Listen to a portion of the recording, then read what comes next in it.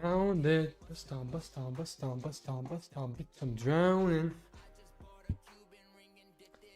Fountain. Bro, why the fuck does this shit not work, man? Bust down, bust down, bust down, bust down, bust down. Out one.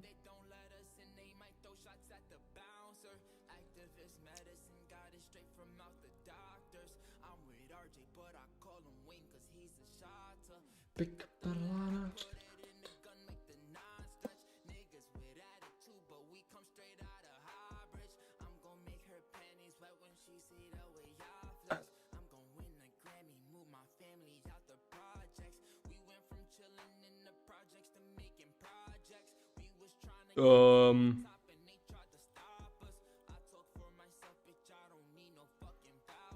Here we go.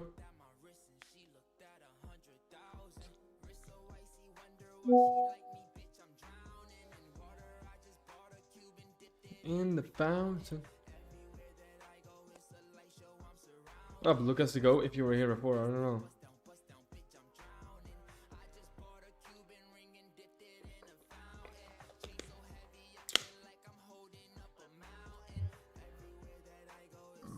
Oh man.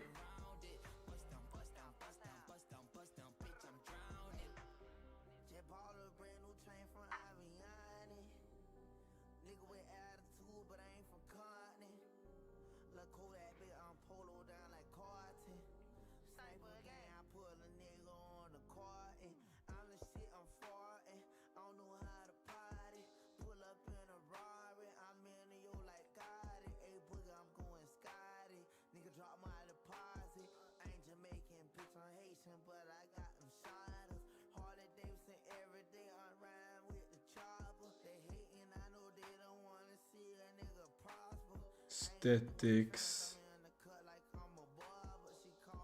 0.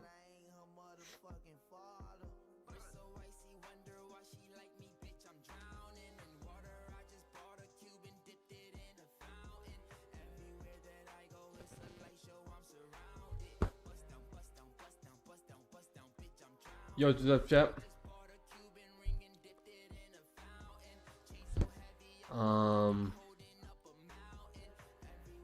Yo, go follow my kick, chat. Just on decreasing bit rate will decreasing birth rate. Will it spread? Syria, Leon, Africa too? What? What are those places, Ben?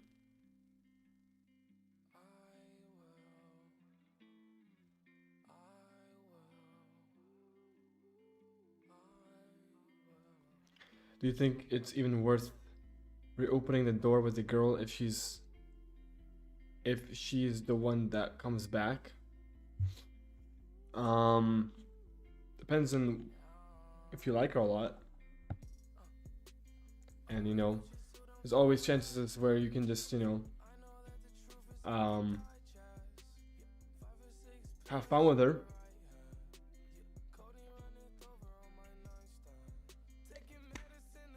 Not a damage. My anxiety is full of a planet.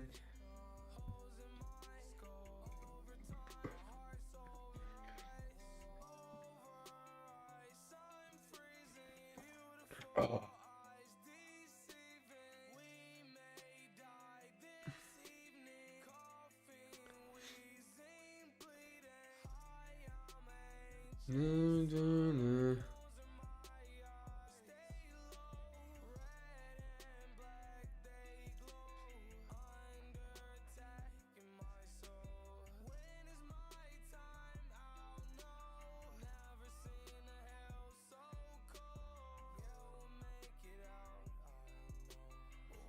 All right, let's go.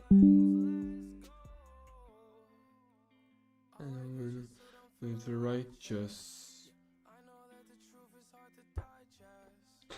Is minimalism lifestyle a revolt against the modern world or a copium max? I mean, minimalism is not bad.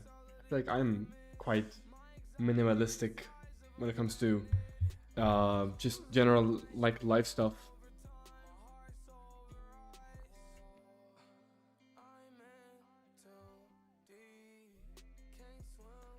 Not me. Can you rate me? I cannot rate you. No.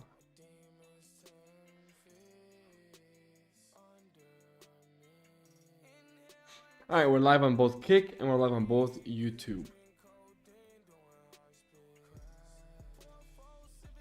Very, very nice.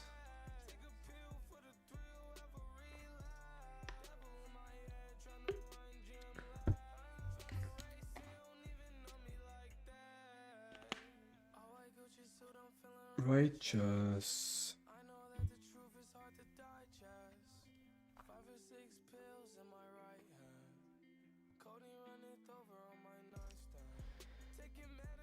The damage, my anxiety is thoughts of a planet.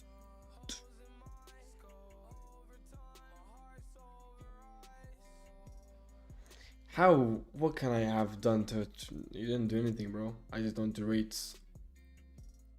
If you want to get rated that badly, bro, you know there's always an option to click the link in my description to my Gumroad. If you really have the desire to get rated by me, I do have my own service for that. If you are that motivated to do so.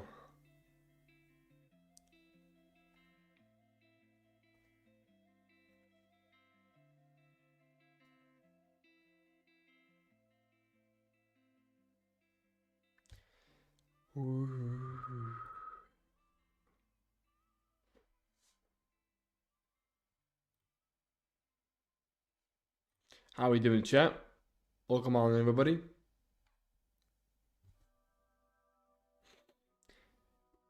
Bro, what are you blind? A face rate is $5. But if you want like a more in-depth face rating, then yeah, you're gonna have to pay more.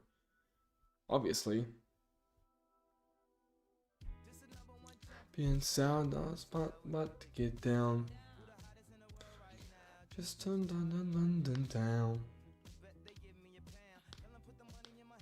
Did you ever go to college? No offense. And if you, why would I be why would I take that offense to offense? Huh? But no, I have not. I am a high school dropout. You be my American boy. It's really nice to meet ya. I just met the 5'7", is just my type.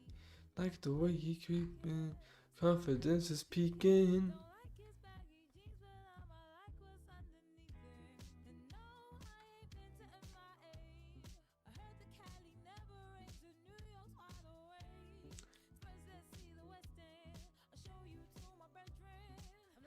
The point of the stream?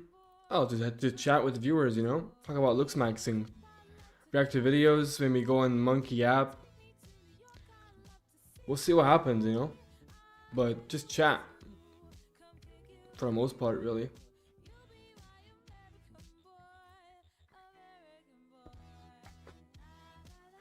Who would you rather be with? Hyter Becky with a good personality and cares for you? Or Toxic Stacy? I mean, bro, Hyter Becky isn't a bad looking girl, so I don't mind that. And usually, if we're talking about a real Stacy, you know, it's not looking good for you. Basically, every single Stacy is probably ran through.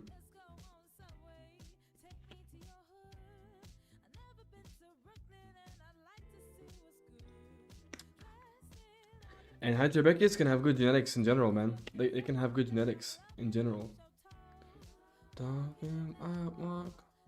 Just because they're not beautiful doesn't mean they have good genetics. Well, Hyter Becky is actually quite good looking, so where most men's standards, Hyter Becky would be like a easy, you know, easily I would settle down with a Hyter Becky.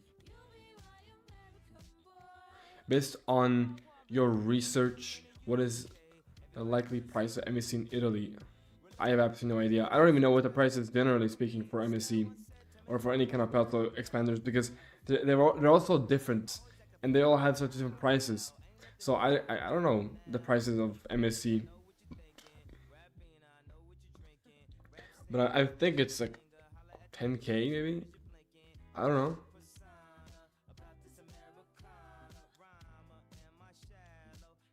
Have you ever tried any courses to get into some kind of office job? Like, nah, bro. That's some pussy shit.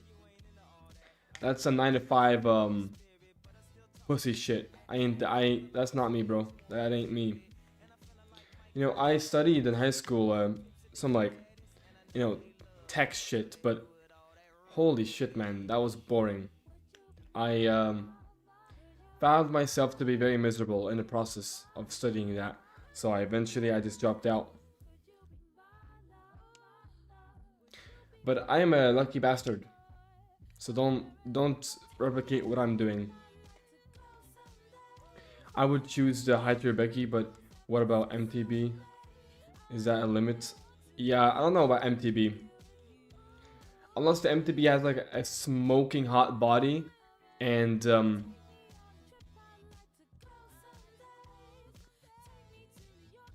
yeah, I guess that's it. Because what else are girls useful for? Am I right, chat? Where do you live? I live in Sweden. Yeah, I'm lucky. Yeah, my parents are pretty based, so I got a little bit of luck in that side. Can I fix the camera to be like lower?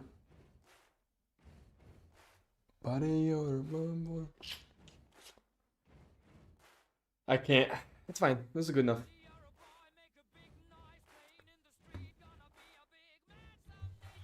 Butt on your face.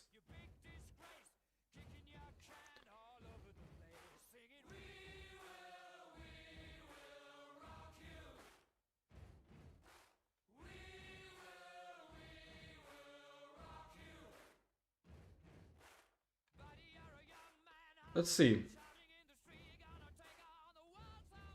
I got blood on your face, you big disgrace. Let's see if there's any videos to watch on YouTube. I'm not really getting any good.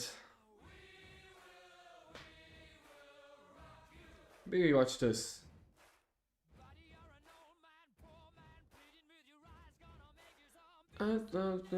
Blood on your face, you big disgrace.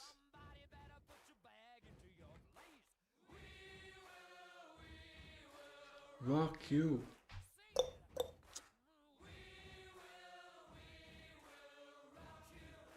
Alright, we can watch this. What would you rate him? We'll watch this one right here. What is up, guys? Alright, let's watch YBC Too Cold, the GOAT. Countries ranked by dating difficulty tier list. Let's see what he says over here. And what countries are India, America, Canada, UK, Colombia, I think, Poland, Thailand, Japan, Brazil, Scandinavia. I actually don't know what this country is, and neither do this one. What is up, guys? Welcome back to another video. Today we're going to be ranking geomaxing locations, aka we're going to be looking at countries and seeing how easy is it to get laid in that particular country. How easy is it to not be an incel and get girls? And I mean, India is a really funny first pick, man. you know, have the dating life that you want to have in that country. Because as we all know, if you're black pilled or even if you're red pilled for that matter, the country you're in absolutely fucking matters. Anybody who says, oh, but you know, women are the same everywhere, it doesn't matter what, bullshit, okay? Anybody who stepped foot outside of America, who's been to other countries, who's experienced other cultures, knows just how much of a difference it makes, not only in the quantity. Oh, Indonesia. Oh, okay. I think. Oh, isn't it the other way around that Poland is? My bad. Quantity of women that you can get, but also the quality of women that you can attract, right? Like if you're in fucking Asia, you're going to be dealing with very different kinds of women, generally speaking, than you would be if you were in America, right? So we're going to be ranking these countries by difficulty. As you can see at the bottom, there is recruit, and it goes Ireland's all the the way up to worst. veteran. Nah, Veteran meaning I feel like Scandinavia is the worst for sure. I mean, I live here. I can kind of go from personal experience. Like, I mean, I can probably get laid, but maybe I'm not trying hard enough. How would you say recruiter has been working? Is it worth it? Yeah, it's worth it, man, for sure. Um, I mean, it's cheap. I buy for cheap, so it's worth. Recruiter is worth it for anybody, really. Even for somebody who's lean, just stay lean and you know look great. your chances of being an incel are the highest in that country. But anyways, without further ado, let's get into the video. Make sure you guys subscribe, do all that good stuff.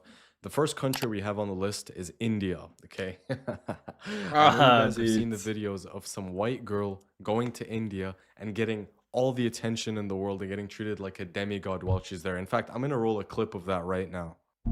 You got me hypnotized by the way you look at me. Yeah, baby, don't you lie, girl, you know your body T. Bro, this is Show me your crazy. pretty girlfriend, who is she? Yeah, I'm just trying And to these are know like if little kids as well. you wanna be with me, with me, with me, with me, with me, with me, with me. If you Listen, if you are a white man or woman, you might want to What? consider booking a flight to India, dude. That's all I'm gonna say, because holy Now I got a little bit ahead of my. Wait, what did he say? Myself. I forgot to mention. Yeah. woman, you might want to consider booking a flight to India, Hello, dude. mate. That's What's all I'm up? gonna say, because holy shit, you will probably be treated like a celebrity right upon landing. Like the second you hit the airport, there's people coming up to you, looking at you, asking you to take photos. I don't know if it's that extreme, because if I'm being honest, I've never been to India. But all I know is there is some white glazing over there. You know, if you want to take advantage of JBW to the fullest, you might want to go to India. You might want to book a Yeah, flight to India.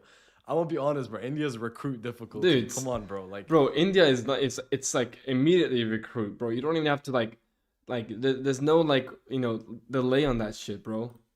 oh man, no, India's actually hard, dude. We have arranged marriages. Okay, if you're a foreigner and you're not a part of that culture, you're gonna have an easy time, dude. Let's just be honest, okay? So yeah, if you're an incel in India, I'm sorry, but it's over for you. Bro. It's dead ass over for you. Like, you can't be helped. Don't watch dating content. Don't watch my videos anymore. You're finished. Because I'm not gonna lie, dude. I feel like even if you're sub 3, you can still slay in India. Like, you could be a player. I'm not talking about, oh, you can get an arranged marriage or maybe luck out on a girlfriend. I'm saying I am confident. If I was a sub 3 white male and I went to India, I would somehow have a body count of like 100 plus. That's all I'm gonna say.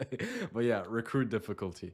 Next up, we have United States of America. Straight up veteran, right? Straight up veteran. It Yeah, is I no mean, coincidence, guys, no coincidence whatsoever, that the majority of incels in the world are asymmetrically distributed in the West, particularly in countries like America, Canada, and the UK. And I'm just going to put these two right next to it. Canada, you can go right next to America. UK, you can go right next to Canada.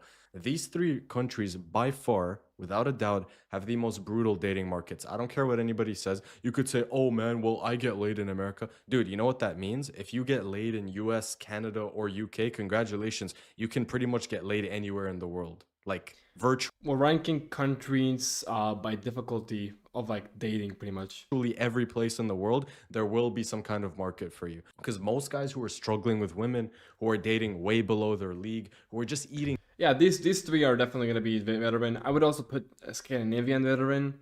Eastern Europe, I would put a hard, but everything else like it's like an easy or recruit, maybe medium. Like Colombia, maybe medium, I would say, but everything else is like easy or recruit. Like it's just the countries where people can speak proper English, or AKA white countries, such as America, such as Canada, England, Scandinavia, Eastern Europe. These are all countries where people can speak English fluently without a problem, right? And the other ones are not, and that's just you know. So as long as there's white people there, that's it's gonna be a hard place to slay. As long as it's a location where most individuals understand English. shit in the dating market, they live in one of these three countries almost always. And UK, especially according to Wheat Well, the middle Europe is not here, but if I would have to put middle, like, I mean, maybe like medium. I don't think it's that hard. waffles. If you're ethnic, it's a lot more difficult there. That's what I hear. So that's not me saying that you can't pull in these countries. It just means the standards are a lot higher when it comes to status, money, looks, game, etc. You really need to be in peak condition to I mean, I don't think this is in any in particular order, Hollow. get the best that these markets have to offer. And even if you are in peak condition, sometimes you'll still be dating down. So the nature of these markets is extremely brutal. If you're somebody who's fine being a 6 and dating a 4, these markets are perfect for you. If you're a 6 and say, nah, fuck that shit, I want to get a 6 or higher, and I don't want to have to learn game, and I don't want to have to do all this other shit, you might want to consider moving to some of these other countries, because to get your looks match or higher in these countries, you will have to put in work. That's just the truth. In most cases, of course, I know these countries are pretty big. You have conservative states, you have liberal states, and it's a little bit different, but generally speaking, that's just how these markets are. Next up, we have Colombia. So Colombia is interesting because Yeah, it's it's pretty much interesting. the American geomaxer's closest bet. It's very convenient. It's in South America. The flight And the women there have massive asses. You know, they have good bodies, but their faces don't exactly correlate to that of their body. But still a good place to slay or to date, maybe. I mean, maybe. I mean, a lot of men do actually go to Colombia. wouldn't be as long as going to like Bali or some shit. It's somewhat close if you live in like the southern parts of the states, but you know, Colombia has a lot of attractive women, and especially if you are a short guy, Latin America in general is very forgiving of short men, right? So if you're in like the 5'4" to 5'7" range, you would still be able to slay in Colombia. People always say, "Oh man, how do Latinos always like bag the hottest chicks?" It's because I feel like girls there either don't care about height or they're just so used to guys being short because the average height is so low Yeah, I that mean, if you're short, it's not that big of a deal. that's probably why. And then maybe culturally as well. Right? So I would actually say Colombia as far as the bang for your buck, Medium. convenience, and you know how attractive the girls are, and especially if you have the JBW Westerner, you know, I have a lot of money card. I would What, put this Alex? at medium. The only reason I'm not putting this lower is because you have some dumb like passport bro geomaxers who go there thinking they're getting genuine desire, but they're just leveraging their bank account, and a lot of the girls there just Yeah, I don't know why he has these countries. I guess it's like divided by like continents. I don't know. finesse them and use them, but they still end up sleeping with like their neighbor bum drug dealer. Like the white JBW guys just financing their life. They don't actually like him. They don't actually have any attraction. And I would also say in Colombia, like if Philippines. you don't know what you're doing and you're just going there messing around, you know, talking to a bunch of chicks and whatnot, you could get yourself into some trouble. Like I don't really know much about it, but I heard that it could be pretty dangerous in certain areas. So, you know, I'm gonna keep it at medium. Next up, we have Poland, which I'm actually going to group together with Eastern Bro, Europe. I did the same thing, dude. I did the exact same thing as he did. I thought that was Poland too, but it's Indonesia. Oh my god. Let's just consider Eastern Europe generally, because you know it's kind of the same thing in all of Eastern Europe. There's gonna be some geography So he meant to put Poland instead of Indonesia. sweat in the comments, like, well, actually, Poland and Ukraine are different, dude. Whatever, Eastern Europe is Eastern Europe. I'm just gonna classify it in one group. Forgive my ignorance. No, yeah, Eastern Europe is just Eastern Europe. They're very similar. I mean, I'm Bulgarian, and then like Bulgaria is very similar to like Russia and Ukraine with like the architecture, like very like boring buildings, people just living there, So it's similar to a large extent, but of course culturally it's different and shit like that. I would say Eastern Europe is definitely, as far as the quality of the girls and how hot they are, Oh, I was about to say, is he gonna put it in easy mode? it's a bonus.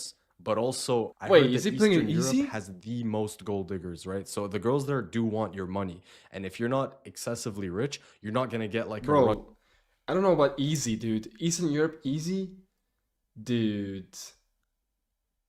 Eastern Europe architecture is peak. I mean, there are obviously some. There's obviously some places in Europe or East Europe where the architecture is great, but I'm just saying in general, like it's kind of a boring architecture that they have in Eastern Europe.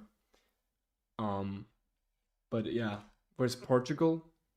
I mean, I don't know. This guy just put some countries in and just said, let's record, I guess. Russian model who's like stunning or whatever, right? Because there's a lot of demand for these girls. But Eastern Europe, definitely a lot better than these three as far as the attractiveness, the femininity of the girls go. And I would say it's pretty safe to an extent. So let's put it at easy. I don't really agree with easy mode, honestly. I feel like it's gonna be hard mode simply because it's a white country and people who are white typically have more standards for themselves, from what I've noticed. for now. Yeah, so if your strategy is to like beta bucks and just come in with a lot of money and shit, you'll probably bag a hot chick in Eastern Europe. Now, whether it's genuine or not, that's up to you to figure out. But again, this is an impartial tier list, and we're gonna put Poland right next to it.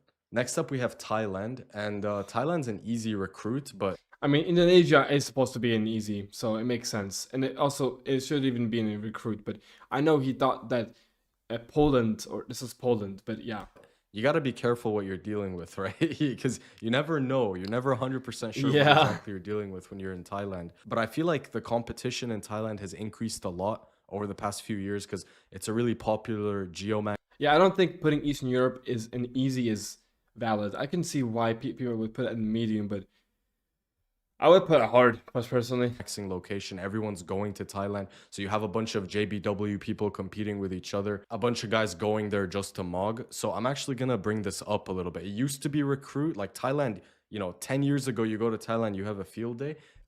Yeah, you gotta be careful in Thailand, bro. You gotta be careful in Thailand. Now I would say it's a little bit more competitive, but Yeah, I mean, so I suppose it is a little bit more competitive since, people have been moving to Thailand to live there. Like a lot of people who are Westerners, even people who are from Europe, they fucking, they go there to Thailand to live like a king. And once there's a lot of people there that are whites, or just like in general Westerners, then like it becomes more competitive. It does, and it becomes harder. You know. Not medium, bro. As someone from Serbia, almost anyone can get married there. I mean, maybe that's from your personal anecdotal experience, but I mean, I'm Bulgarian. I don't live in Bulgaria. I live in Scandinavia, but I'm just like from like looking from afar. I don't know, man. I don't think it's medium. still very, very good. You got a lot of international people there as well. So if you don't just want to deal with Thai chicks, you don't have to. There's white people there, there's brown people, black people, all kinds of people go to Thailand. So, if you're a diversity enjoyer, definitely the place for you. Next up, we have Japan. And let me just say, there's a reason why modern life dating goes there so much. There's a reason why MLD loves Japan. It's not the easiest country to get laid in. Like, you do need some status, I'm assuming, some money. But from what I've heard about Japan, there is a level of JBW there, right? That's probably why Austin Wayne's there. I mean, he's Chad. He could pretty much get girls anywhere, but there's a reason he picks countries like Japan. So I'm pretty sure there is some substance there. But one thing I will say is if you're used to like Western culture, Yeah, JBW in Japan is super real. Like if you're a mid-tier normie in like in Japan, at least as a European guy, oh man, you're gonna have women swarming around you. Like even an average guy there, like an average white guy would just slay the shit out of people there. JBW means just be white, like just be white theory. and you're not really used to Japanese culture, you might have a culture shock when you go there. You might not be used to some of the customs and some of the ways of living there. So just keep that in mind. Japan is I mean, Arab countries are a lot more like, traditional when it comes to like Islam and shit like that. Am I not, isn't that, I feel like that's just like they just do arranged marriages there. Like I'm not saying nobody slays and nobody like just hooks up, but this is a dating rank, so it's not about slaying, it's about dating. definitely a place to visit. Whether you want to actually move there full time for geomaxing purposes, that's something that's going to take a lot more consideration. So for now, I'm gonna say easy, I guess. Next up, we have Brazil, and I'm gonna put it next to Colombia because I feel like the reasoning As long as your features look white, then yes, doesn't matter if you're a tan or not. would be very similar for Yeah, I think Brazil is medium, yeah, probably. both of them. Let me know if there's a nuance or a difference between the two that I should take into consideration because I really don't know much about South America other than the fact that the girls there like BBLs. So yeah. Next up, we have Scandinavia. Now, I've never been to Scandinavia, but one thing I will Before he says that, one thing I do know is that Sweden is, I'm pretty sure, ranked the highest when it comes to hookups, which isn't dating, but it's still in a part of dating, right? In somewhat. So that, I don't know. Maybe it's hard then because it's easier to slay in Scandinavia. But I wouldn't say it's easy to slay because it's still high ass competition. So I'm not sure, honestly. I live in Sweden, so I mean, I see women daily, or when I go outside, like the women there are attractive and they have standards. Like girls want to have it. Girls want someone who's taller than them, and typically girls here are above, 170 centimeters. It's not uncommon to see that. So women are tall here. So if they want a guy who's like, 185 or above, like 6'1" or above, right? So it's I don't know. I feel like it is maybe veteran, honestly, just with how girls' standards are here. Will say, from what I've heard, most moggers live in Scandinavia. Like a lot of male Yeah. models who will mog you to death live And also Sweden per capita, I'm pretty sure has the most models.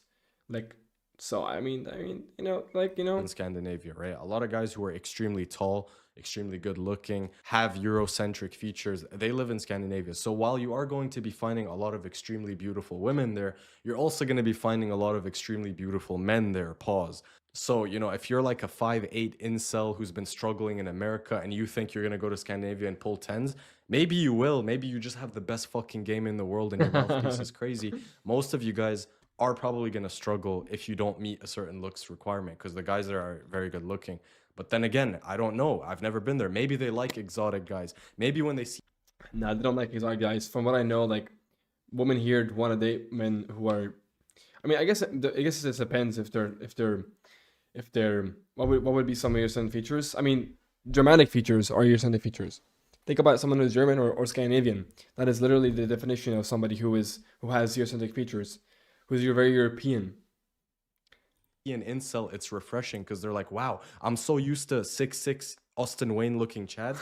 I'm actually attracted to the Yad looking guy because he looks different than everybody else. You might have that going for you. But I would probably say Scandinavia is hard. Still nowhere near as bad as these three. Dude, I don't know. I mean, I don't think he knows from like personal experience. He's never been to Scandinavia. He doesn't know. He lives in America, so he's gonna think America is the worst. But I would put honestly Scandinavia hard as well, man. Have I ever hooked up? Yeah, like once. I'm gonna be honest, because even though you get mogged to death there, they're still not poisoned by some guess of the twice. mindsets that American I women, guess. British women, Canadian women have. So yeah, I'm gonna keep Scandinavia at hard. Next up, we have Afghanistan. If you think Afghanistan. I did not know that. I did not know they had that flag. I thought that was some African flag. you're gonna be cold approaching a girl in Afghanistan and living to tell the tale, go ahead and try, brother. Let me know how that goes, because you're not just approaching a girl. You're approaching a girl who has brothers, who has fathers, who has cousins, who has Yeah, uncles, and you're fucked, bro. If you like, yeah, dude. Honestly, because of that, bro. Wait a minute, Loki. It's actually like hard, man. Hard to like veteran because yeah, like people there are extremely strict and like the men there are very strict with the dating stuff. So like I mean, why would you go to Afghanistan in the first place though? I don't know why you would do that, but if you did, then yeah, like it's gonna be impossible to find somebody. People are very strict there. Like you said, like the brothers, the fathers, the cousins, whatever it may be, those guys are gonna be up your ass if if you fuck up the family in some kind of way. Someone like Face IQ would pull so many women, and if you Max did, yeah, I mean, of course, yeah, he's European, so. let's just say those guys do not take kindly to their women being approached by a random white guy, especially some liberal dude who drinks alcohol and shit. So keep that in mind, bro. This is veteran, but for different reasons than Yeah, these three. yeah, it's veteran for different reasons, exactly. But I guess if you're Muslim, you're going there to get married and you have like very good intentions, maybe this could be good. Next up, we have Ethiopia, the only Ethiopia. African country on this list that I've really Very heard of when it interesting. comes to geomaxing purposes. Oh, this is a geomaxing. So it's like the common countries where you geomax. That's why he put these countries in the list. It's because these countries are common to geomax. Oh, I was like, why did they put these random countries? But no, it's for particularly for geomaxing. Okay, that makes sense. Ethiopia allegedly has some very beautiful women. And, if you're rich, again, you go there, you financially mog everyone there, you have your way. Some guys prefer European women over African or black women, but I know some guys swing the other way. So it really depends on what your personal preferences are. But I would say Ethiopia is definitely a very good choice. Yeah, Another recruit recruit. difficulty one. And lastly, we have Philippines, easily recruit difficulty. Easily. Every old, like 60-year-old military retired white guy that I know who goes to Philippines, he's still slaying. Like it's very hard to find a white guy who goes to Philippines and doesn't slay, right? It's just how it is, bro. It's literally just how it is. Yeah, man, that's real. I mean, these like Asian countries, in general, They're easy to get laid, man. They're easy to get laid, but hey, good video. I enjoyed it. It was fun.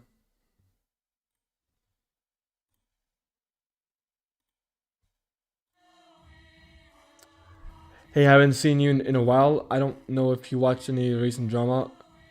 But what do you think of fraud 100% saying body is above height?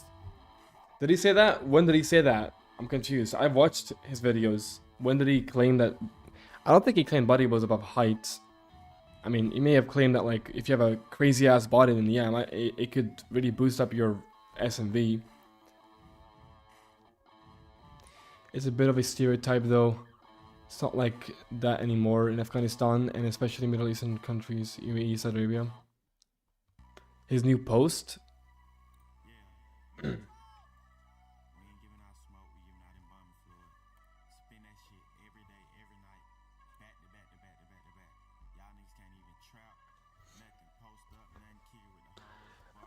Egypt's goated. Philippines is good, but Egypt is better. If you want to be rejected, even as a Chad, come to Portugal.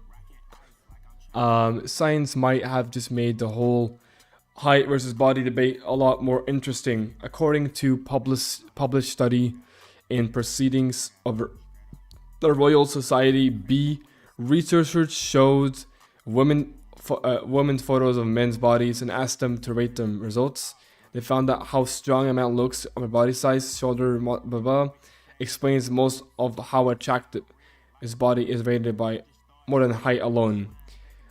Okay, so before I continue, these are photos. Women can't really judge somebody from a photo how tall they are. Let's say that man doesn't have their height in their bio, or I guess this is not a dating app's result. It's just a study result, right? So these women don't really understand the concept of height in this situation. They don't really have that in mind, so they don't really know what else to so what else would they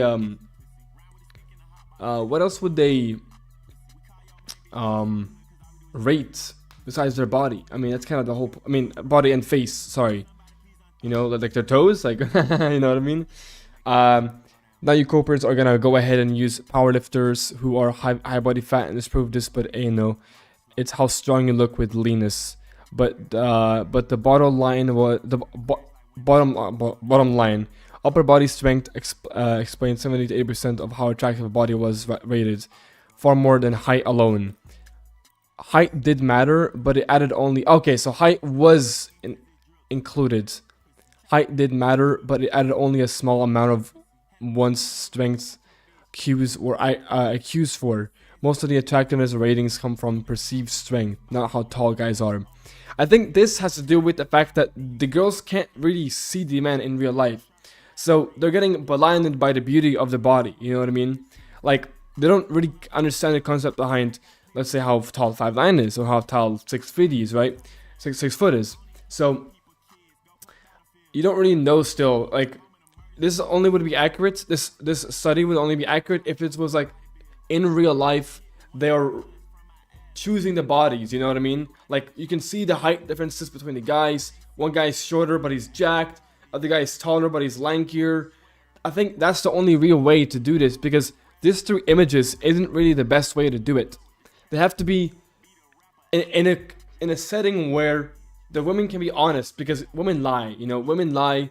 They respond to whatever different from what they actually rate. So for this to be accurate, it has to be very closed off study where they make sure that the women are being honest. Like in a setting where they would be honest, right? So just images of, is it like one picture, one man, or is it multiple pictures in one man?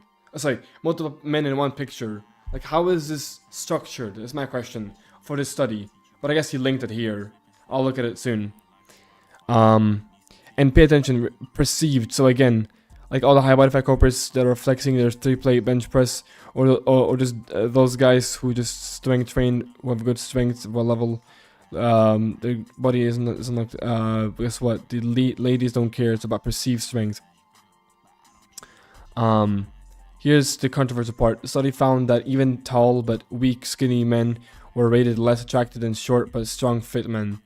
The strong men were rated the most attractive. No plateau, no too muscular, too straight to the point, taller. Yeah, of course, but he's saying the same IRL.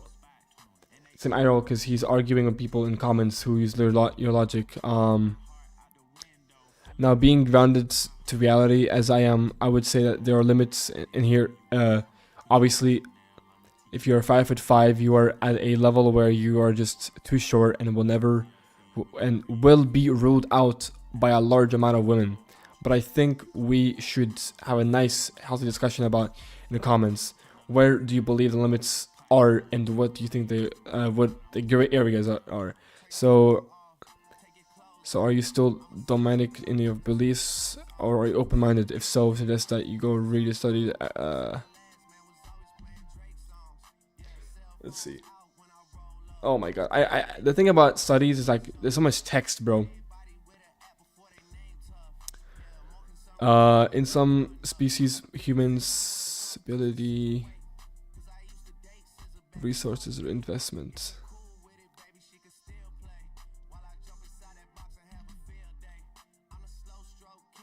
Okay, so it's just like image like this, no face, just height.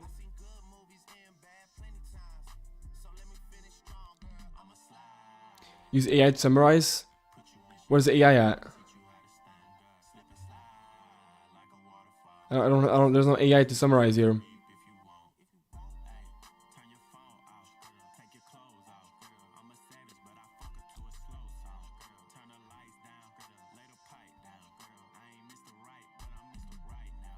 Subjects. The men whose bodies were photographed were taken from two databases of your young college students at university. U.S. universities reported in cell and photograph bases were obscured. So that's it.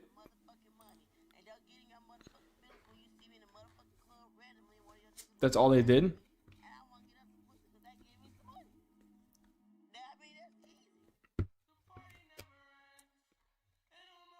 I'm very confused. So that they didn't really have the perception of height. Oh, you mean ChatGPT? Yeah, this is a long study. I mean, that's how studies are, but you know, let me check.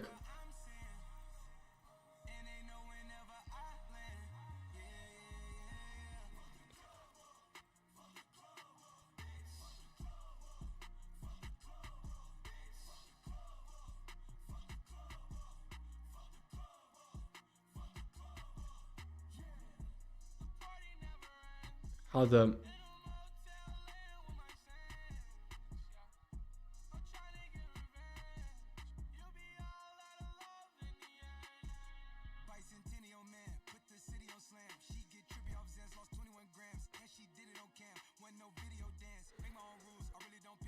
summary, the cube's upper body strength, main findings. Upper body strength cube strongly predicts attractiveness when people rated from photos of men's bodies, how strongly men appeared based on the body cues.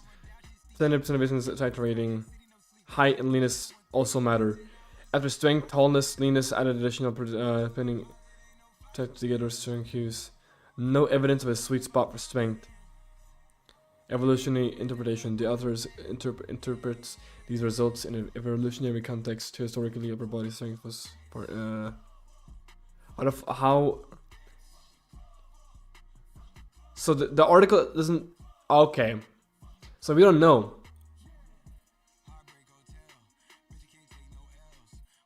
Based on described.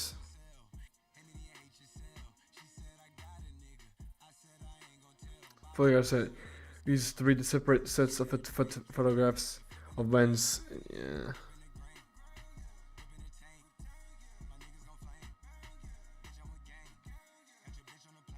Men were photographed without their faces visible, either obscured or not shown. So the body features, not facial signs, front. This one's set.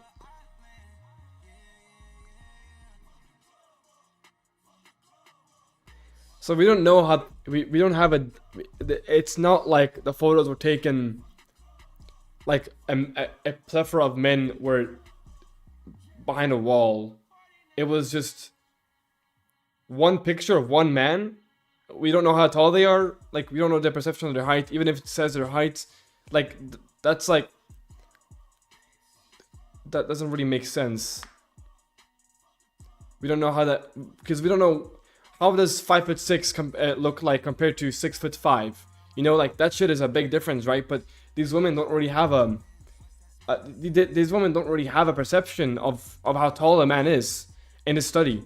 They just have a physique, and that's all they can think about. And then they see, oh, 6'5" maybe, but that is because but they see something different, so they're like, oh my god, this is attractive.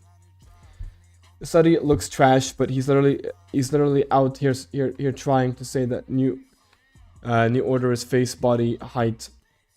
An argument was debunked years ago, but he's trying to revert back to the older outdated model. Have you reacted to what happened with Control Kent? And I mean, I've seen a bit. I mean, I've seen it. Yeah. Stupid study. They blur faces, and then show basically just the physique. Yeah. You can't perceive height in the photo. It's not really valid. But let's see what the comments say. Clarify. Clearly height is less important in the picture. Then yeah, exactly. This is exactly what I said. You know, like height is as important if in a photo, right? But if it's in real life, a study, you know, like that one study where they had. Hayat, what's up, Daisy? You know, like that one study when they like from a long time ago when it comes to like height, and then they changed the short man's like job, or like made him like super everything perfect, right?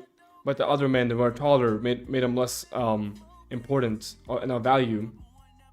The women still pick the taller man because they see the height differences. They see it. How am I doing? I'm doing pretty good. I mean, I'm just chilling with chat. How are you doing? In my opinion, if you have decent height, the study seems poor based. When photos are different from IRL, faces were blurred. What is confusing about what they? What is confusing about what they may say? Or yeah, it's the difference between IRL is what kind of conflicts me to not believe the study. I would imagine if these women saw men IRL, the height would be more important. Yeah. It's very difficult to see height on paper, more so if you. Yeah, exactly. The numbers are easy to see, but you can't. But sorry, the number. You don't know how tall something is. I agree with, however, this point does debunk people's physique face, because study is always. He liked it, but he didn't like push on it. Height is still more important.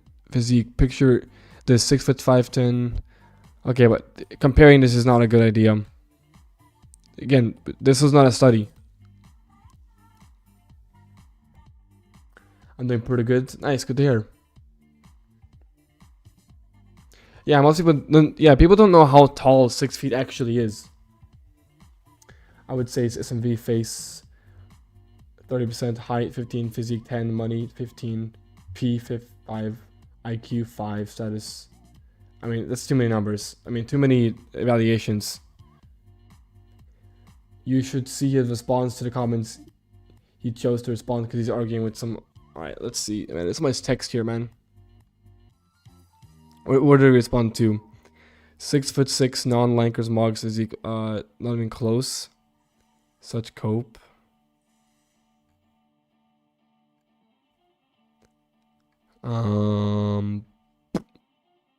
That's the real debate. Height versus body physique. His face is not on level. I'm 5'7", lean, weigh 155, 160. You need to be a certain height to get the halo effect. I think 5'10" up at my height, I'm just invisible, which isn't the worst thing in the world. At least I'm not getting the disgusted look from women. Try dating apps. What's a good body fat percentage in your opinion? Height still more important than physique, bro. Picture this 6'5" facial dude. First dude with his fresh frame, skinny, 6'3", and second David Lade physique, 5'5" height. You think the second guy would get more girls? I know you're trying to send a message if physique is more important, but like, come on. You use 5'5" to prove it. What about 6'1", 5'10"? It isn't a fair comparison. You're purposely choosing a balanced range for the both of these heights are attractive. Basically, tall versus tall.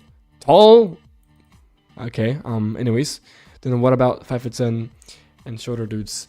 Like a lot of them exist, bro. You must be thinking they're rare as deformed, but they are. Malaysia is going height. Let's end your copes here with a couple of points. Trust me, I shouldn't even be wasting my time writing this. Didn't you ask for it though?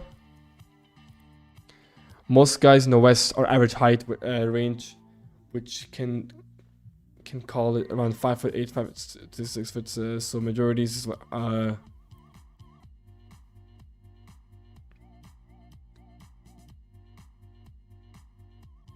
me just ban that guy.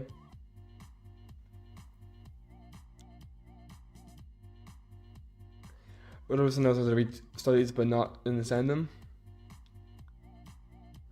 What up, Brian? Nate Jacobs? Who is that? Oh. This guy, Jacob Lordy. I mean, yeah, we're somewhat similar, I guess. Even though, you know, he has negative Kendall tilts and shitty ass forehead, but yeah.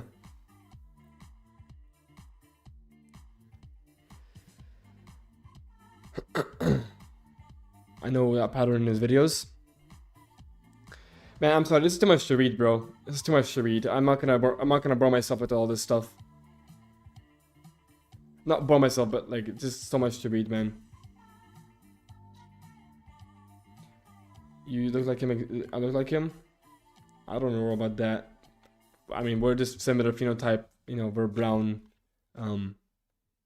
brown hair. I mean, yeah, brown hair, like dark brown hair.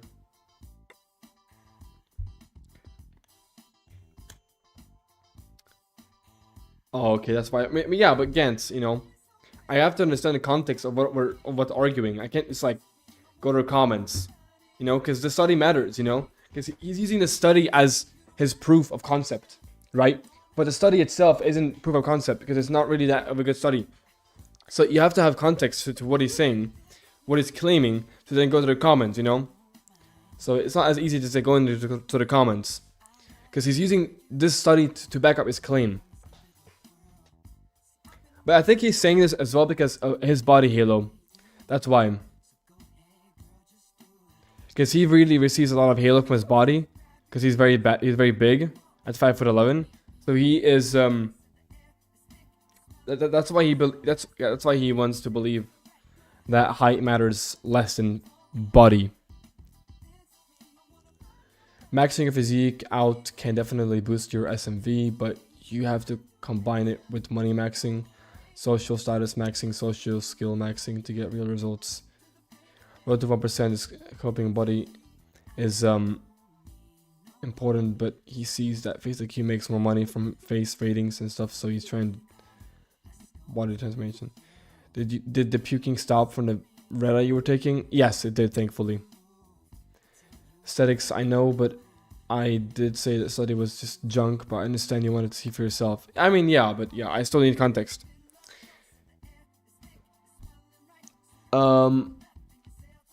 Most guys in the West are average height range, which is, we can call it like 5'8" to 6 foot. So majorities is what matters when giving advice in general sense. So, but is this claim done for only Westerners? Is this study done for Western countries or for the whole population? I guess we don't have that clear answer. Habitat isn't tall at all. I don't know why you're saying that tall is tall. You are comparing a very low percentage of heights, around 7th percentile in the United States of 5'5", 90% percentile physique, 99% of height. Yeah, I mean, I don't think comparing 5'5" and 6'3" is a good comparison.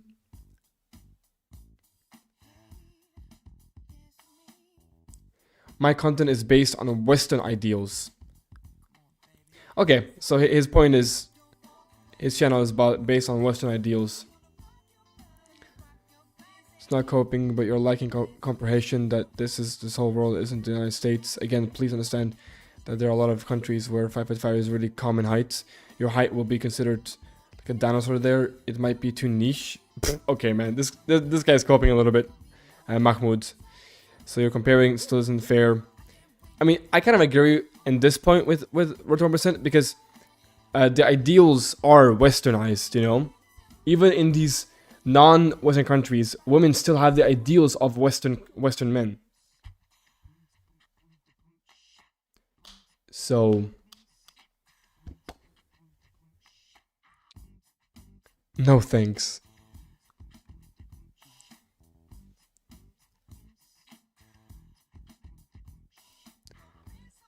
Oh my god, they went for a while. If your physique is doomed, you can still be fine with dating, but height doomed, you're still up to cooked unless LL surgery. It seems like people are agreeing with him more than him, than the 1%.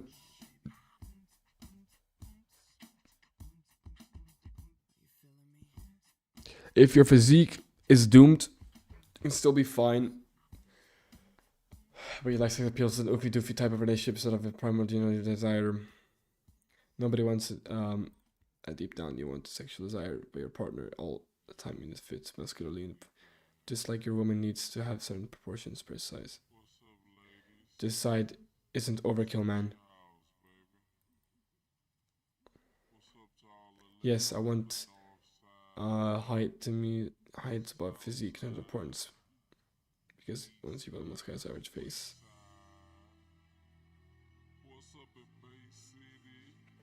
Well, what do you think? Because you have a decent physique, but do you think you would benefit from more limb lengthening clinic? No, I don't think so. I mean, I could maybe benefit from roiding, but like for my physique right now, I mean, I can show it right now on stream. I'm actually like quite lean now. I've like leaned down a little more. Like this is my current physique. I'm probably 10% body fat and around 150 pounds at around 6 feet tall, for context. But this is currently my body. I'm very lean, like very, very lean. Arms are not bad as well. Waist is like 28 inches. But yeah, something like this, you know.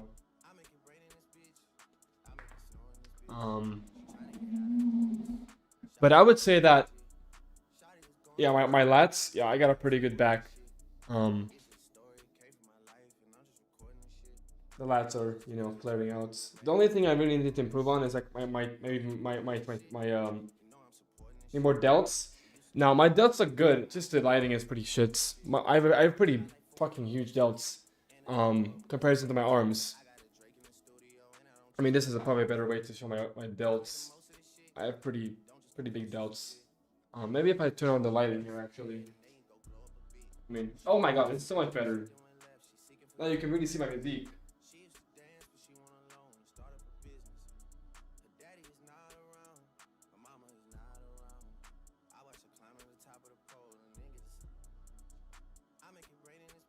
So yeah, my delts are not small, dude.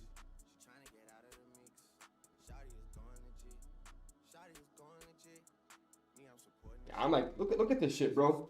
Look at this fucking shredding, dude. Holy. Oh, I'm getting a little hot now from flexing, man.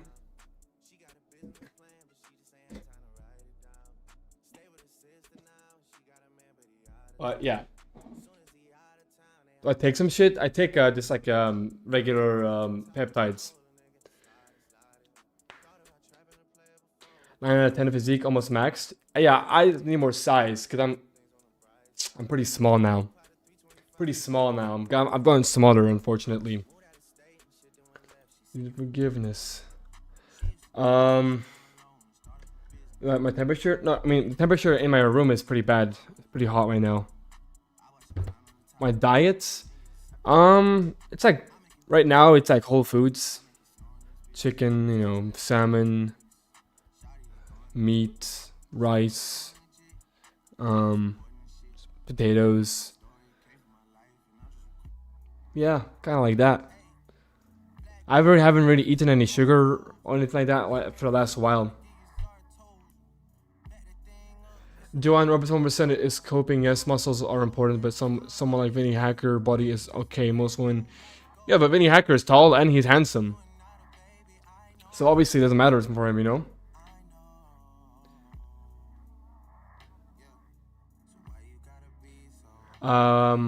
But lean is law. I would advise you to say lean. I mean, bro, no. I mean, there's a reason why there's a reason why I became this lean, because it's law.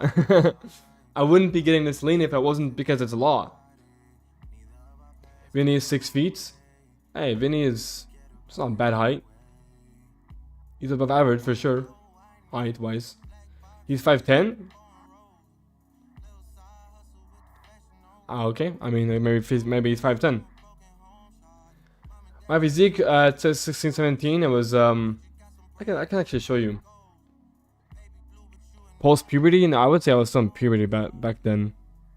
But let me show you. But my opinion on this like I don't know what to say exactly, because I've actually been kind of physique pilled lately.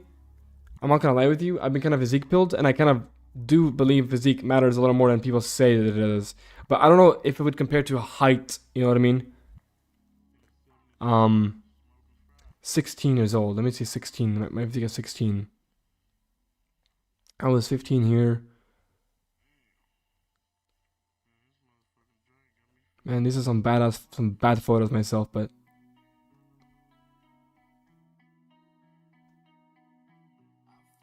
I guess this is a good example. This is some. Oh, it's my physique. No, Clive is not. I don't think Clive's 16 now. This is my physique. Around when actually maybe I was a little older than 6. I think I was 17 there.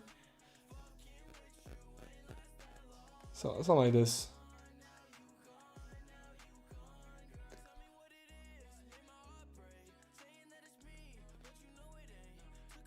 I was bulked up here. I was pretty bulked up.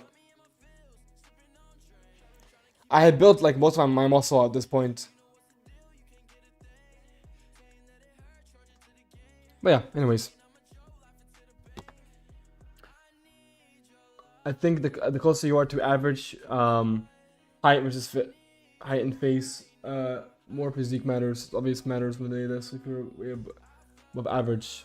I guess it matters more when you're more average height, probably, an average face. But once you become much more attractive, then height, or sorry, physique matters less. I don't know if you watched the rating vids I did with Blast, but I wanted you to hear your insight because we had a lot of this. Oh, you mean the video where you did ratings? I mean, like, bro, I'm not gonna lie, like, I'm not too big into ratings anymore. I used to be bigger into like face ratings and whatever, but I realized that it's like a toxic, you could call it a toxic place to be in, where nobody will agree no matter what. So I don't really have an opinion on the ratings. Like, sure, like, I disagree with Chronic NM's ratings a little bit, but I think the ballpark is correct, and that's kind of what matters. It doesn't matter what the exact rating is, because no matter what, like, people would disagree with you, regardless of who it is. So it's like, as long as we have a range of a rating, that's good enough. As long as we have a range, that's my answer. Like, as long as we have a range on a person, who cares if it's like, you know, 0.1 off or 0.2 off, or even 0.3 or 4 off. But when it comes to like 0.5 or 6, maybe then I can like be like, okay, this might be a little bit of overrate or underrate. But if it's in that range, it's like, it really is not much of a problem, and I don't see a problem with it at all. Do I think physics is actually 6'5"? Most definitely, yeah. He's not, I'd say 6 foot, 6'1.5". He was shorter than Bradley Martin, who is barely 6 foot to himself. Yeah.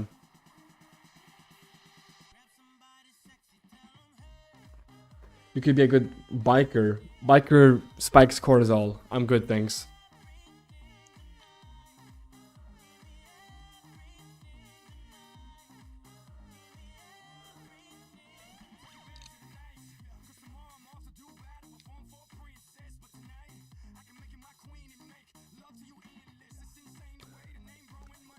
So that's kind of the whole, his whole like arguments were over here, right?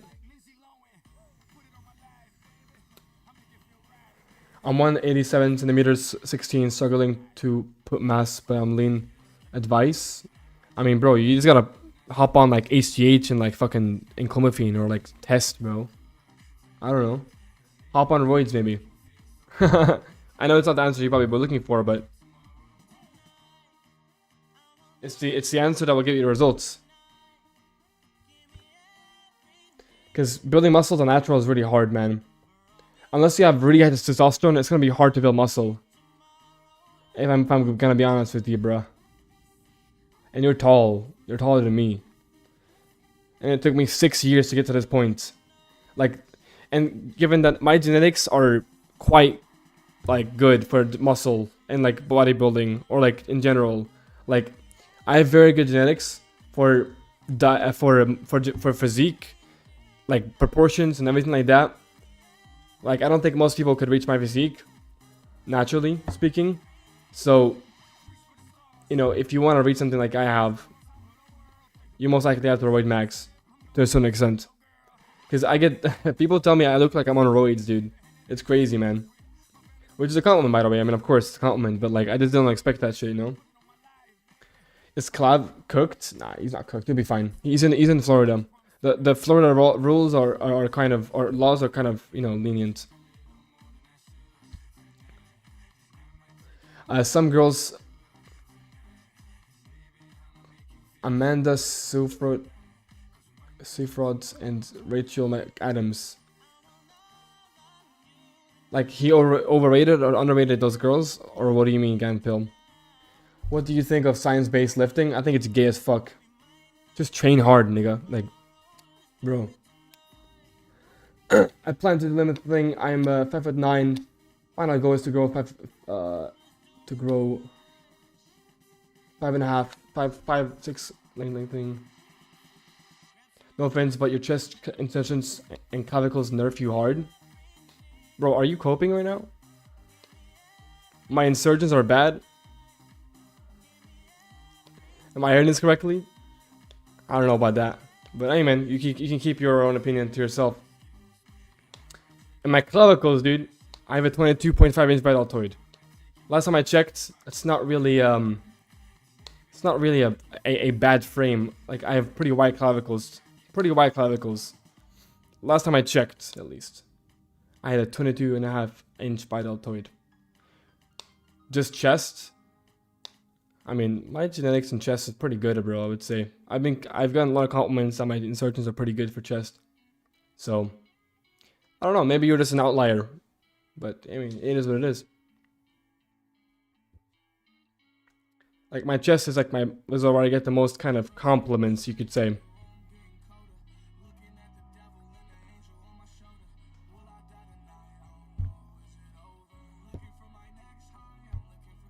Oh, wait, you're saying you want to grow 5 to 6 inches of lengthening, and you're 5'9".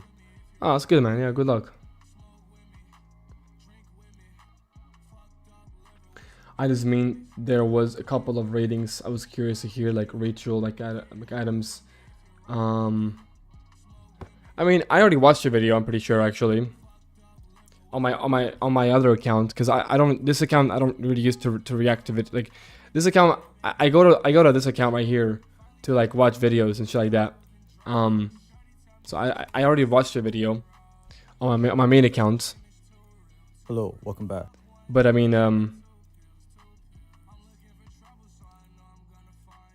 do you have like any timestamps maybe?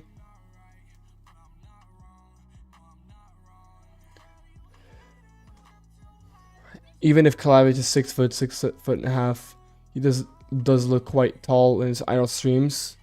Yeah, but that's because he's very lean.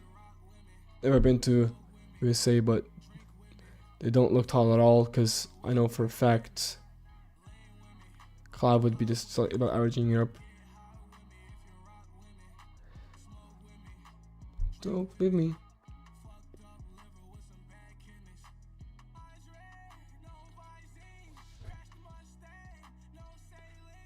How to winter max? What does that mean? Winter max, what? Smoke with me. Smoke with me.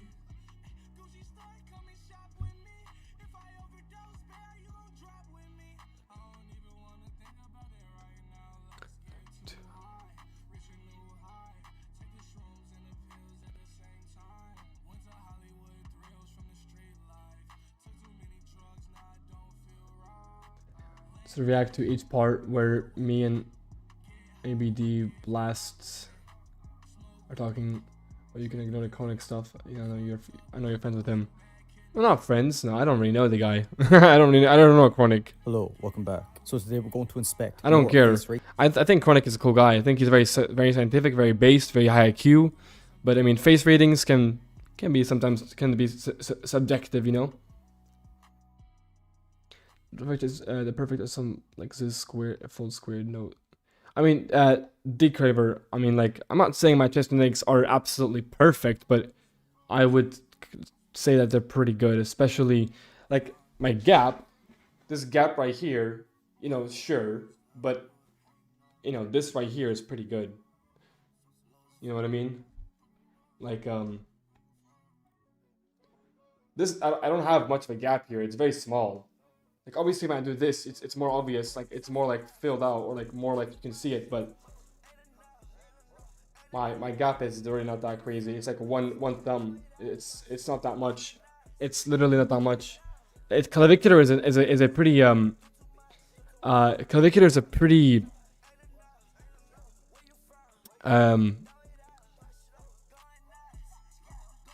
bang. Yo, what up, bro?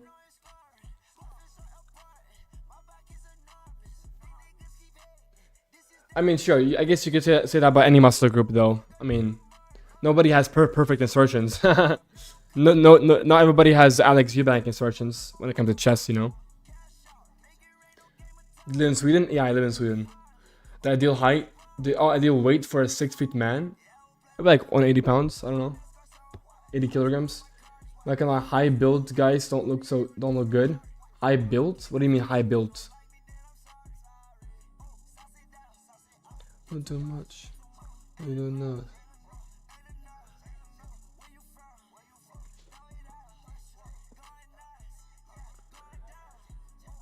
It's crazy though how much a few inches changes for the product. Ideal cock size, 4 inches.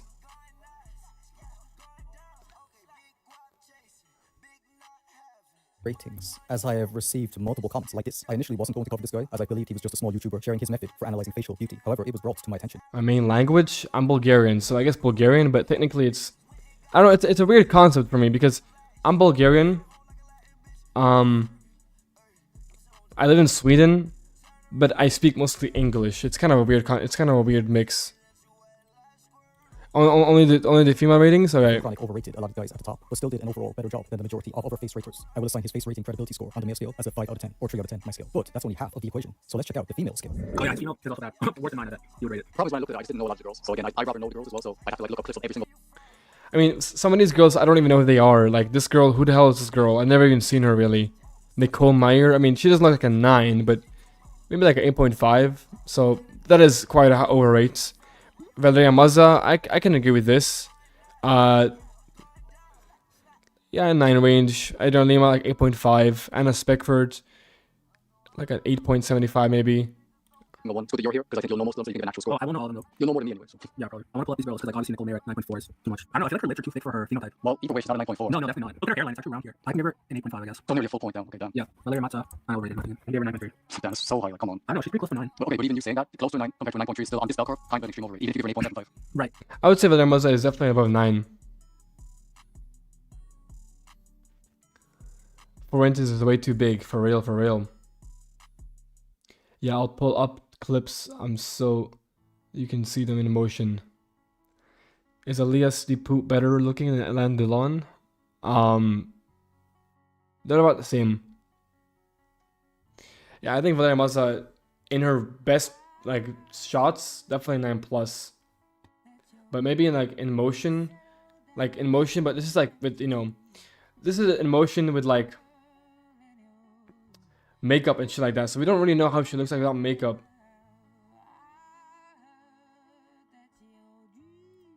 But it's just my opinion, right? Like, Yeah, that's alright. Nah, but that picture you just pulled up there, there's no way you think she's close to a 9 on that. Like, come on. Yeah, I think, see, a lot of these shots here, like, they look pretty fraud with the lighting and stuff. I'll give her 8. Yeah, like yeah. 7.5. Patrick also 9. And a spec card, definitely not. Yeah, it's too high. Look at this, she looks so bad here. A 9.1. No, it's ridiculous, honestly. But this is Photoshop edited. She still doesn't look close to 9.1. I don't think. I mean, this is a bad photo. You're using her when she's older now. When she was younger, like yes, she looked a lot better than she does now. So I think you didn't really use her in her prime. You actually used old. Maybe I'm wrong. Maybe these aren't old videos, but she looks more aged here than she does in like that one video. Like if you know that one video. And spec art, that one video, you know which I'm talking about. This one exactly right here. Like right here, she looks like a 9+. Like she looks insane in this one shot, and she has no makeup here. It's unfrauded, and she's just like, you know, moving her hair. That's all.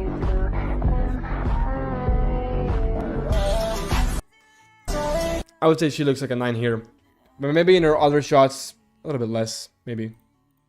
So, I think she's She was in her early 20s here. She was? Really? closer to an 8. okay, so over a point lower than my favorite, so that's an extreme over 8, okay. In my opinion, yeah. Yeah. This one here doesn't look attractive. Yeah, that's why I don't know her, so I just assume maybe it's a bad shot. Well, Yeah, this girl, she looks like a 7.5, bro. I'm not gonna lie. Maybe an 8. don't know. Yeah, it has to be. What about that blonde that you don't know that you can rate active? Oh, yeah, She's far left. She's hot as fuck, man. I would not say like a high 8 though, that's too high, no. You don't think so? She looks pretty good. The makeup carrying like crazy again, like, well, this girl would not be like nowhere near 9 anyway. I mean, yeah, makeup definitely helps. Maybe 8.25 in her prime. And Barbara Paulin looks 8.75. Oh, no, it's way too high. Look, her jaw's pretty asymmetrical. This side's a lot bigger. Renee Morgan also looks like an over 8. Like her jaw's too boxed. Yeah, but she's a pretty boxy jaw. I would go put that at 8 instead. And her in motion looks insane, dude. Her in motion, yeah, she does have a boxy jaw, but besides that, very, very good looking face, you know. Probably 8. Actually, these all might be over 8. Lowly black, yeah? I wouldn't say an 8, honestly. Yeah, I mean, her eyebrows. Really. 7.5 probably for low That's day her face. Oh, you know what face IQ rated her? What? 8.5. No, what? I must Yeah. miss that one when I did the thing. Wow. Face IQ, lowly black, yeah. That's the video. Damn, that's extreme over 8, honestly. Blanca Solar, just like a 7.5. And you gave her 8.5 too, yeah? Yeah. Wow. Lily Collins. Yeah, 7.5. Alicia, this girl. I mean, yeah, I think around 7.5 as well. Look, I think she looks so pretty. Like, I know the eyebrows maybe are a bit too much for a woman, but I don't know, she's still really pretty. Yo, look at Emma Watson, 7.25. So I had. Oh, look, Jennifer Lawrence. Look at that, 6.24. No, it's too high. Actually, like a 6.25 best for Jennifer Lawrence. Yeah, a 6 probably. Alicia Colbert. Yeah, her. What she's watching for her. 7.5, is it? Yeah. I think that's a bit too high, honestly. What about Kate Moss? I'd say that's fair. Really? A 7? Hold on. But I think appeal-wise, like, she's got a lot of flaws, like... I think she's not a 7. I would say like 6.5. Her eye spacing is just extremely bad. It's like in a bad way. It's like it's bad in a bad way because her eyebrows are non-existent, so it doesn't really give her that, like, you know, that it doesn't really look that great. On my chronic, he actually breaks down Gant, what do you even base your writings off? On like chronic, he actually breaks down why they're attractive and show studies. Your whole video, you're just saying you think and then one flaw. Megan Fox is just a tad overrated, but still very good looking.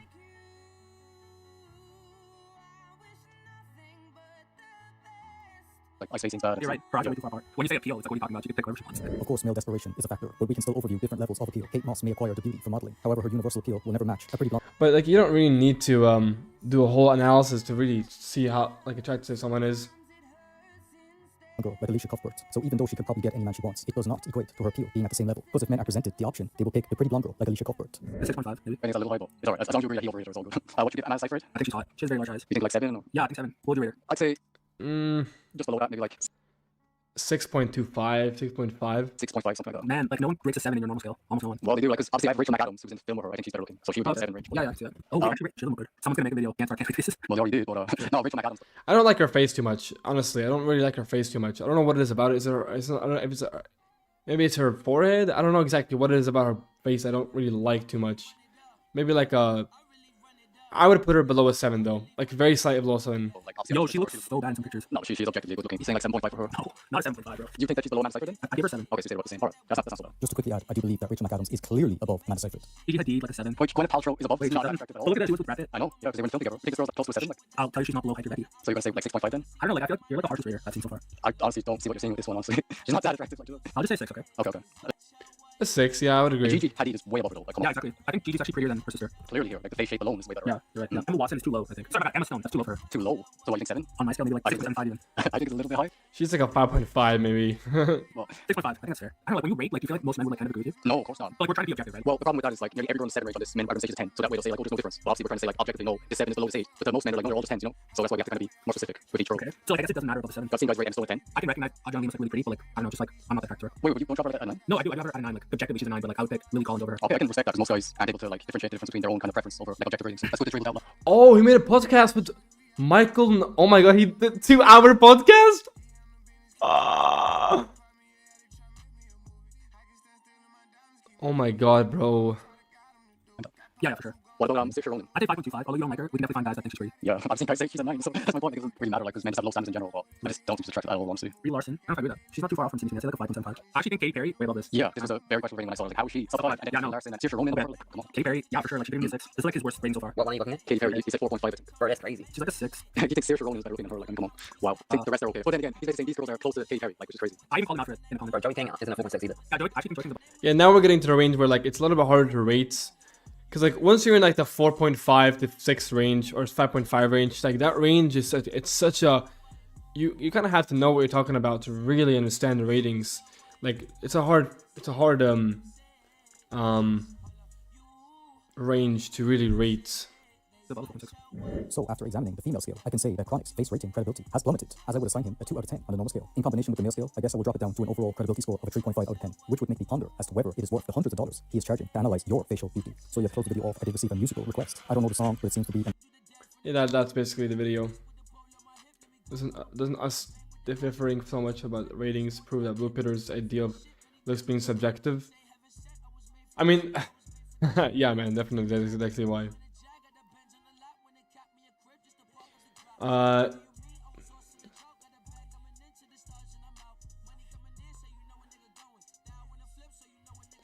Let's see. 2-hour fucking podcast. Looksmaxxing is the furthest extent that you could take self-improvement. This principle follows Wolff's law that a bone is going to grow back stronger. You would hit yourself in the head with a hammer. Yeah, bone smashing is legit. But there are different ways you can improve yourself. Dude, are we gonna watch this whole video on stream chat? Oh my god, dude. 2 hours and 20 minutes. Last interview, days before Cybertruck incident. Hey, that's a good title. It grabs some attention. Yes, we're gonna watch this whole last video. Oh my god. This is a long video.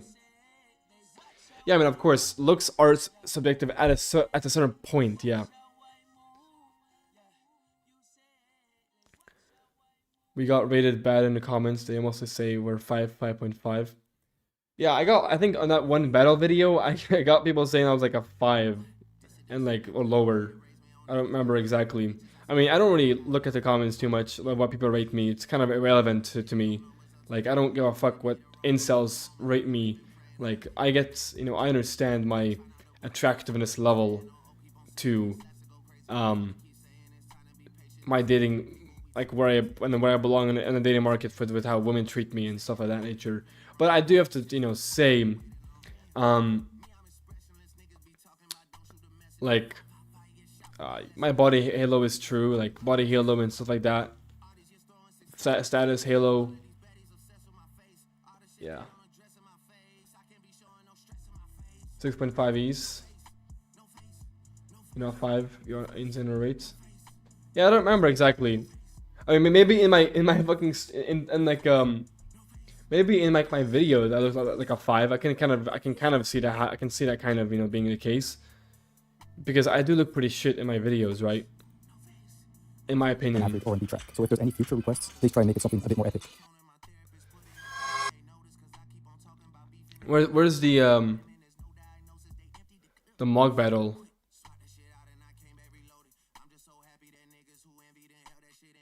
This is the I already watched this video. Oh, that's me.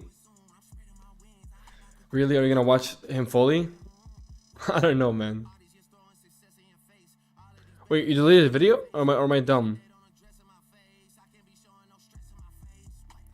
Can you rate me, bro? Last time asking. I'm sorry, bro. I'm not gonna rate somebody right now. I'm not rating anybody.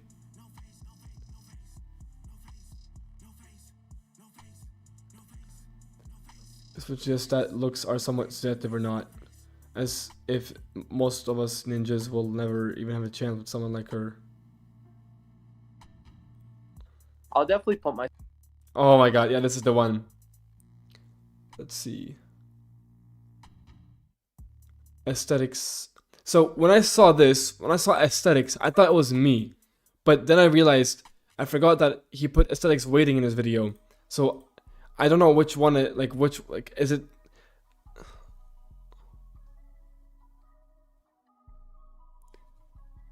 Waits. Yeah, like I don't know exactly like.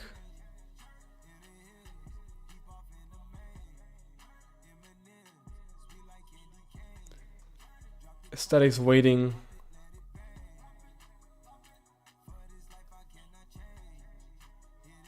Yeah, here I wasn't rated as well, for example.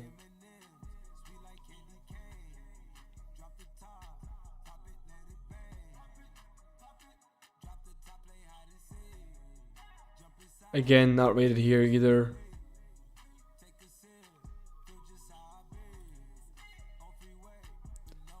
.25 overall. It's not too bad. Aesthetics, yeah, that's my name. Like this guy gave me a 5.5, which is kind of funny to me.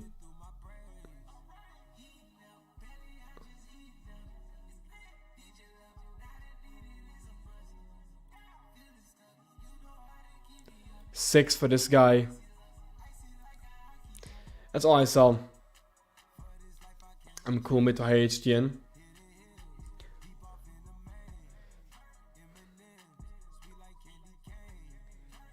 You think Clav was trying to ascend his soul? What? I'm a female. What do you mean I'm a female? Yeah. Guys, I'm around a 6, 7. Sorry, I gotta stop, bro.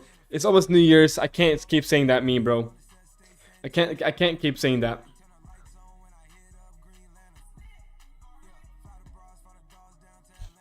I can't keep on reiterating that terminology on my stream anymore.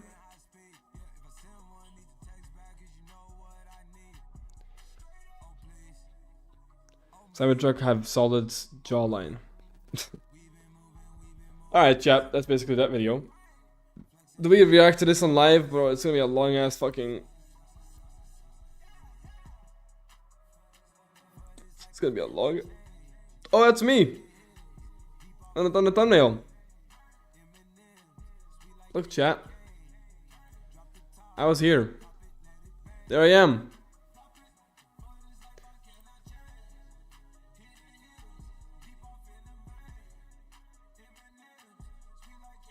Is there any comments about me here in the comments?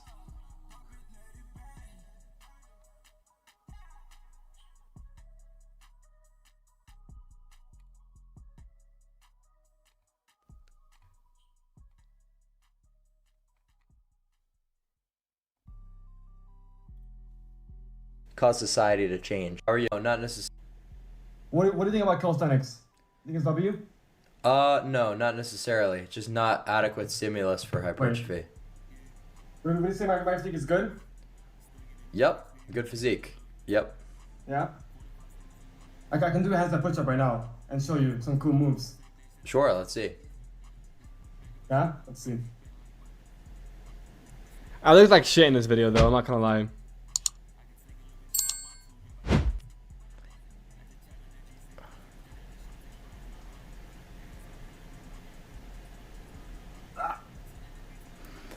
Well, I was gonna say, maybe calisthenics could be like a cool party trick, but I feel like if you did that, someone would probably pick you up and throw you out the window.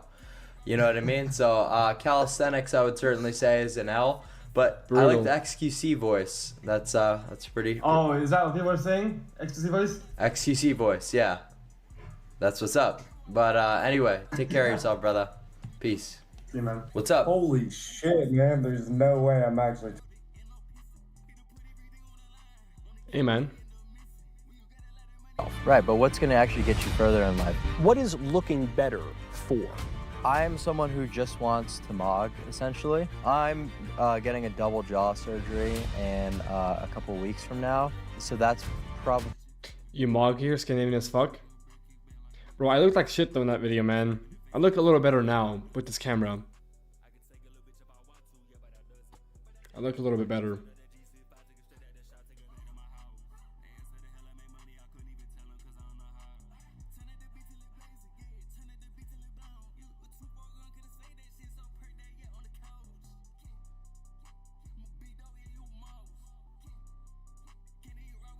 I'm tweaking. Castlane is an L, most retarded sentence I've heard since his Phillips realm. My friend Browridge. Yeah, the Browridge, yeah. Is Morgan true? The Browridge is Morgan.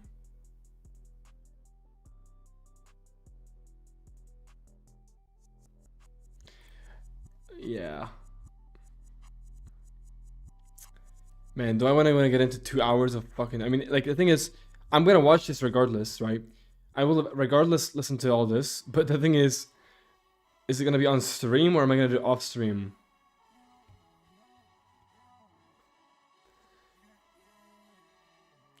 The problem is that lighting and angles play a huge role in attractiveness. Yeah, of course it does, yeah.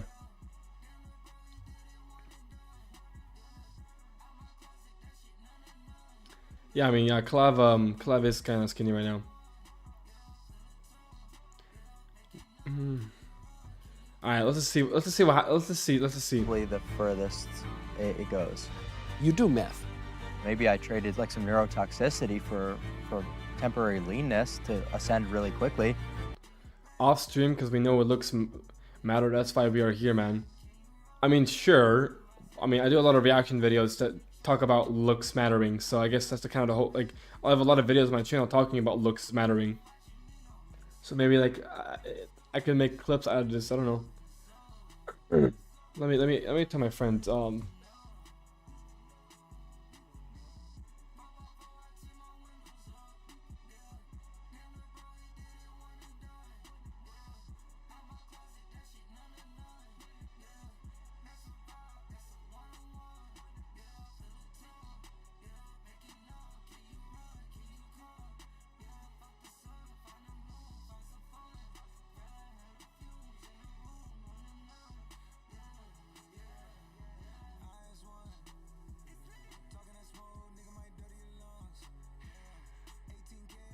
You look cute in that video. I mean, yeah, I mean, maybe like I look like, you know, it's wholesome and whatever, but I didn't look good in my opinion. On stream. This guy went to mainstream. Yeah, we have fucking this guy. I forgot his name. Michael fucking knows fucking hell, dudes. Alright, let's just get into it.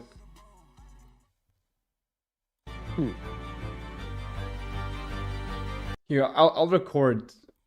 I'll record this footage for and maybe I can make a video out of it, something like that.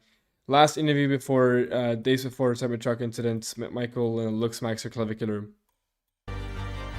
Watch that 0.3 speed. I mean, I could put it at 0.5 maybe.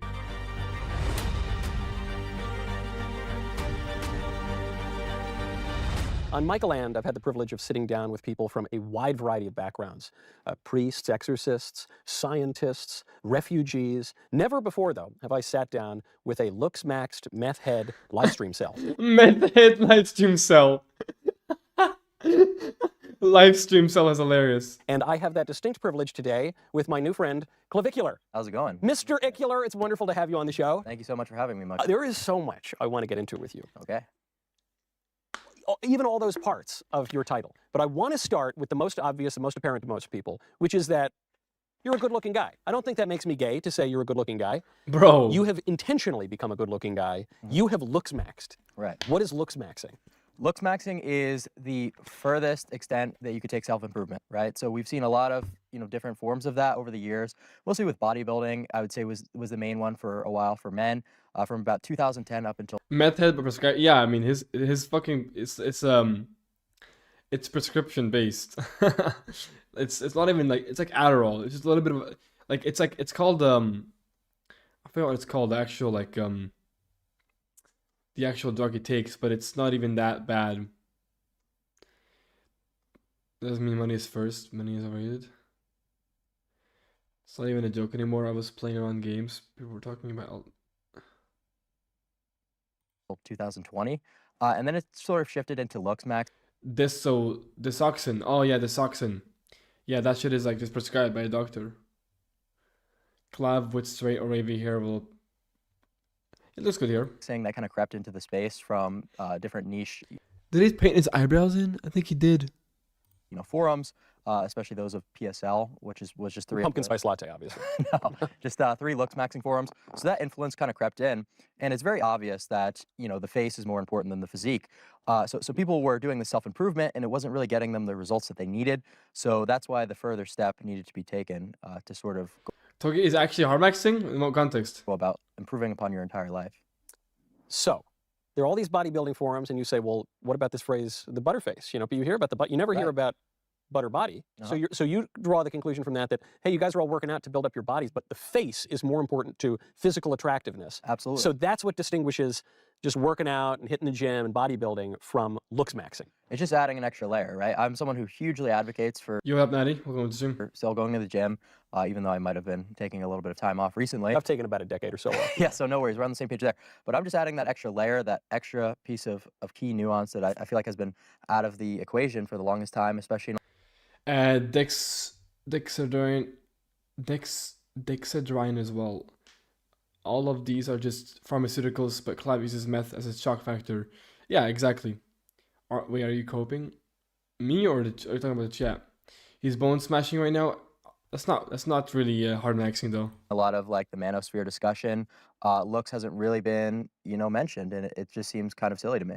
Can I ask how old you are? 19, You're 19. correct. So you're very young. Yep.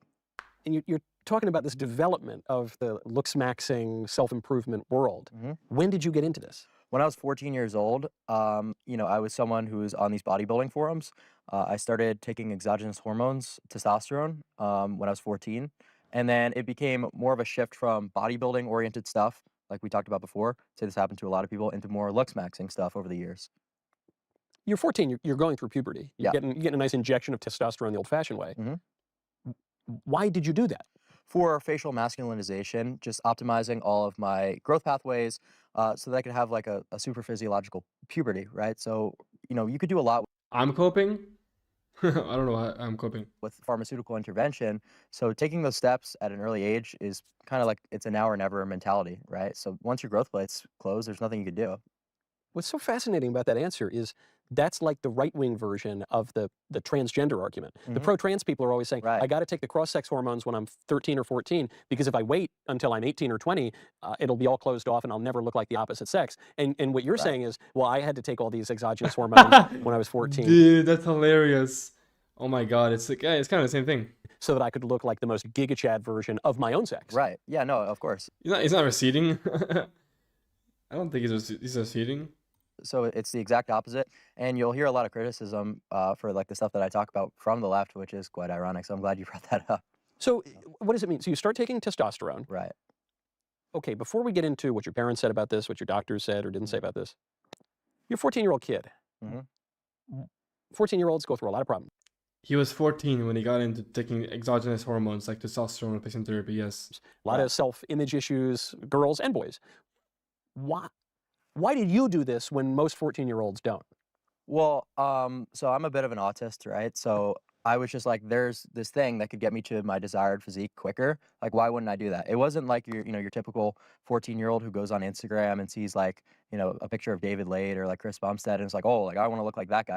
I'm just like, well, objectively, this is going to get me there quicker. So why would I not, Are there The reason why I don't really agree with taking test at 14, but beside the fact that he's 14 years old, it's that you have a natty limit, and if you take roids too fast, then that you won't ever have a natty limit, because usually you can gain muscle naturally, and then you can gain more muscle, like you can gain exponentially more muscle on steroids or any kind of enhancers, right? So you're better off actually pushing through the natural limits, training 3 to 4 years, 5 years maybe even. Let's say 5 years to be safe. And then, I know it's a long time. I know he's all about efficiency and whatever, but if you want to reach the max potential for your muscle gain, hopping on roids before you even work out, that will completely limit you from reaching a really, really high potential with building muscle. Whenever you train naturally for a few years, and then you get into steroids, you can gain exponentially more muscle mass than what you could have if you didn't hop on roids so early in life. But I get the point of like you wanna get there faster, you gotta get there quicker. But unfortunately, like this doesn't really hold up with the argument of like you can, because like he's basically missing out on a bunch of gains that he could have had, but he didn't do it because he wanted the results faster. Last story on video talks about what you're talking about exactly. Yeah, it's important. It's important to max out your position. Like I'm natural, right? But like I'm not a good example because I have quite good genetics. But I'm natural, and if I hopped on when I was very young, I probably would still look the same as I do right now. But now I'm natural, and I can hop on roids now if I want to potentially, and get even bigger. Even bigger. I can actually become a math monster and look like a fucking bodybuilder. Go on stage type shit, that kind of deal. So look at his shoes, bro. Those shoes. He has some. I know he has lifts on right now. Cause I was 5'11". I think he's around 5. Sorry, I would say he's around 6 feet tall. Clever Kid looks bad here. Eyebrows look like they're marked. Face a little bloated. Yeah, he's a little bloated. I wouldn't say he's anything below us. I would say he's like a 6.5 here, honestly. I mean, yeah, I would say so at least. That was kind of the mentality. Are there downsides there? Are there side effects? Of course, yeah, no. So there's a lot that can go wrong if you're not very careful with, using anabolic steroids. Obviously, so I was someone who did my due diligence and made sure things didn't go horribly wrong. There's certainly things I could have went about better, and I wish I had a more comprehensive understanding before I, decided to go this route. But we're here now. Tyler Maher, maybe like a 8.75 in his prime, like in his peak prime. And for those reasons, with how complex it is, I don't openly advocate for anyone to do this, right? I think a lot more people are going to wind up screwing themselves over if they are to go this route rather than, if they were to decide, to stay natural. What do you regret? You say there's some things I wish I'd done differently, would have turned out differently. Just not taking certain pharmaceuticals. I wish I would have, had a little bit more IGF-1 in the protocols, just for example. So just what's the effect of that though? IGF-1 is, an important hormone for development. So just if I were to take that, that would be a little bit better, but I couldn't afford it at the time. So I would have just gone about that a little different. But there was nothing where you'd say, I really messed this part of my body up. You just say, I wish I'd gone further. Right, yeah. So you start taking these steroids. Are you still taking them? Yes, I'm just on TRT. What's TRT? Testosterone replacement Yes, therapy. yeah, okay.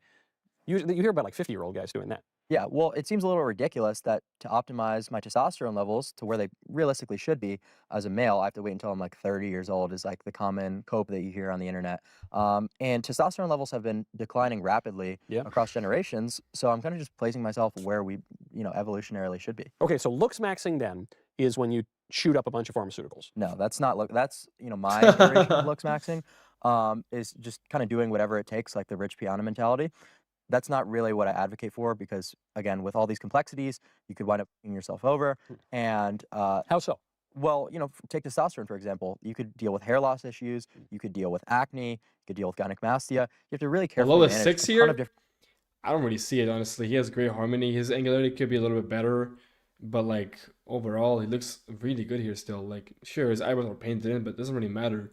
Hair is looking good. He's looking lean at least. He's not looking extremely lean, but he's looking lean. Usually his nose is a flaw, but it looks good here. hormones and a ton of different interactions inside your body. You have to forgive my ignorance. I know nothing about this. What is gynecomastia? That is, the glandular tissue and your nipples growing. Yeah. So I think the term I've heard a lot of people use is so, yeah, no, I don't want that. Yeah, so you don't want that. That's what I mean. And people are just go around blasting tests without a comprehensive understanding of this stuff. That's what would happen. But there are mechanisms that you could leverage to make sure this doesn't occur. But once again, most people won't have the foresight to go about it the right way. So when you learn all this stuff online and you're on all these forums and you say, okay, this is how I'm going to look really good, and you start getting the testosterone, did your parents ever object to that? Or? Yeah, they would take it away all the time. And Where did you get it? Just on the internet. So yeah, there It's was on like the a time where I internet. went like hypogonadal for a month or two, just because they took my testosterone stash, but I made sure that never happened again. Hypergonadal. Hypogonadal, like I didn't have any testosterone production, just for like a month or two. And that was probably the worst 2 months of my life. Yeah. You know, having zero male sex hormone, you have no libido, no sex drive. So yeah, just You don't get what people see in collab? What do you mean we don't get what people see in collab? making sure to avoid that is very important. So your parents, you get into this on the internet, you order the drugs on the internet, you start taking the drugs, your parents finally find out about this, and they say, hey, stop doing that. What did they tell you? Well, they would just take it away, say no more steroids, like take away the Xbox classic stuff. But I'm just someone who, you know, is willing to do whatever needs to be done. So I would just reorder it to a PO box instead. Like, you know, a lot of people will come after my parents for the things that I did, but realistically, no one was stopping me. I was committed to my goal, and I wasn't going to let anyone get away. So why was that your goal? Because I see the point on self-improvement and ambitious young men. All plastic? What do you mean all plastic? He has never even done any surgeries or anything crazy. How does he look all plastic? It doesn't look anything like Chad or Chad Light. Want to improve themselves. But there are different ways you can improve yourself. There's Right. the physical way, there's spiritual improvement, there's mental improvement, there's, I don't know, all sorts of improvement. Right, but what's going to actually get you further in life? What's going to get you opportunities in the workplace? What's going to get you, you know, dates, you know, with prettier women? It's going to be looks 100 times over, and there's really no denying that. With like, you know, a lot of the recent, you know, self-report studies we've seen, like, you know, research from the dating apps that's been released. So I would say that looks is just the most important metric, and it's arguably one of the easier things that you could maximize. What's very interesting about what you said is, well, we'll get back to all these ultimate goals, but just on the dating point, you say, look, what matters in dating is looks. And that has been true for all of history to some degree, but I think it's truer today than it was 30 years ago. Because I'll give you an example. I went to a prestigious university where you got a lot of guys who graduate, I'm talking about the parents of my classmates. A lot of the guys, they don't look good, but a lot of them become very rich. And we would sometimes joke that the girls who went to this school looked kind of like aliens because they had these supermodel moms and these like fat, ugly dads. But the dads were really rich. And so, listen, it's a little bit of a stereotype. Plenty of people did not fit the stereotype. But when you think of generations past, there are plenty of not so great looking guys who ended up with beautiful women for reasons of, I don't know, social rights and rituals, for reasons of money, for reasons of class status, for reasons of profession, whatever. They didn't have the dating apps. And so even that, you get into Looksmaxxing because of the online forums, you get the drugs for Looksmaxxing because of the internet marketplaces, and you say the reason I need to Looksmax is because all the dating takes place online where you're reduced to a picture. Right. Of course. And that's something that often gets brought up to me. And here's my response to the whole thing about money would be, what's more likely for the average guy? Because I think of things in sociological terms. I think that's very interesting to me. Just look at men across the society. What's more likely? Someone to ascend from maybe, you know, slightly below average to above average through Looksmaxxing, or for them to achieve that desired amount of wealth for a supermodel to date them? It just seems like, you know, we should be telling people to go the looks route. Why? Because it's easier. It's more realistic. Is it cheap to Looksmax or does it cost money? It's just more achievable. You know, people with... I'm just saying, how much do these drugs cost? Not much. It's not really that difficult. It's more of a time investment, but someone is likely going to lack the intellect to be able to achieve this status max, to achieve, you know, income max. So just across the society, I would say we should be advocating for looks. I'm not sure I agree with you that it's easier to look better than it is to make some money or do well in your job or what have you. I mean, there are plenty of people at the top of their profession, whatever that profession is, blue collar, white collar, people who would be considered by some metric elite, who are not that intelligent, who probably don't have a very high IQ, but who work very hard, who are clever, who are scrappy, who are hustlers. Well, you know, we're talking about across the society, not just like a couple anecdotes of maybe some dumb blue collar like brute, you know, maybe owning his own company. So that just seems a little bit ridiculous to me, to suggest that it would be easier to jump. And those people probably have like certain they probably have it easier than most people. Like maybe their family was rich, they had some kind of advantage which led them to that situation, in my opinion. Because I don't think, generally speaking, if it's really hard to become rich if you're not intelligent enough for it. You have to have some kind of help from people like next to you, family members who are already rich, or like just become literally completely reprogrammed by somebody intelligence. So you still need that luck to have that person in your life, that family member in your life, that like situation in life to even get to that spot. So even those anecdotal experiences or anecdotal people, it still is like, it's still very unlikely that they could have became rich, but they got lucky. But there are certain circumstances with their life, parents, whatever. 20 percentiles in terms of income or status than in looks. I guess the reason, if I think across the society, that I'm skeptical of this, not just the brute who ends up with his own company, but people who, across industries and class strata.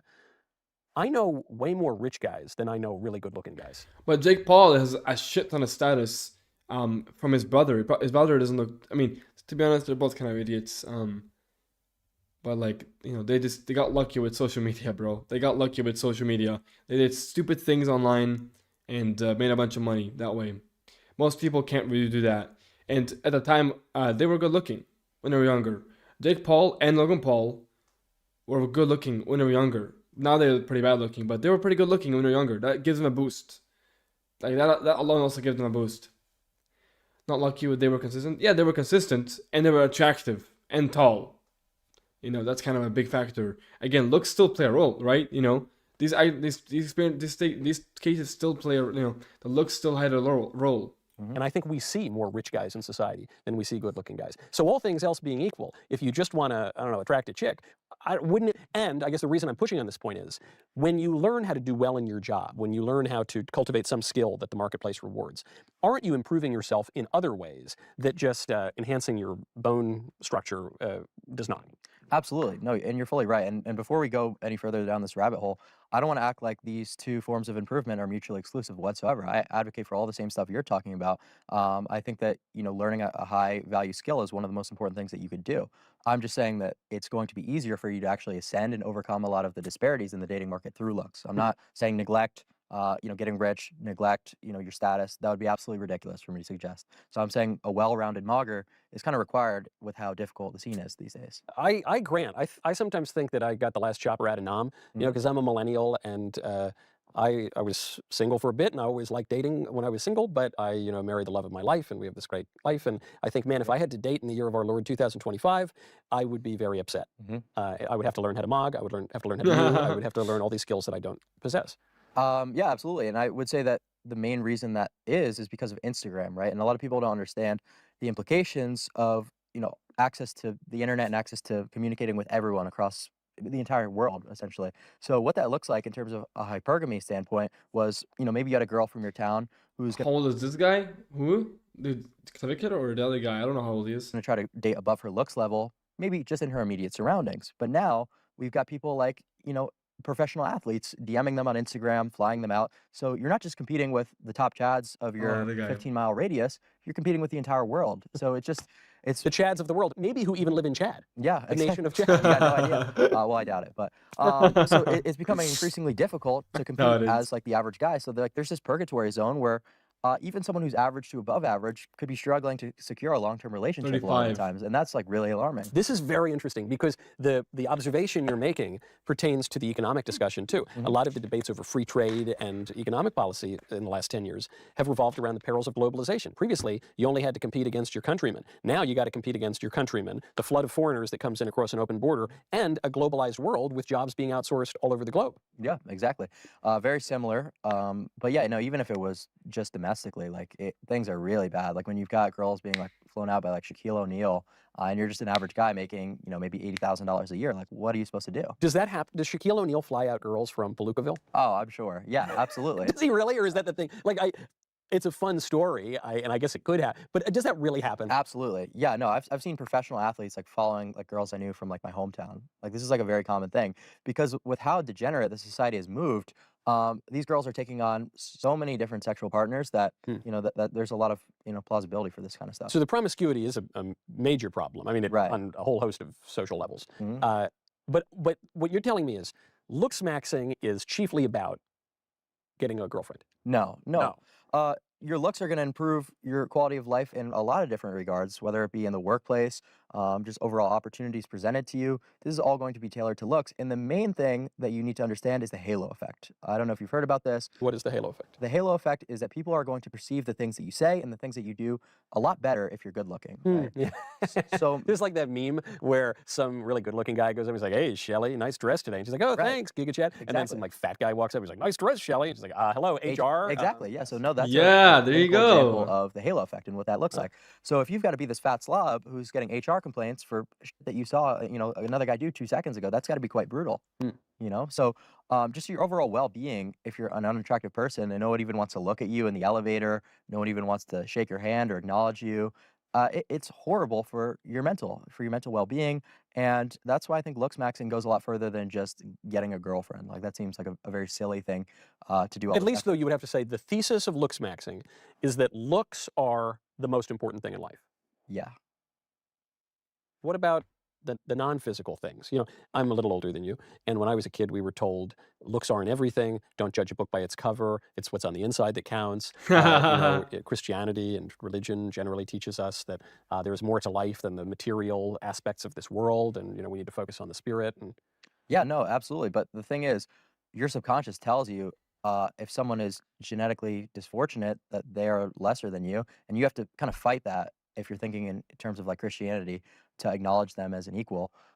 So if you've got to go against like your biological instincts to have a belief system, it already kind of just makes it a little bit difficult. Yeah, but don't we do that in a whole host of ways? Like, I believe in original sin and concupiscence. I think it's a fallen world, and so sometimes people drive me crazy, and I kind of want to murder them. My biology or some fallen aspect of my nature urges me to murder them, or to go sleep with 100 other women who aren't my wife, or to eat 10 more cupcakes off the table. And I have to fight against that, just as I fight against all sin. But what's easier, to convince every single person in the state or in the United States to treat everyone equally based on looks and really fight their biological instincts, or to individually improve yourself so that you don't have to? Well, I guess maybe the question then becomes over the improvement, because you've already granted that some of these drugs that you're taking, they might have negative side effects. Now, is looksmaxxing all just drugs? Or No. What else is there to it? So there's a lot of stuff about like coloring, like being tanner. It could even be as simple. I want him to talk about surgery, because that's what's actually like gonna change your looks and gonna improve your looks. Actually, though, self-maxing is kind of cope in many ways. Besides like it's coloring, like besides getting a tan, besides having longer hair, besides being lean, besides thicker eyebrows, besides that, it's like self-maxing is just a big ass cope. Yeah. As is tan good? Tanning? Yes. Well, the UV damage and UV exposure can certainly. No, I'm saying from the looksmax perspective. Do people like the tanner people or the whiter people? Yeah, tanner people actually, and they've done a lot of different surveying about this. Usually, tanned European phenotypes are the most ideal. So, because you would think, oh, maybe this is just racist, but you would. Don't say it, bro. Don't say it. Do not say it, bro. I know what you're thinking about. Michael. Don't even say it. The idea was people value whiteness more, and that's one of the great sins of our culture, is that whiteness is considered more beautiful than brownness or blackness. Brownness. Basically, you need to Sicilian max, and then you're in a good spot. Yeah, not necessarily. I mean, it's also just a health indicator to be a little bit more tanned rather than completely pale. just become black, guys. Just get like a tan and then become black, bro. That's the meta. If you want to become attractive, bro, and get a tan that's like as dark as being a black man. So that's why people often prefer it. So that's another part. It could even be as simple as getting leaner. Lean maxing is a big part of looksmaxxing, and that's arguably the most important thing that you could do, because you can do all this. You can get surgeries, but at the end of the day, if you're 20, 25% body fat, you're not even able to see any of your facial angularity or definition. You've got no idea what's underneath all of the sludge. Okay, so you get rid of the sludge, you go on a good diet, you work out, now that's basic. Everyone, you want to look better, you work out and eat better. Everyone knows that. Everyone knows that. Then you raise the stakes a little bit and you say, and inject yourself with things like testosterone and other hormones. Okay, that raises a little bit. Is that it? Is that where it maxes out? No, so I'm getting a double jaw surgery. There you go. There you go. Now. So that's a couple of weeks from now. You're not gonna. Do you really think? I'm low-key starting to doubt if he's gonna get the surgery. Do you guys believe Kyle will actually get a Bimax with implants? Do you think that really? Probably the furthest it goes is plastic surgery. This is really ignorant, and I'm learning a lot sitting here. Okay. What do you mean a double jaw surgery? So the second jaw. No, they just perform 2 osteotomies. Meaning like one side and the other side? No. So your upper jaw, which is your maxilla. Oh, okay. Yeah. And your lower jaw, your mandible. They're just doing an osteotomy on both of the jaws and then advancing them forward. Now, why are you doing that? You're a good-looking guy. Well, because. Why are you doing that? Because I want to look better, right? Why? Okay. Before I ask my next question, why do you want to look better? Meaning, look, I would get it if you looked like some mutant and you had some deformities and it was really messing up your life. But you're tall, muscular, you've got January 10? defined bone features. Alright. Why do you need to go further? Well, I mean, you're already rich. You know, why are we here right now doing this interview? Because I would I turn think that around on you. I like having money. Money's a nice thing to have, but I don't really like spending money that much, and so I'm happy to make the money and get more money. But I think there's But more you get to what my I'm- work. you get than what I'm money. saying, No, right? but I think it's an important Yeah, distinction. yeah. I work for a lot more than money. Mhm. If I only wanted to make money, I would have gone into banking or consulting or something. So I work for a lot more than that. What are you working for when you get the double jaw surgery? To look better. And, you know, just because you're already doing okay or you're well off, is that a reason to quit? Is that a reason to sort of put the brakes on? That seems a little ridiculous. Let me ask it another way. Yeah. You say, why do I need to keep working? And I say, well, in part, it's to make more money, and then I can put my kids through school, and maybe I can take them on a vacation or whatever.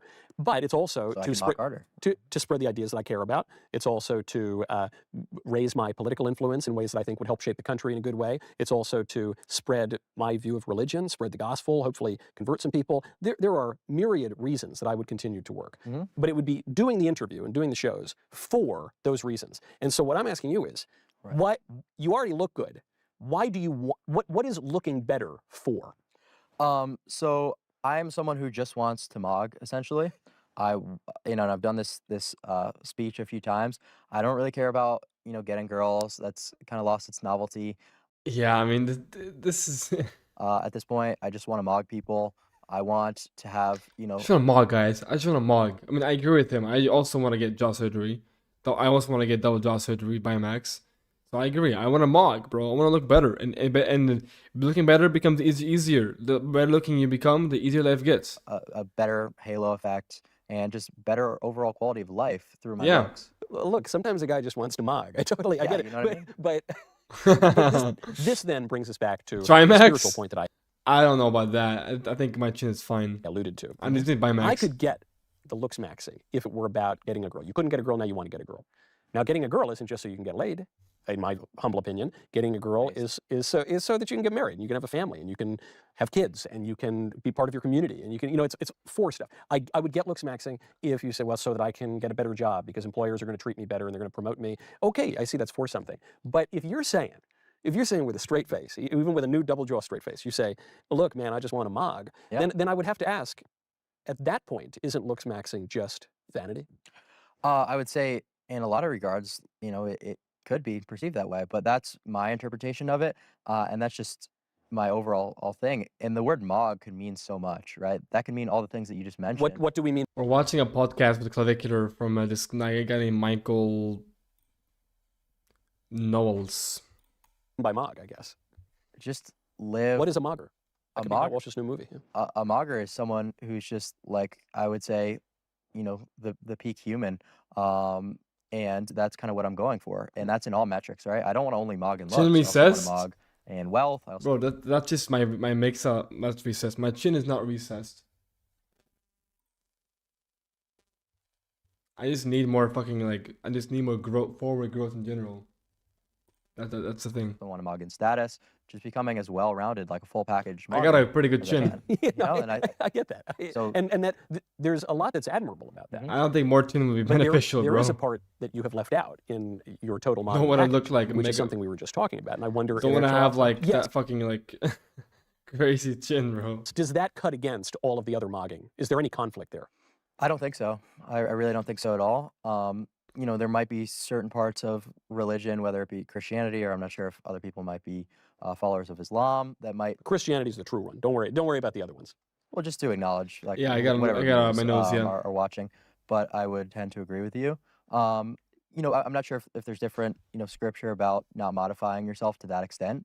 You know, not Well, your body's in the old temple. law, you can't have tattoos, but I'm not much of a theologian, so I couldn't speak to that too well. there is a warning against in the Christian religion against pride, excessive love of one's own excellence, against vanity, against making idols out of the material things of this world. These are some of the, if you wanted to be the greatest spiritual mogger, I do wonder if that would conflict with mogging in all of these other areas, physically, in terms of wealth, and elsewhere. I could see how it could, but I don't really think that it necessarily would in my case. Here would be one verse that I'm going to rewrite a little bit. It is easier for the camel to pass through the eye of a needle, Bro, I these fucking like religion copes, dude. than for a wealth-maxed mogger to enter into the kingdom of heaven. Okay. Interesting. That's the MKV version of the Bible. Yeah, so I don't really have too much regard for the spiritual aspect when I'm trying to Looksmax. I'm kind of all in on what I'm doing right now, and I'm not necessarily advocating against Christianity. I think that there's a lot that can be gained from religion, and a lot of young men. It's helped so many people, but this is just my pursuit in the immediate moment. Okay, so then bringing it back to more quotidian things. You said something earlier. You said, "Look, I'm not doing it just to get girls. The shine has rubbed off of that." Do you have a girlfriend? No. No girlfriend. Do you want a girlfriend? I'm a little bit young. I'm kind of focused on career right now. I've heard a lot of but I had my first girlfriend when I was 12. And maybe that's a little bit too young. And then I dated in high school. Ended up marrying my high school sweetheart, albeit later. And so I don't know. I never found. I've heard this from my friends where they say, "I'm not focused on girls now. I'm going to have a career. I'm going to be established. I'm going to make some money, and then I'll worry about dating and getting married when I'm 30 or 35." Yeah, no, that's another cope because people, by the time they're 35, a lot of their youth indicators have gone to, and they haven't really gained enough progress to justify that looks decline with maybe the increase in. You know why he paused there? He wanted to say shit. And, I don't know. I just noticed that. It's funny. Indicators have gone to. Oh, they bleeped it out. Oh, okay, that's why. And they haven't really gained enough progress to justify that looks decline with maybe the increase in income and that kind of thing. So I would say that's probably not a good idea. But certainly at 19 years old, for me to put my career sort of at a halt or at least slow down, the traction that I've been gaining seems a little bit ridiculous. Does it need to? Does having a girlfriend or it does? Or it does. Yeah. Why do you say that? Just in my personal case, I mean, I do a lot of content that's talking to other girls or pursuing maybe like one night stands sort of stuff. Wait, you do content that involves like trying one night? You're not a pornographer. No, just like trying to go to like parties and slay. Okay, I got it. So it's like, is it like pickup artist stuff? No. Just like testing out, like it's basically just like a litmus test. Like, do I mog yet, or like, you know what I mean? So like, for instance, you would get the jaw surgeries, and you say, okay, hypothesis, I am going to slay more and mog harder once I have the jaw surgery. I will test this through the methodology of the party. Yeah. Okay. That's kind of the idea behind it. And also with streaming, I stream every single day for hours. I'm on my computer all day. I really wouldn't have the time to be really an interesting partner for any woman. That's for sure. Would that maybe balance you out a little bit if you took an hour a day to go get a drink with a girl? I mean, I'm going to be honest with you. If I had an extra hour a day, I would be using it at the gym before I'd use it to go get a drink. That seems a little. Not just to go get a drink, but to get a drink with a girl, with a girlfriend, with a potential wife. In other words, is your life a little bit out of balance? Or are you thinking a little too much about maxing out yourself? Would it actually help you, perhaps, to take that hour? But it's never an hour, because let's actually break it down. So first of all, you've got to identify a girl, right?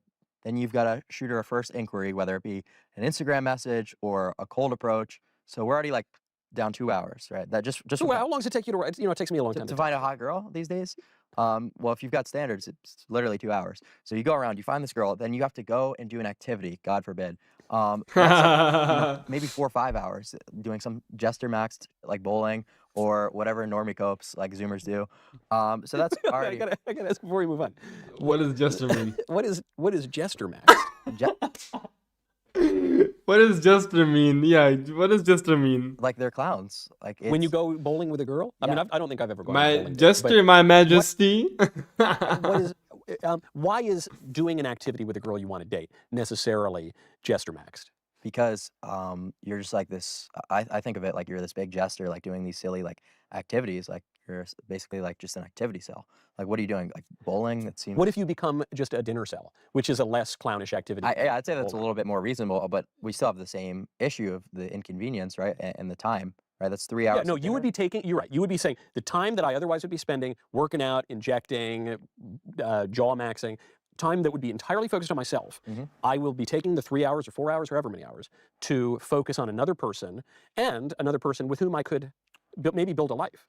Potentially, yeah, but I would say that what's available to you and your options will increase drastically if you instead dedicate those 3, 4 hours into maximizing other metrics of your life. So now when it's finally time to enter the dating market and, settle down with that long-term partner, you're more established as a man and you've got a lot more going for you. Okay, here's my rejoinder to that. This too, when you're talking about how you approach a girl, even that has this through line of everything's online. Your work is online, you discovered Looksmaxxing online, you found the drugs online, you started swiping right online, and even now you're saying, well, if I want to approach a girl, I got to find her and I have to send her a DM. And I think... Well, that's just one avenue. I also acknowledge like the in-person, like cold Yes. approach method. Yes, but that's the first one that came to mind. And I think that's probably true for most people. Yeah. Today. And I think, all right, yeah, that's true. It's probably tough. If I were single today, I'd be on the apps all the time. However, I think I would. Maybe I wouldn't. I don't know. It's hard to tell. Instagram mog's hard, especially like if you have a lot of followers. You're much better off there.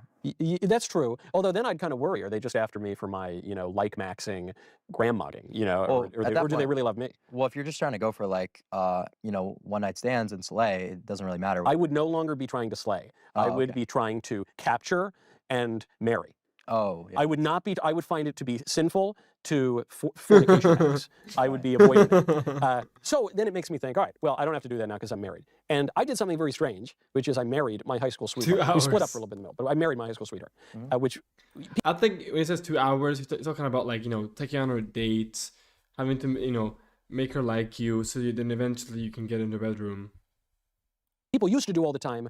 Very few people do now. And a lot of people will say, don't marry your high school sweetheart because, especially if you're an ambitious, self-improving looksmaxer, the pool that you can pick from is going to be so much better 5 or 10 years from now when you're in the professional world and you got some wealth and status. Right. I have anecdotally observed, but the plural of anecdote is data, that the best marriages I've ever seen have been people who knew each other when they were very young, and kids even, which is not online, which is not about status really, because everyone's kind of equal in school, which is not primarily physical. Obviously you have to have a physical attraction, but you're not grading people on scales. It seems to be totally the opposite of everything you're describing in the modern dating market, but might that old way be better? I don't really disagree with you there about the whole high school sweetheart thing because that's like a theory that we talk about called just be first in the Looksmax community. And the idea behind that is all the pair bonding abilities remain intact if you're, marrying, young and both partners are virgins, especially the woman. That tends to lead to more everlasting relationships, lower divorce rates. I think the data absolutely agrees with you there. I'm just simply saying that in my case, it would be a comical idea to put my career at a standstill for a girlfriend because that is almost required. It's very rare that you're able to progress to the degree that you otherwise would be with a long-term partner. Well, certainly in what you do, if part of what you do involves you going out and picking up chicks, then you could not have a girlfriend while you were doing that. Well, I also, work pretty much all hours that I'm awake. Yeah. So I'm an incredibly boring person. That's true, though. That's something I have to fight. That I work all the time. I don't have a real job, but I work all the time. So I would almost feel bad, being in a serious relationship and just being like the most boring, awful person ever. But we're cooked. But well, would you be boring? You might work a lot. You might have to fight to make time, for your girlfriend. I would. But would you be bored? And maybe you wouldn't want to do that. Why would you be boring? Well, I mean, it's not really interesting when all you're doing is sitting on your computer, like doing a show all the time. You're interesting enough that people watch you. Oh, absolutely. But unless the girlfriend wants to tune into the streams and become a viewer, if she's just on the sidelines, it's not really that interesting. I don't know. Do you agree with that? I would disagree with that because I work Really? all the time. And look, it's a little different. I'm married. I have kids. I have many reasons to carve out as much time as I can to not be on the road and to not be working. But I endeavor to cultivate other interests and other desires and other loves beyond politics or whatever it is that I do, selling cigars. And this, I wonder if that is missing from the looksmaxing idea, meaning while you're looksmaxing and doing the attendant wealth maxing and all the other stuff, we've talked about maybe a neglect of the spiritual maxing, but what about even like spiritual book maxing? What about even cultivating Book loves maxing. for art or culture or things that yet again are not exactly physical, which make you interesting and will make girls find you interesting? No, I absolutely agree with you. It's just like, what are you going to dedicate your time to? And once again, I believe that once you start, you have to be like pedal to the metal with your career, especially these days with how competitive like the job market is and everything. So it's just about, the return on time investment for anything that you do. If you believe that you could get more value reading a book for 2 hours than maybe learning a skill. If that's going to help you just in terms of your mental well-being, then fine. Everyone's got a different answer to what works for them. So I'm not necessarily disagreeing with you. I'm just saying what works for me anecdotally. Are you in college? No, I actually got expelled from college. All right, well then forget my question. Why'd you get expelled from college? For Looksmaxxing, essentially, I got caught with steroids in my dorm room and I got kicked out. I only lasted 3 weeks. Wow, that's I know other people who got booted from college. 3 weeks is fast. Yeah, I'd say I probably set the record. Well, the reason I ask about college is people think today college is about just going and learning a skill and getting a job and making a lot of money. That's really not what it's for. What it's supposed to be for is actually not learning any skills. It's for reading old books and thinking about abstract mathematics and science and cultivating an inner life and familiarizing yourself with the greatest that our civilization has to offer and thinking even about eternal things. And then you can go either grad school or an apprenticeship, learn on the job, do something else. But it's about the idea that there is more to life than looks, and that this will make you a more interesting person, it will make you a more interested person, and that this is at least as important as how you look, and maybe much more important. Go to balanceofnature.com. 'Tis the season where everyone's getting run of nature. From arrow every day. I love it. Supplement that. Balance of Go to balanceofnature.com to Actual interpretation today. I think that the actual interpretation of what college is supposed to be, like you just mentioned, is amazing. People with higher intellect going to do these studies is a wonderful thing, and that's how you have a great society. But in the modern context, we're just sending everyone off to college universally. Yeah. And it doesn't really make sense to educate people with lesser intellect because they don't have the capability to necessarily put these skills into practice. They're probably going to be working blue-collar jobs in a lot of cases. It's just kind of like a thing that people do now without... And they get $200,000 worth of debt as their reward. Yeah, so I think that college shouldn't be as universal as just like a thing that you do. I totally agree with that. Be like a very sought-after thing for the upper echelon, people. But part of, yes, I agree with that. Part of what college endeavors to do can be replicated elsewhere, though, which is to make people well-rounded, to make people have multiple facets to their life. And you mentioned earlier, you said, I'm a little bit autistic, a little touch of autism. And I think that's true for a lot of people these days, whether we're talking about real autism or just kind of habits of mind that singularly focus people. I think most people who do black pill Looksmaxxing stuff, they probably are on the spectrum. Especially men, especially right-wing men, especially online men.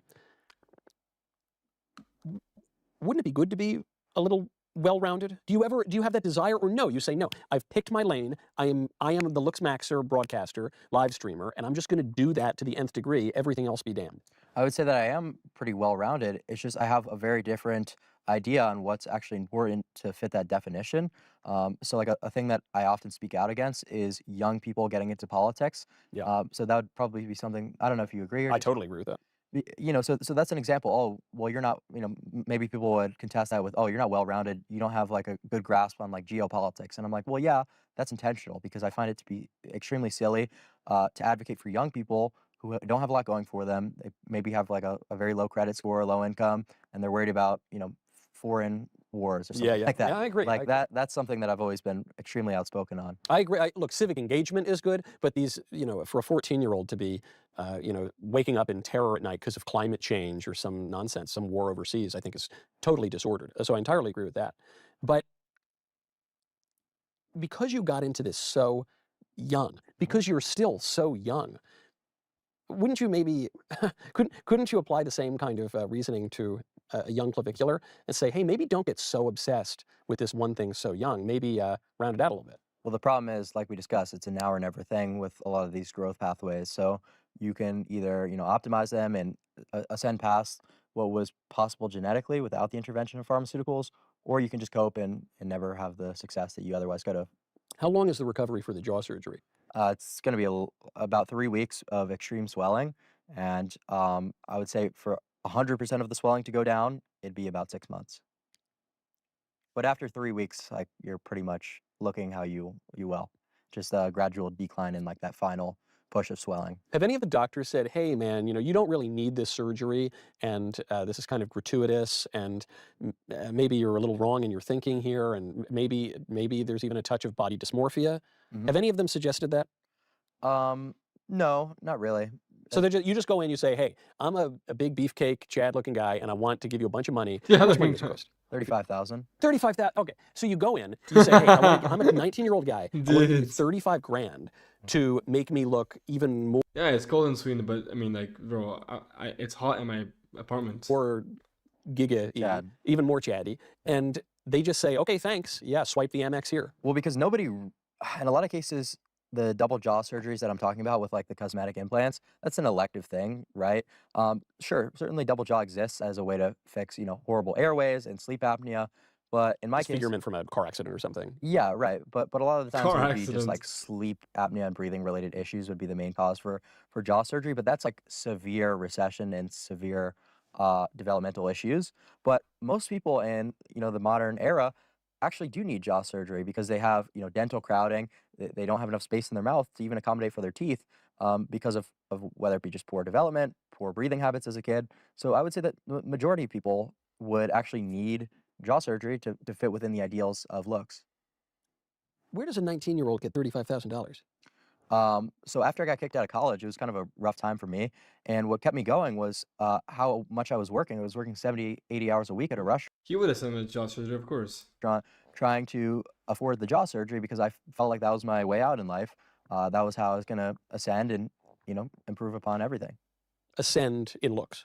Ascend in every regard. In society. Yeah, just ascend as a person. So when was this? This was in 2020, so last year. This is pretty recent. Yeah. So you get booted out of college. You're working, what was the job? I was working at a restaurant. Working at a restaurant, and you say, okay, the reason I'm working all the time is so that I can afford to improve my jaw with plastic surgery. Because I figured the return on investment would be comically high, right? So you improve that much in looks, the opportunities that are going to be available to you will absolutely exceed the $35,000 investment. Where do you get your I mean, just getting a double jaw surgery alone will ascend anybody like by half a point, basically, minimum. But he's also getting implants, so that raises the bar more. Certainty that that's the case. Just what I've seen in society, a lot of anecdotes. Like we look at a lot of the come ups for famous people. They'll get like scouted for being like famous actors or models, Actors, yes. like doing heinous. Like for example, like Jordan Barrett got scouted to be who's like one of the top like Looksmaxx people, was scouted like while he's like stealing. There's this other guy named Jeremy Meeks. I don't know if you've heard of. No. So he committed a felony and he had a mugshot where a lot of girls on Facebook liked him. They thought he was good looking, so they bailed him out, and then he got a $1 million modeling contract. So like that's what's available to you once you hit that top percentile of looks. You could pretty much do anything. And your life will be easy. Now, I don't know that I'm not saying I doubt the stories, but I don't know if you would use those stories as the model for life, saying, you know what I got to do? I got to be really hot and commit a felony, and that's my pathway to Well, success. just being that good looking, being like the top like 0.01 percentile of men in terms of looks, it's just a guarantee for success. He just needs a longer face because his mid face is short. That's what he's trying to do with the jaw surgery. He's gonna get downgrafting for a longer face.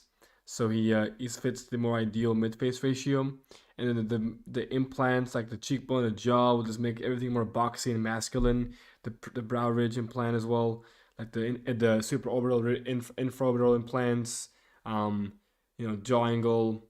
Obviously, I think he's getting Trimax even, or I think it's Bimax.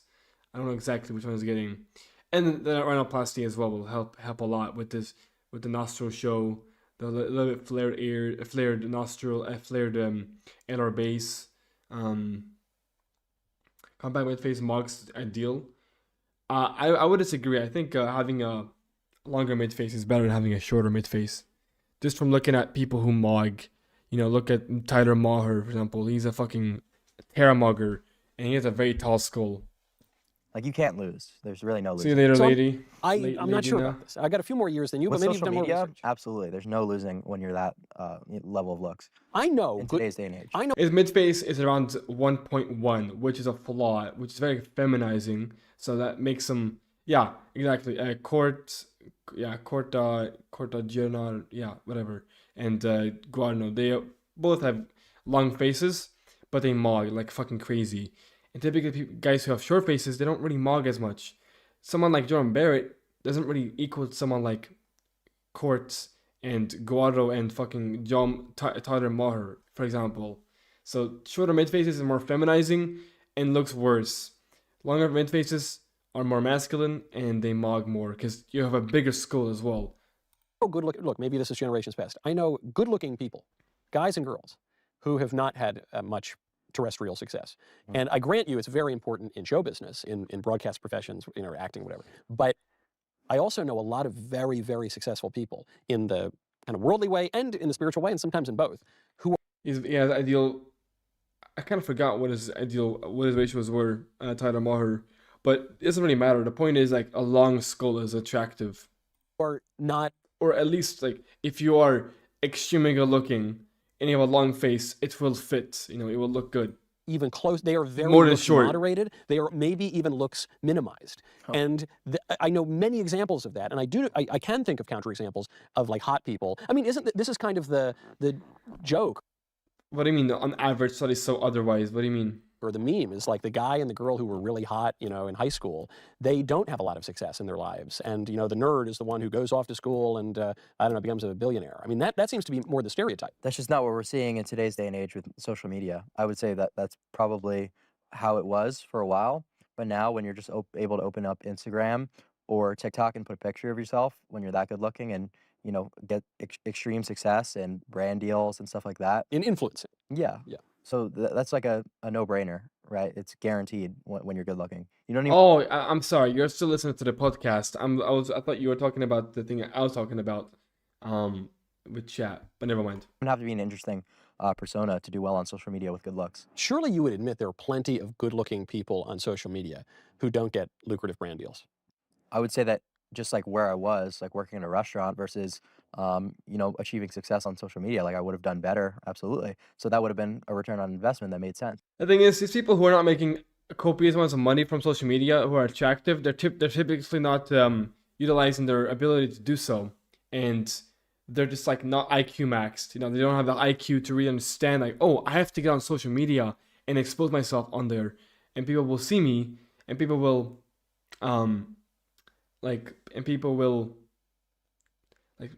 these muggers just don't really know what to do.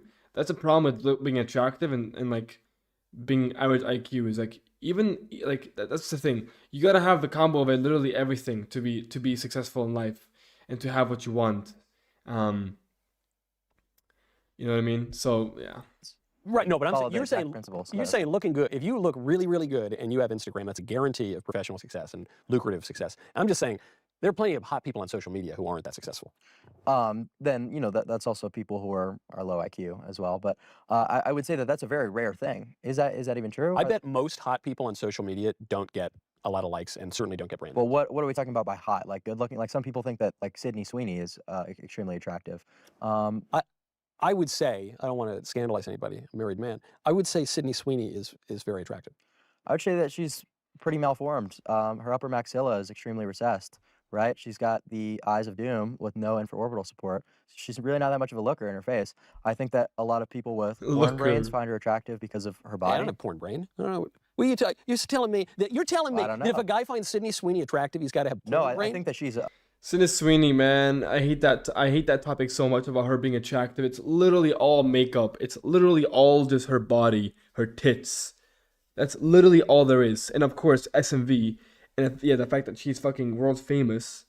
That's literally why people find her attractive. above average in looks, but certainly not that like, No, you said she's got a sunken suborbital, I forget the words that you said. Yeah, she's got a recessed infraorbitals and a recessed upper maxilla. Yeah, literally like super bad maxilla because she literally like the droopiness, man. Oh my god, dude. Oh my god. You're telling me you go to a bar.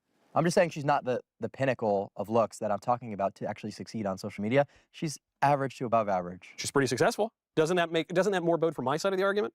Not that really. looks is Bro, please, Clive, talk about the whole perspective of her having the SMV because she's a woman, her having the body of a fucking like a really good body, and the fact that everywhere she goes, she has 10 kilograms of makeup on her face. Not the one-to-one guarantee of success, even by your low estimation of how she looks. Well, that doesn't argue with my principle at all. That if someone is actually the 9 out of 10 looks level that we're talking about, the top percentile, that they'll be famous. I'm just simply stating that she's not that top echelon. So who's really beautiful? Well, If we're talking about just like supermodels, Someone that I wouldn't recognize anybody, but someone that the audience might recognize. like we'll talk about like supermodels like Giselle Bundchen and Taylor Hill, like the top like Victoria's. Was she the one, Giselle Bundchen, was she the one married to Tom Brady? Correct. Yes. Right. So You think she's hotter than Sydney Sweeney? absolutely. No. That's ridiculous to suggest No otherwise. way. They're different ages, I guess, so maybe I'm grading on a curve. Yeah, I mean maybe like her recently would probably not be as great, but in her prime, yeah, absolutely. Blows out of the water. I mean, dude, well- obviously we would hit Sydney Sweeney. That's the point. Like most people would hit it, would smash the MTB. You know what I mean? But she has a good body, man. I don't like. She has a sexy body. Of course, I want to tap that. Because of her facial harmony scores, right? There's measurements that you could take of everyone's face to figure out exactly how attractive. But Clive should be talking about all the aspects, all the categories of attractiveness. We have harmony, we have miscellaneous features, we have dimorphism, and then obviously we have angularity, right? Those are the 4 categories we use in a space to gauge someone's attractiveness on a pretty objective and accurate level. He should be talking about that, but he always talks about only harmony. But I guess, it's 4 categories, so it's kind of hard to understand. It takes a long time to really, yeah, I mean, he is talking to normies, but I think any humane person could understand dimorphism being the more manly you look, and angularity being angular, like how angular your face is. And miscellaneous features, that's a little bit of a tough one, I would say, even for myself, someone who's experienced at rating people. Even myself, I struggle to gauge someone's miscellaneous feature score and just the miscellaneous in general. They are. It's an objective thing.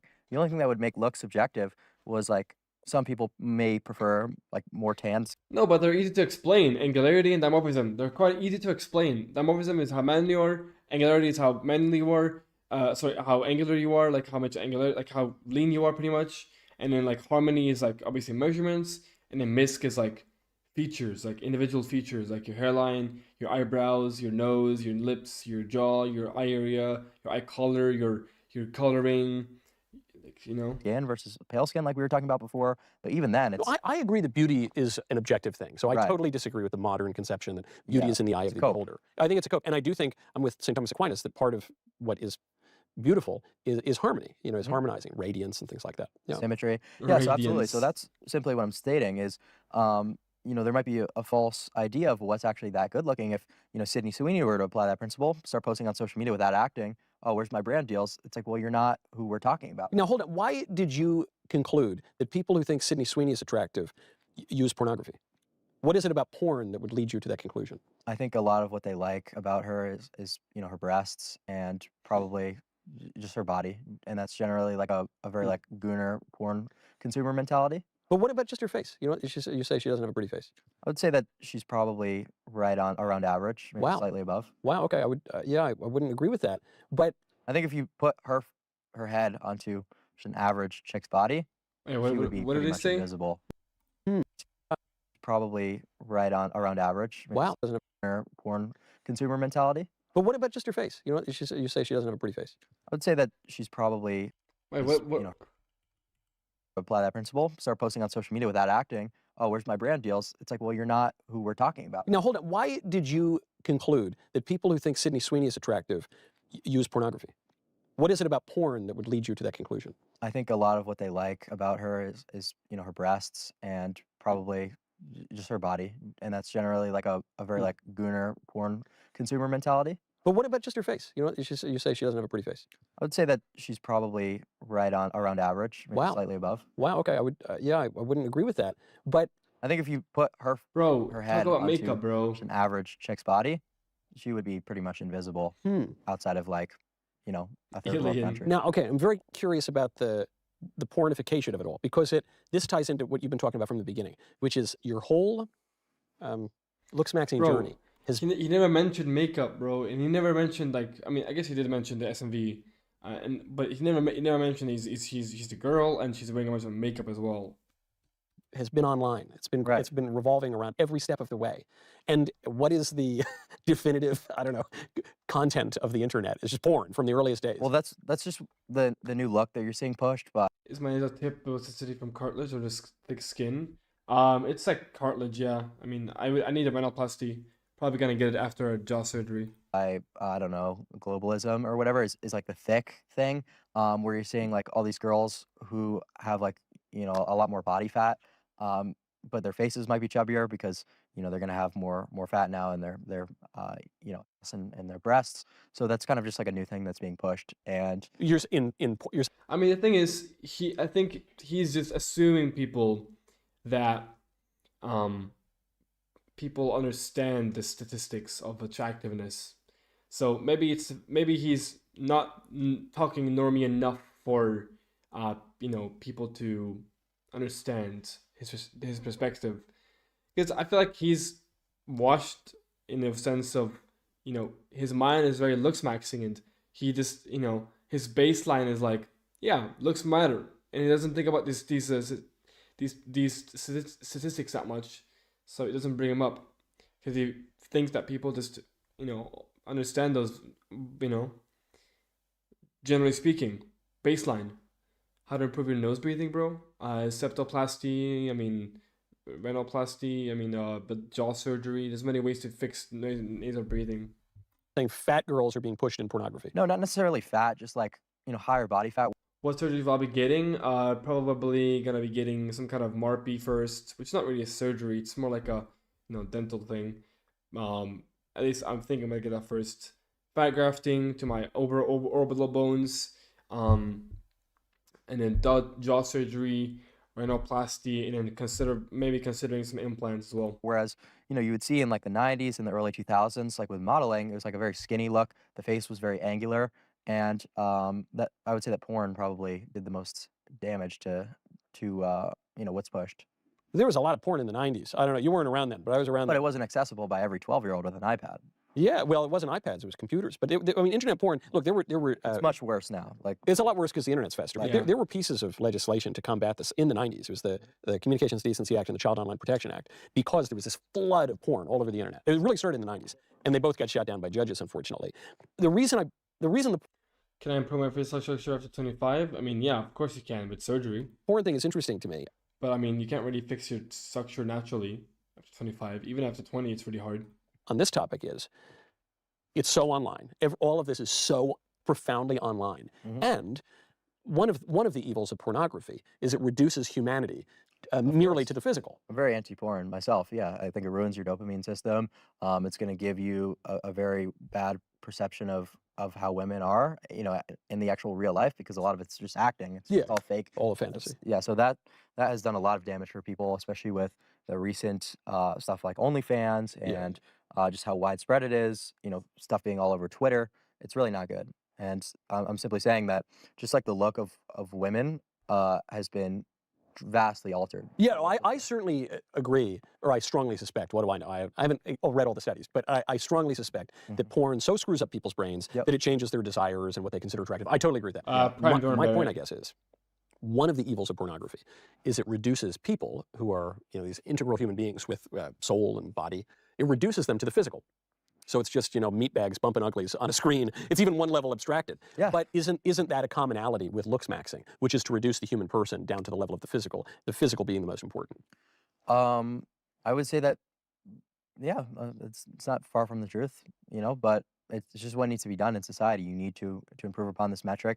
You know, we could sit here. Do you though? You do. Yeah. I don't feel like I do. I mean, listen, in my mind, Because I you've achieved success in other regards to such other regards. Are you suggesting I'm not Looksmaxxed? no, I would say that you know, obviously anyone who does media is going to be reasonably good looking, right? So take it. I'll take it. Yeah. So no, you've achieved this success, this such a high level that maybe you can make up for not fully Looksmaxxing or not taking like the double jaw surgery route. Like, you know, you're a huge you know, host of a massive show. You know, so that status might be able to carry you. Rather than, you know, having to Okay, but let's say that I weren't. I appreciate all the compliments, and it's great. And I like, this is nice. I'll take it. I'll take a broad, you know, I haven't looks minimized at least. But let's say that all that. He's not good looking, but anyways, continue glazing's an average man that has a lot of money. That wasn't true. And let's say that I were a guy, and I were, I don't know, even more looks minimized.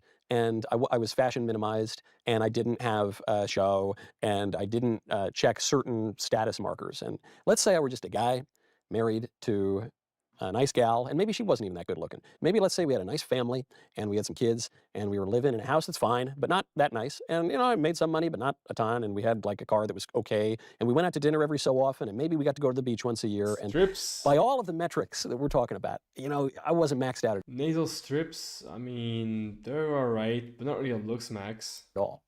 But mightn't it very likely be the case that I would be happier, more flourishing than the richer, better looking, more professionally successful guy? Or you say, no, that's a fairy tale? Well, yeah, I'd say that's a really nice idea, and like in theory, potentially, but that's just not what we're seeing in today. I've seen it. Well, I'm not going to call anybody out, but I've seen it. yeah, I mean, maybe you've seen it once or twice. I'm sure most people watching have, but that's just not what we're seeing on average across the country, right? I'm saying that, yes, I agree with that. On average across the country, I bet that's true. However, not the whole country isn't made equal. And so, for instance, if I go to an average bar in Brooklyn, I'm going to get a different sliver of society than if I go to a traditional Latin mass in Wisconsin. Right. And I guess my point is, it's kind of even silly to create an average of those things because they're such radically different types of communities. And everything that I see is that the people who are, especially who are religiously active, but who are civically engaged, who are charitable, who are not thinking about themselves all the time, who are thinking about others and their countrymen, those people tend to be happier. I think they're flourishing on way more levels of success at a higher level than the people who live in this very modern, secular, largely online kind of world. And so I would just say, if you really wanted to max out your potential, isn't there an argument to say, actually put down the testosterone, put down the camera, put down the internet, go move to some weirdo parish in the middle of nowhere and find some nice, I've seen like not good looking guys marry like definitely hotter girls and have like a nice family and have a kind of life that isn't even considered on the table in our modern culture. I'm sure that we probably agree on most of this stuff, like what's Yeah, of course ideal, they're like, right. being super in touch with your faith. But at the end of the day, all the stuff that you're talking about is just idealism. It's not realistic. It's I'm not, telling you, If he calls Sydney Sweeney hot, then his words of being like him saying like attractive girls probably don't means average girls or below average a little bit. Let's be honest. I've seen people do it. yeah, And I regularly see people do it because I travel a lot. I wouldn't suggest that. Because we don't know what he's giving these girls for like a rating or like how attractive, like what does he deem as? Yeah, most men overrate girls, so he's probably overrating the girls that he's talking about. Like that you can find some cute girl to marry. These girls probably are average. You know, finding attractive girls is not that easy. You know, it's not that like just like because the more attractive a girl is, the harder it is for you to bag her essentially. Maybe one night stand is easy, but dating her is a whole different story. Is Clive still Christian? I have absolutely no idea. Conservatives like Sydney Sweeney since the jeans commercial. Clive know how to treat modern girl like a bastard. I don't see really people the do it in norm. Brooklyn. I grant you in a lot of the country you don't see it, but there are places where it happens, and there are communities where it happens. So don't we have to consider that? But from a sociological lens, we're looking at an entire society and the direction we're moving. So if that's still the case now, which you've probably seen more than me, you've got a few more years on me, but that's certainly the direction society's headed is towards what I'm talking about. I think you would agree with me there. I would. I And I don't totally think agree. that's a good thing. Yeah, exactly. Ugly guys, ugly dudes who get a lot of girls. The reality is that people rate men more strictly than women, and they fraud more. Yeah, they fraud more, and their bodies and like makeup. Yeah, I mean, like there's so many factors to a girl looking hot. So many ways a girl can make herself look hotter. In that case, I would say, why would you swim with the stream? Wouldn't you maybe swim against the stream or go jump into a different stream? No, because that's not a realistic outcome, right? Is it not? To what? Take away all the liberties that we've granted women to sort of cause a lot of detriment to society. To oppose, to use this example, like to oppose feminism. I'm not saying we're going to take away the right to vote. I'm saying why? Well, listen, we got to repeal a few more amendments before we get to the 19th. But look, interesting conversation for another time. Let's say, forgetting about that, let's just say other liberties that women are supposedly have. The liberty to promiscuity because of hormonal birth control. Right. I would discourage that. I think it's good to Absolutely. discourage that. Yeah. You probably can't pass a law because of a couple of Supreme Court cases, but I would strongly discourage that. The liberty to go just like randomly date a bunch of dudes in some city, I would strongly discourage that. The liberty to put off getting married and having kids so that you can go do spreadsheets at the widget factory, I would strongly discourage that. So to answer your question, I guess the answer is yes, I would discourage a lot of what passes for modern liberty. Oh, no, absolutely. Like, I don't think that the modern world is one that I like to live in at all. But I'm simply stating that you might as well adapt to the times instead of just like, doing all these copes like political activism when this is just the way that the world is going to go and the way that it's going to continue to go. People have been trying to, turn the tides since the sexual revolution started to happen in the 70s, and look where that's got us, right? So if But hold on. Everything you've been saying is all this like very manly, take control of your destiny, even so much so that you're on an altering your individual human. level. Yeah, so why can't we do it on a political level? That sounds kind of, excuse the phrase, gay to me. To say like, oh, there's nothing we can do, like the elites just control us, we can't do anything. That's a little bit silly to compare like starting a massive political movement rather than like individual action. That's a horrible comparison. Why is that? Politics is just a bunch of Because individuals working together. Because there's a lot of bad actors that don't want to see that occur. So it's not like you're just fighting against like nothing. You're fighting against people who deliberately want society to There are go. a lot of people who don't want individuals to flourish either. Right. So I mean, how do you divorce the two? My view, Michael, I don't have a liberal view of human beings. I don't think that we're just like individuals in isolation. I think we're the political creature, we're social animals, we live together, we work together, we are inclined naturally to live in an ordered society. And so I think doing politics is one of the most basic human impulses. And so therefore it's crazy to me to hear, well, you should go improve yourself, but don't try to improve your community. Yeah, because it's a cope. It's not going to happen, right? Has it not? I mean, look at the conservative movement over the years. It's gone to absolute, so conservatives. There have been wins and there have been losses. I'll give you an example on the Overall, it's a sexual loss. revolution. In 1973, we got this stupid Supreme Court decision, Roe v. Wade, that said you could kill babies. It was in the Constitution. And everyone said, you're never going to overturn that. It's impossible to overturn it. It's a cope if you think you're going to overturn it. You guys are wasting your time. You're wasting your breath. It took 50 years, and guess what happened? We overturned it. Okay, now it's a state-to-state thing, right? So abortion is still very much on the table. So like, yeah, but that's moving the goalposts. Big win. You know what I mean? It's a huge win. To say that there's a federal constitutional right to kill babies, and then everyone says you're never going to overturn that. You guys are idealistic and ridiculous. And then we do it. We actually do overturn it, and everyone says, well, never mind, that wasn't that important anyway. No, now you got to fight another battle. I agree with that. But I don't know. I noticed the libs don't seem to think that political activism is useless. They seem to think it's very useful, and they've achieved a lot because of it. Well, I'm personally an accelerationist, so I'd like to see where things are going to go, because I can only assume that the dating market is going to get worse and worse, and that's going to probably cause people to harbor some sort of resentment, and it's going to have a lot of like intergender issues. Again, I hope this doesn't happen, but that's just kind of what I speculate will occur. Well, hold on. Because when you say you're an accelerationist, I find that very interesting. Accelerationism meaning, look, we got all these social problems and they're getting even worse. And so you know what? Let's just immanentize the eschaton. Let's bring it up to the end, let it all fall apart, and then we can finally rebuild something good. Yeah. But so you say I'm an accelerationist on the one hand, but you say I don't want that to happen on the other. Or that's a contradiction. Yeah, I mean, I'm talking about the resentment. I'm not talking about. But that's part of the acceleration is like we all go to war with each other and everything. Well, just because I want that to happen doesn't mean I really have a lot of hope that the two genders like have a lot of conflict, but I hope that we can accelerate to the point where we could start to rebuild the society and the dating market, because it's only going to slip further and further. I think the conservative movement to a large degree is a complete joke, and I would say that for a long time I agree with that. I'd say that now it's probably stronger than it was a few years ago, but largely a joke. You should have seen it before Trump. Yeah, you should have seen it before Trump. Man, so if the stuff that I'm talking about really doesn't have, I would say it's probably more of a right-wing thing in theory, but there's really no political party attached to it. And if it is the right that's supposed to be, protecting us from slipping into this degeneracy that we're talking about. No, we're in the degeneracy. There's no protecting us from slipping. We've been in the degeneracy for a long time. Going further, and if that's the right's job, I don't really have a lot of hope. That's why I'm someone who's saying, yeah, individualism is good. Adapt to the society that we live in, because that's the highest chance of success. Adapt to this, but hold on, you're saying the society is getting more degenerate. Mm-hmm.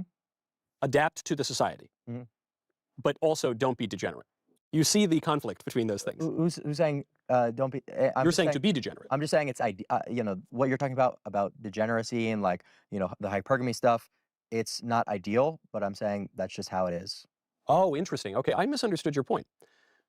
So you're saying, look, the conservative movement has had all these failures. Totally agree, and we've fallen into this degenerate society, and that sucks. Totally agree. That's just how it is. And but then your answer is, so if you can't beat them, join them. Basically. Essentially, yeah. It's kind of doomer. Well, is it? I mean, like, really, it just seems like such a cope to be like, going to all these political action events as like your average guy. Like maybe you have this perspective because you've got your own show and you've got a lot more influence over the. I don't really like politics too much myself. Sometimes I do get into like politics and like the whole, all everything that's going on in the world. But eventually I get bored of it and I continue with my life. But I think it's just some people just like it, some people don't. I don't think it's that based in general. I think it's good to have some general information and knowledge about politics to be well versed, but to go deep dive into politics is, not really something I am supporting over or something that I would recommend people to do. way that the country goes than just your average guy. But if you're just like one of the average viewers who's got no voice, who could risk potentially losing their job for saying the wrong thing in politics, I'm saying that they shouldn't really be concerning themselves with trying to change the tide of society. Well, look, people have a voice in as much as they vote. They have more of a voice than ever because of social media and new media. Until they get banned and fired from their jobs. Yeah, there was a lot of that, and then we stopped a lot of that. I mean, Elon helped stop that when we bought Twitter. Still happens. But happens to some degree. It's gotten a lot better. And I guess my point is, if this individualism and political quietism from the right is what led us into this mess in the first place, because it emboldened and empowered the left to screw up the whole society from dating elsewhere. Yeah. Then it's like worrying about all these problems in the world that you can't control. Like, what's the point? You're not gonna be able to, do anything in this world. Basically, nobody can actually control the world. I mean, an individual person that I'm saying, right? So what's the point of concerning yourself with all this politics stuff when you can't even control the world yourself and influence it to a large extent? Most people will never get to that point where they can do that. So it's unrealistic for to say that anybody can influence the world to a very large extent. So like it's like what's the point of concerning yourself with that? Clive is pure hypocrite if he says women can't sleep around but men can. It's very different, the rules between men and women and how much they can sleep around. It's very different. I don't agree. Yeah, I don't think, yeah. Wouldn't doing more of the same only make things worse? Well, was it really individualism that caused the huge decline in the right? I'm just talking about from like a self-improvement perspective and just overall like context of how you should live your life as a man. And maybe you're right about that, but I just don't think it's necessarily a bad thing to just advocate for your average person to only concern themselves with their own. To me, that's the big cope. I agree with many of the observations you're making about the society, but the big cope, you heard this with like the libs when they were trying to push the trans stuff and they were upset that some of us were pushing against it. And they said, how does this affect you? You're walking out, it's basically your society is Sodom and Gomorrah. And they say, well, how does it affect you if I decide I want to like castrate little kids in the school and redefine marriage and slaughter babies and sacrifice them to Moloch? And how does that affect you? You just mind your own business. And I think, how about I don't mind my own business? How about my business is my community and I have a right to enforce standards and norms that are good and traditional and conducive to flourishing. And how about you mind your own business? But the problem is, you see what you just did there is you spiked your cortisol thinking about transgenders.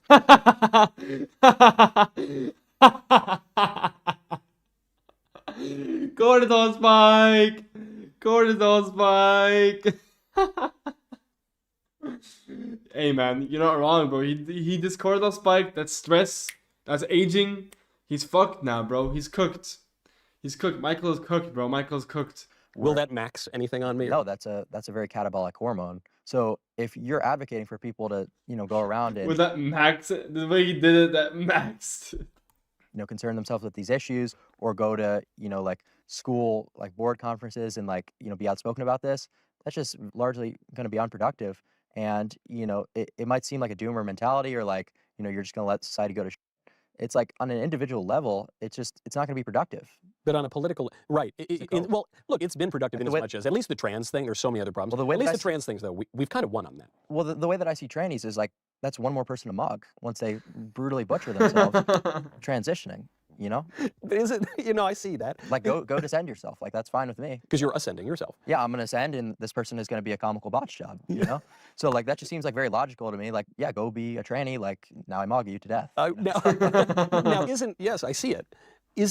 Isn't that a bit cruel to like, for instance, my view of the tranny. People think I want to commit a genocide on the trannies. In fact, media outlets have written that, which is totally ridiculous. My opposition to the transgender ideology is that I think it's false, it's bad for everyone involved, and at a very real level, I love trannies. That's the part that's going to get clipped. But I love the trannies in the sense that they're my countrymen, they're fellow human beings, they're children of God. I don't want them to do things that are bad for them. I don't want to like spike the football or spike my parasol and just mog all over them. I want them to live lives that are good and flourishing. And so I also don't want them to scandalize whole generations of kids into thinking they can be the opposite sex and screw up my society further. So there's a little bit of a selfish aspect, but there's a common good view, and there's even charity for the other person. Don't we have to have charity for these other people, even if they're descended trannies? No, not necessarily. Think about all the time that you've spent throughout your entire life talking about trannies. What if you were to dedicate all that time to bone smashing? You know, imagine Oh where my, you here could we Is that a go. euphemism? No, bone smashing? What is bone smashing? That sounds like what the trannies do. No, it's where you induce microfractures, and this principle follows Wolff's law that a bone is going to grow back stronger. You know, after you induce Here we these go with the localized bone smashing microtraumas. again. So you're going to lay in your bed to brace your head for CTE, and you're going to bone smash. You're going to lay in your bed and brace your head for CTE. Isn't that like brain damage? Well, no, so that's why you lay in your Okay. bed, and that's going to grow your facial bones. You smash, like you punch yourself in the face? Yeah. If I punch myself in the face, I'm going to get like a nice mewed up jaw? Yeah, according to Wolff's law, right? Do you punch yourself in the face? Yes. How Like reasonably. Like Just your fist? Yeah. I used to use a hammer, but my parents would go into my bathroom and take it away. So that was You would hit yourself in the head with a hammer? yeah, I know. It sounds a little silly. Like people are gonna think I'm trolling, but this is all like on YouTube. Like you can find this stuff. I almost don't want to ask. Did it work? Yeah, absolutely. Yes. Yeah, bone smashing's legit. I mean, you even take a look at like UFC fighters, like their brow ridge over their career, or X-rays of. Bro, but that's like they already had that to begin with. The collab, like that's not a bad argument with the UFC fighters. They already had those brow ridges. They already had those bones to begin with. Like my brow ridge, dude. Like I didn't bone smash to get my brow ridge. My shit is natural. My shit is just like it's just androgen receptors hitting hard in the puberty, right? That's it. I didn't bone smash for this brow ridge. You know, look. I didn't bone smash for this shit. It's just natural. It's just my fucking bone. Their shin, and like there's massive amounts of hypertrophy in their bones. Are there any downsides to hitting yourself in the head with a hammer? No. No, as long as you have proper bracing, you're gonna be fine. But that's what I mean. That's just like one example of something that you could do instead of political activism. Is bone smashing. You know, I tell you, sometimes in my political activism, I would rather hit myself in the head with a hammer. Based. Without question. Yeah, so that's what I mean. Like, just dedicating your time to ascending as an individual instead of like coping and cortisol spiking about like liberalism and trannies. It's like that's just what's gonna happen anyway. Like people are retarded for the most part, and they're You gonna. sound like that Indian guru in the Midwest. So democracy is the government for the people, but the people are retarded. Right. So it's like I see all like these conservative commentators trying to, you know, stop people from like doing drugs, and you know, weak-willed people. It's just kind of like Darwinism. It's like natural selection to me. If people want to be like addicted to opioids, like I don't think we should be spending like taxpayer resources to like build like, you know, addiction clinics and try to pass legislation. It's We like, should just let them kill themselves if they want. like essentially, yeah. I mean, and you got to just focus on maximizing yourself as an individual. But what if maximizing myself as an individual, in my perception, involves growing in charity?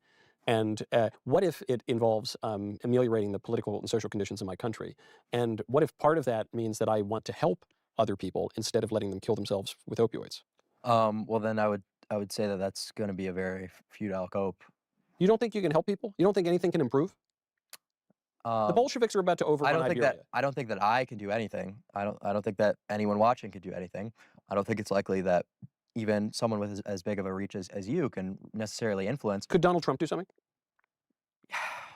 That's even tough to say with just like the blockade you face with like, you know, all the different branches of power. And let me use an example. Could we have, just hypothetically, the largest demographic transformation in the history of the world take place over 60 years in the United States, from 1965 onward, and then have an entirely open border that floods the country with some 3 million people per year, foreigners, highest percentage of foreign-born ever in the United States? And then could a guy come into office and, even with all of the obstacles in his way, preside over an immigration regime that gets rid of 2 million of those people in a single year? Could that happen? Yes, obviously that did happen. That would seem to be a 2 million out of how many? 2 million out of How many well, it's were unknown, but it's anywhere from I don't know 15 to 30 or something. Right. So exactly that. In 1 year, it's pretty good. 60 years of problems, 2 million in 1 year. That's pretty good. Yeah, but I mean, like this next election cycle, who's going to win? It's going to be Gavin Newsom against J.D. Vance because J.D. Vance is subhuman and Gavin Newsom mugs. J.D. Vance is subhuman? Yeah. What makes you say that? He's got a very short total facial width to height ratio. He's obese, very recessed side profile, whereas Newsom is like 6'3" Chad. So you're JD's very tall. JD's got to be well, still, I mean, 6'3". Gavin Newsom obviously mugs him to death. So you're a Newsom head. You prefer Newsom to the vice president. I'm just telling you who's going to win. Do you prefer him though? Honestly, it's hard to say, but Newsom being that much more of a mogger and like having a president who's like fat and especially that young. You think I don't think he's fat. I would say he's a bigger guy for sure. He's just like it's just embarrassing. Like, how are you fat and you expect to like lead a country? You can't even be in shape, you know? So let's say you got to vote. It's 2028. I'm voting for Gavin Newsom. You're voting for Gavin Newsom. You can't be that subhuman. So hold on. You got all right. Well, this actually is up a thread with the whole conversation because you look at these two candidates. You have Gavin Newsom, worst governor in the country. I think we would all agree. Destroyed his state, let its main city burn to the ground because of his incompetence. Is a personal, complete derelict, liar, degenerate. But he is good looking. I'll grant you that he's good looking. Yep. And kind of looks like Patrick Bateman, American Psycho. Hey. And then you have this vice president to President Trump, the transformative right wing president in our lifetimes. Who do you support Trump or no?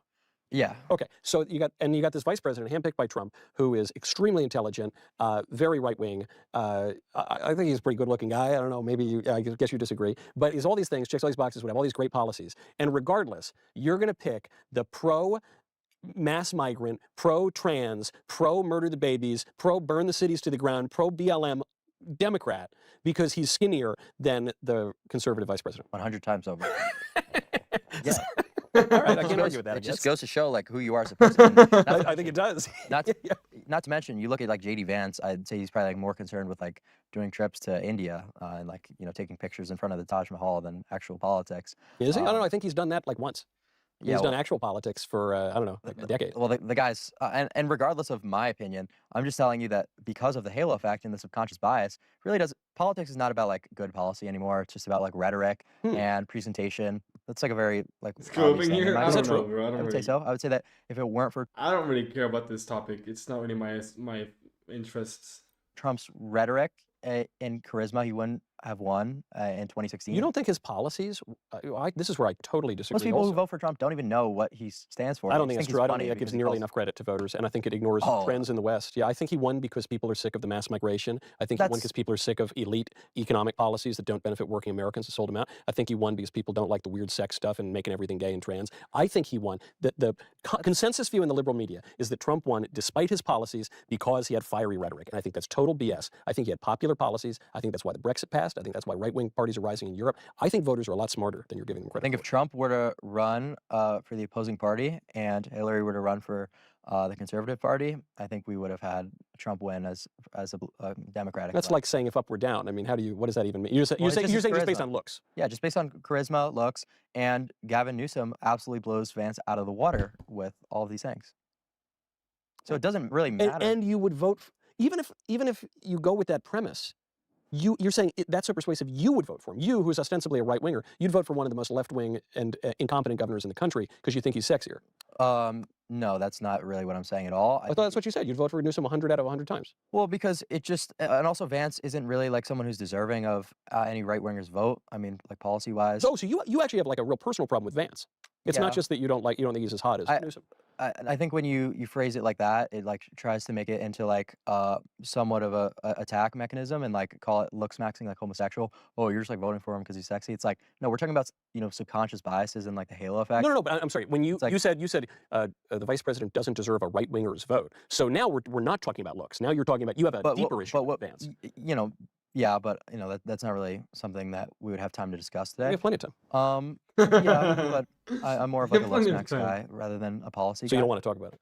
Not necessarily. But what I'm simply I wonder why. But what I'm simply stating is that this is a subconscious bias across a society of voters, and I'm predicting that Gavin Newsom is going to win because he is objectively more harmonious facially, and it just kind of tries to take away. I wonder if that's a bit of cope for these deeper reasons that you don't want to talk about. What, that I don't like JD Vance? Well, yeah, I mean, because you're saying it's all about looks, but it's actually about these deeper reasons. But I don't want to talk about these deeper reasons. Well, we and could this talk is really about good looking. well, we could talk about JD Vance. Like I think JD Vance would he be a better candidate and probably closer to me in terms of policy than Gavin Newsom? Yes, but he's just not going to be good enough to be deserving. I think the right has kind of let down the voters for the longest time. So I think I don't really think that right wingers should just give support to these jesters who continue to underdeliver on their promises. Just let the Democrats win. That's kind of what I'm talking about in terms of just like why I don't support Vance as a voter. But so you're saying no, they shouldn't vote for any Republican. The right wingers should not vote for the Republican. Not until the right actually wants to do the things that they are promising. So is there a candidate you would prefer? I assume you don't actually want to vote for Newsom. Maybe you do. Maybe you are a Democrat. No. Okay. So then who's a right winger you want to vote for? Or maybe there isn't one. No, yeah, there really isn't one. That's kind of doomer, isn't it? So now you're saying if you're a real hardcore Giga Chad right winger, you should let the Democrats rape your country. Well, yeah, you kind of have to. Like, that's the accelerationist mentality. Because, like, look, what is the right going to do other than just like a small win here and like, maybe overturn Roe v. Wade on like a federal level, but abortion is still allowed, like state to state. So it's like it really doesn't do anything. It's like if these people are just going to like continue. Maybe you deport 2 million people. Maybe okay, but there's still 28 million more, right? So until these people actually want to make changes that matter. Right? I think 2 million people matters. I think does it in a country of how many people? Like, what are we? 330 million or so. Exactly. So it's like this is we're not really making any progress here. So for the RNC to just demand voters to continue to show up for what? Really? It's just that's the cope, right? That's what I'm simply advocating for. Until like the policies change and like the rhetoric is a little better. How would the policies change? This is what I'm confused about. Is had a Democrat won, just use this past year. Had a Democrat won, we would get, just judging by Biden's policies, it was Biden's vice president was running, you would add 3 million illegal aliens to the country. Because Trump won, not only do you not add 3 million, you lose 2 million. So now you have a net change of 5 million potential foreigners who would be in the United States over the course of 1 year. And you're saying, yeah, it's not good enough. Sorry, Brett. It's not. It really is not good enough. So what are you doing? What am I doing? Yeah. I'm realizing that society is going one direction and I'm trying to improve myself as much as possible so that I could succeed financially, so that I can improve my status and improve my quality of life. Do you think you will succeed if your country goes to hell in a handbasket? Yeah. So, like, what are we talking about here with the immigration? It's like I'm not competing in the job market with illegal aliens from Mexico, so it really doesn't concern me. Well, who are you competing with? Yeah, politics is boring. I'm not gonna lie, but I'm still gonna listen. Like I'm kind of like politics like lost like around an hour, and now we're just like talking about. I mean, to be fair, like he is a politician, so. Other people on social media. You're right. You're in this particular field. Okay, but if your country is no longer safe, if your country is no longer conducive to raising a family, if your country is no longer the global reserve currency, such that your wealth is not quite as secure as it's been in the past, isn't your personal success precarious? Well, things need to get so bad that people are just like, okay, we're fine with having like the National Guard in major cities, things like that. Yeah. And that's not going to occur unless people just like stop voting for Republicans who just like maybe slow down like, the progress of the left a little bit across a few elections, but they're not doing enough. What's very interesting, I totally disagree with everything you're saying, but what's very interesting about it is by saying, look, not only am I apathetic, I want the Democrats to win because they're going to be bad, because they're going to screw up the country, and then we'll have a revolution, it'll be good again. Right. What's interesting about that to me is it reflects something quite real and I think quite understandable, which is the alienation, especially among young men, especially among young right-wing men, from the country that at a very high levels in popular media and government has told that group of people that they suck for like 30 years. That I totally resonate with. So how widespread do you think that alienation is? I would say that the reason that I have the success I do is because it's almost in every kid my age who in the same demographic, is people are tired of being banned on social media. People are tired of being called toxic. Right. The government not advocating for them whatsoever. So I would say that it's probably more common than not. Yeah, I kind of agree with that. But I don't know. I'm a little more hopeful about it. Like when I talk to young Zoomers all around the country, I find they're much more right-wing than they were even 10 years ago, which I like. I think they're much more serious about the political situation. I think they're grappling with real issues that previously they were afraid to talk about because they didn't want to be called racist or whatever. So I find all of that to be encouraging. I guess I come to the opposite conclusion that you've come to, which is, I don't know, what if we got like 12 more years of this kind of government that we're getting now? If you get 12 more years of deporting 2 million people a year, by my calculation, that's 24 million people. If you get 12 more years of judges, then I see much more success on the abortion issue. If you get 12 more years of declining support for same-sex marriage, for instance, and maybe a restitution of the meaning of marriage, that seems pretty good. If you get 12 more years of ending affirmative action, which the Supreme Court also recently did in college admissions, and actually punishing the schools who still insist upon discriminating against, especially white guys, Asian students too. If you just keep stacking those wins, it seems to me not unreasonable that you have a much better country. It's very unreasonable. I mean, do you honestly believe that J.D. Vance is going to be the next president? Yeah. Yeah, I do. You actually believe that? It's contingent on the economy doing well, but yeah, I do. I would probably bet every last cent I own that Gavin Newsom would win. You think, first of all, you think Newsom will win the primary? Yeah, absolutely. I think he's going to be the next president. You think the Democratic Simply Party? due to the mug. You think the Democratic Party is going to? I grant his mugging. You think they're going to nominate over a black woman, Kamala wants it, over a gay guy, Buttigieg wants it, over Gretchen Whitmer, whatever she is. You think they're going to nominate a good-looking white man? Yeah, because they realize we're not there yet as a country. Like, no one wants to vote for like a woman. There's still a lot of like moderate Democrats who are just like, okay, this is silly. So they probably. You think there's a lot of moderate Democrats? Yeah. I don't see a lot of moderate Democrats who think that we're not there yet to like put women forward as that's. They've nominated women for their last two. Yeah, but they haven't won. Right. So I agree they're wrong. I'm just wondering what makes you think they've realized that. I think the DNC is gonna be like, okay, we're just not here yet. I think they still think that a woman should be president, which is absurd to me. But they're gonna be like, okay, this is not where the voters are yet. We're gonna put ahead Gavin Newsom.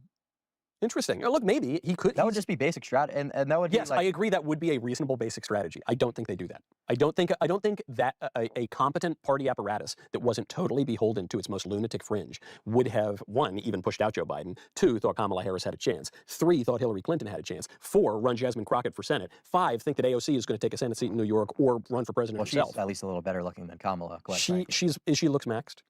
Not Looksmaxxed, but she's got Kamala beat, that's for sure. So Kamala is not only a woman, but she's an ugly one at that. So the DNC's they've got to know by now. I think they're not going to make the same mistake that they did, which is why Gavin will definitely get the primary. You ever see young Hillary, like pictures of younger Hillary? She wasn't too bad. Can I say something that's going to get everyone mad? I think she actually looked, by political standard, I think she actually looked pretty good, young Hillary. Not good enough to stop Bill Clinton from cheating on her. Well, Bill had some problems. Bill's got a particular proclivity.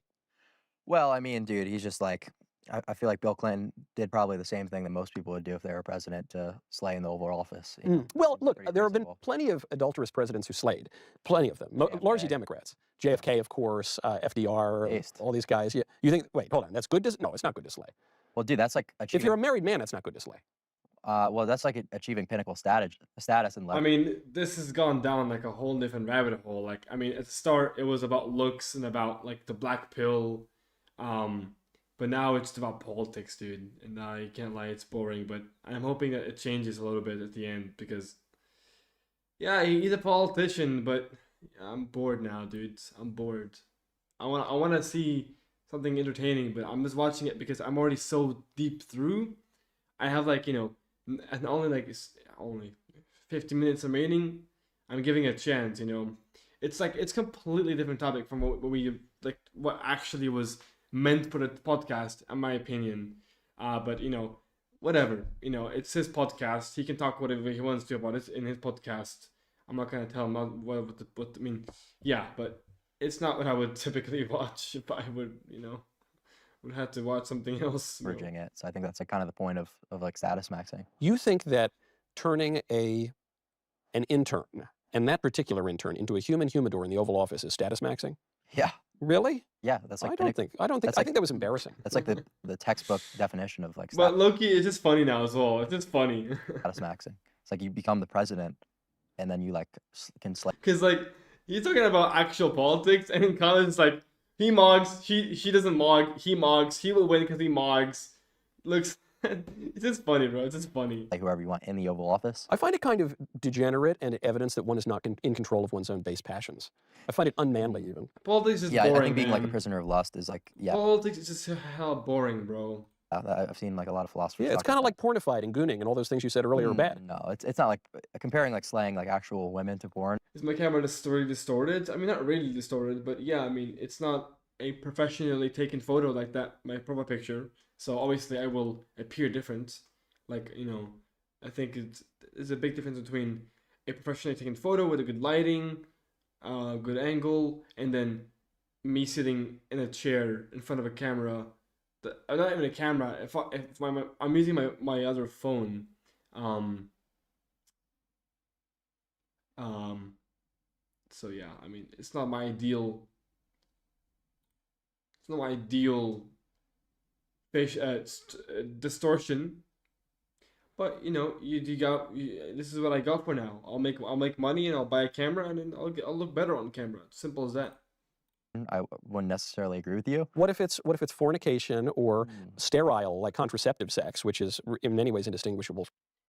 Yeah, I mean, of course, like I'm not a Chad, right? I mean, Chads with distortion are still Chads, and either with or without, I'm probably still HTN. But I recognize the distortion pill is true because I experienced it with literally my camera that I use on my computer compared to a really compare me to like a photo like this, for example, where there's no distortion and it's proper.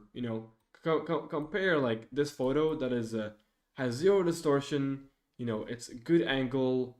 Well, it's straightforward actually, not really good angle. It's just a straightforward shot of my face, with a good lighting, I suppose, and it's taken with a proper lens camera, proper photo of myself, compared to me now sitting in this room in front of a computer, like there's a difference, right? I'm not saying there's a difference of miles, but there's an obvious difference in distortion and an obvious distortion. I mean, I've also measured my face with and without distortion, and the photos that I'm distorted are worse. Like I look a little bit worse, but also the measurements are all skewed up. If you pose with a model face while distorted, does it still look substantially different? I'm curious whether quality or motion makes all the difference. Yeah, I mean the quality also that makes a difference. The quality, the distortion. These are two factors that change how someone looks like a little bit. Not by points ahead, right? Not by points, but by 0.5 maybe. Who knows? Depending on how distorted the photo is, depending on how the photo looks like. So yeah, I mean this photo is not edited. I can go deep into the details of my face. Look, you can see my iris clear here. You can see all my nose. There's no distortion with this photo. It's not edited by any means. It's just how I look like in real life. So yeah, I mean it's different, but it is what it is, man. I gotta cope with this camera for now. So yeah. Bro, can you, bro? I'm not gonna rate anybody, bro.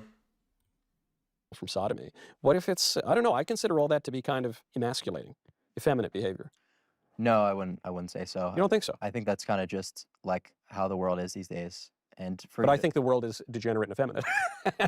So I guess I agree with you on it that is point. degenerate, but it's like, okay, if we're living in a society that rewards Yeah, I mean, I have other photos that I've gotten professionally taken, such as these ones, for example, where I look, I think, a little better than I do right now overall because of distortion. So look, this is no distortion, right? I mean, you can rate me whatever you want to. I don't give a fuck what you rate me, but this is how I look like. And you can even see this is kind of a bad picture, in a way, because of my face isn't fully, on the light. It's literally these photos are taken. So you can take that information as you will.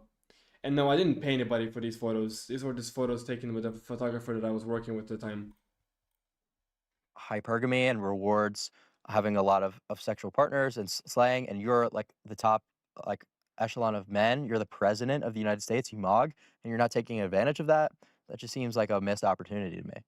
Do you think Bill Clinton's life improved because he did that thing with Monica in the Oval? Man, this is boring as fuck. I can't lie, dude. I'm actually bored as fuck with this conversation. Are they ever gonna talk about anything about more looks, dude?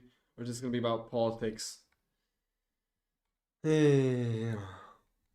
What up, Jake?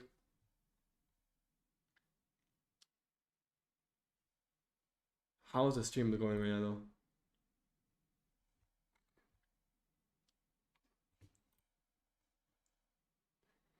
The last 5 minutes are good. You're like a good. You're like a 6.757. He gives knowledge advice. Yeah, I mean, I guess in these photos, like I said, yeah, these photos I look a lot better. In some of these as well, I look better as well. Like this one has no distortion as well, and this one as well has no distortion. This one as well, not distorted, raw photo of myself. This one, I mean, my eyebrows are painted in, but still distorted. But it's not really the best photo of me, I will say. What else is like this? Like not distorted. This is the forward version of my face. Yeah. So. Yeah. You can rate me whatever you want to with those photos, but doesn't really affect me. So yeah. Office, or do you think his life was worse because of it? I think it was worse because he didn't double down and just say like exactly what I'm saying now. I think he still would have gotten impeached, even if he got up there and mogged and said, "I totally did it." Yeah, and dude, it was awesome. I'm telling you, if he would have doubled down, I think people would find that to be. I mean, Alex, it's not like I don't know that already. I mean, I thank you for letting me know, but I'm very aware of my eyebrow issue. It's not really something I haven't. There's something I'm working on religiously, literally, applying topical minoxidil, drinking oral minoxidil pills, derma stamping. You know, doing basically everything in my power to grow my fucking eyebrows, dude. Be funny. They would find it to be funny. And, like- I think he still would have been impeached. In fact, I'm certain he would have been impeached. I think you're underestimating the double down pill. You know, like quite literally. But we might never know because of the counterfactual. But I guess to your point, look, the world rewards a bunch of degenerate behavior. We totally agree with that. Principalities and powers and spiritual wickedness in high places govern the world, and the evil prosper often, and the good are, persecuted. That's all true. But like, we live in a world that crucified Christ, right? So is that a recommendation of doing the same ourselves? I don't really think that would be a comparable thing. Like, how can you make that comparison? You're saying at a very basic level. Transplant my eyebrows, that's the last case. If I literally can't do anything anymore, because I'm starting to get to the point where, I'm like low-key in the last resort places with oral minoxidil. If I can't get any progress from that, then I mean, yeah, I have to get a transplant. What else am I gonna do to fix my eyebrows? There's no other way besides these techniques that I'm using right now. So yeah. And it's not about the dyeing parts. I've dyed them numerous times. Doesn't change the fact that my eyebrows are just not thick enough in terms of there's not enough density. There's hair follicles. It's not about the actual like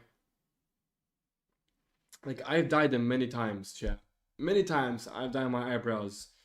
I wish I had the photo on my computer of myself with my eyebrows dyed. I think maybe this one is dyed. I don't know. I mean, this is, better for me. I don't know. These photos don't have... I don't know. But I've tried dyeing, chat. It's not really something that I can just fix, man. I've tried everything. I've tried everything when it comes to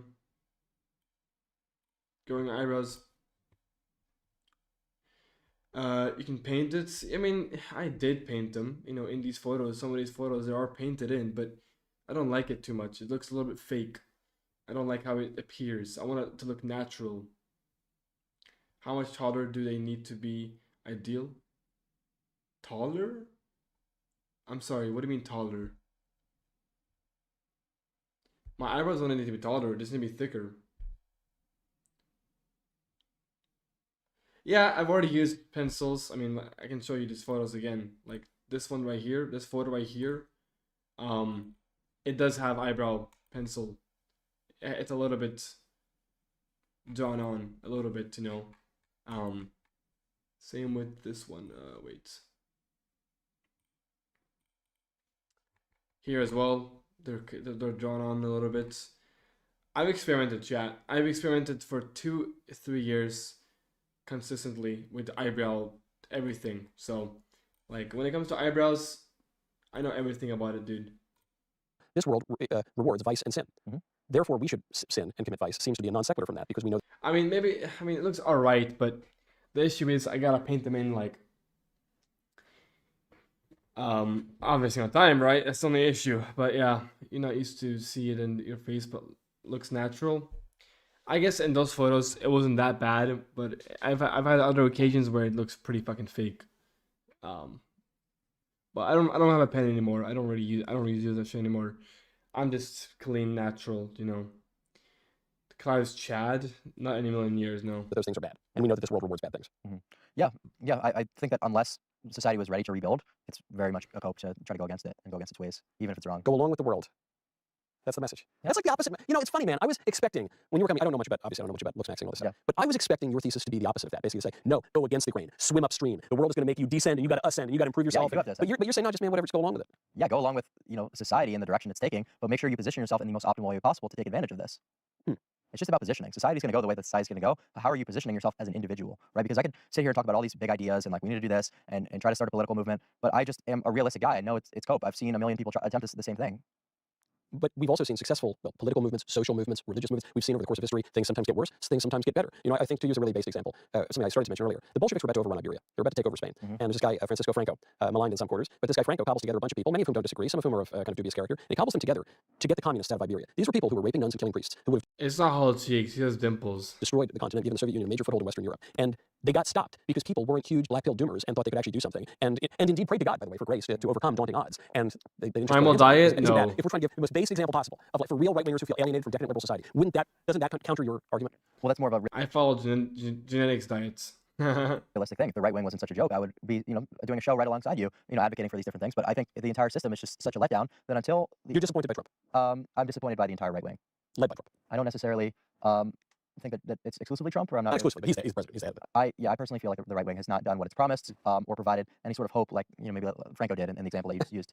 Obviously that's going to get clipped up. And No, it's going to be that clip, and I love trainees. Those are the two. Yeah, now I'm a fascist, and now you love trainees. Yeah, which is worse. I don't know. I don't know which one's going to be worse than the other. Yeah. So, on your individual point, maybe just to bring it to a wrap with all of these observations you're making, saying that from your view of Looksmaxxing and how man should live in society, you say, look, the guy who's going to overdose on opioids, let him. It's fine. Yep. Look, the pro-trans, pro-baby murder guy who burns the cities down, Gavin Newsom, good. I want him to be president. Let's hurry it up. I don't have time for a girlfriend. I don't want to think about other people. I want to do my stream and get wealthy and famous and look even better. Smash myself in the head with a hammer.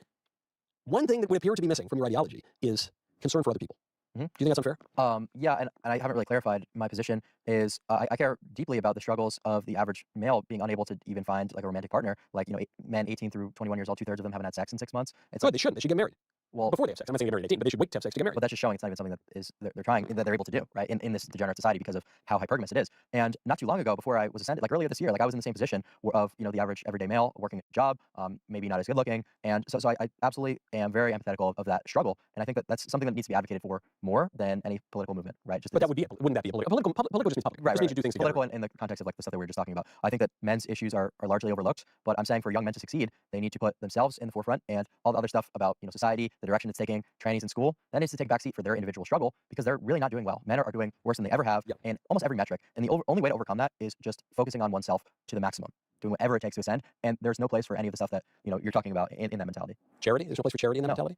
I guess my argument is you can't possibly improve yourself as a person if you don't have charity. To take St. Paul as an example, I think you could have every single virtue. You can be the most mocking, Looksmaxxed, giggy super Chad in the world, doing weird stuff in the Oval Office. And Bro, diet isn't gonna fix my eyebrows. I've already tried primal diet. I've already tried all these fucking diets you see online where people preach, dude. The best diet is just having whole foods. And the only thing I would agree with, like the whole primal shit, is like the vegetables. I hate vegetables. Tastes disgusting. No nutrients. They're dog shit.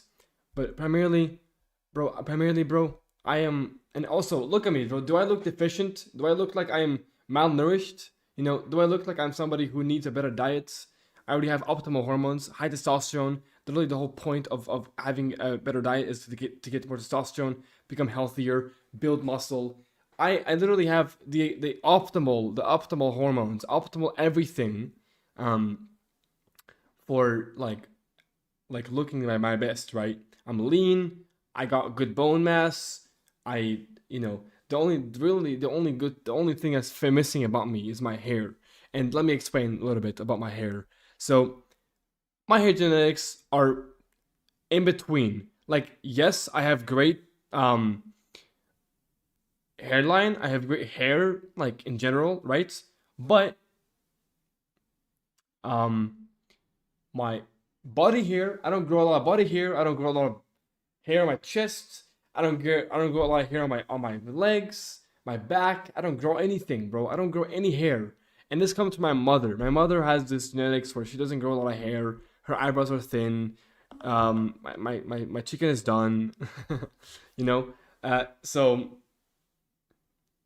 yeah, man, just go hunt. Do you have any blood work? No, I don't have any blood work. Give me 1 second, chat. I'm gonna get my fucking chicken. But my point is, my genetics don't allow me to have thick eyebrows, and I have to go through a rigorous process to thicken them with minoxidil, with oral minoxidil, with products and shit like that. I've tried everything pretty much. Obviously, I have a good diet. I have good hormones, etc. So I don't think that's the issue when it comes to me and me not having, how do you know your test is high? Bro, look at me. Do I look like a fucking low T little cuck?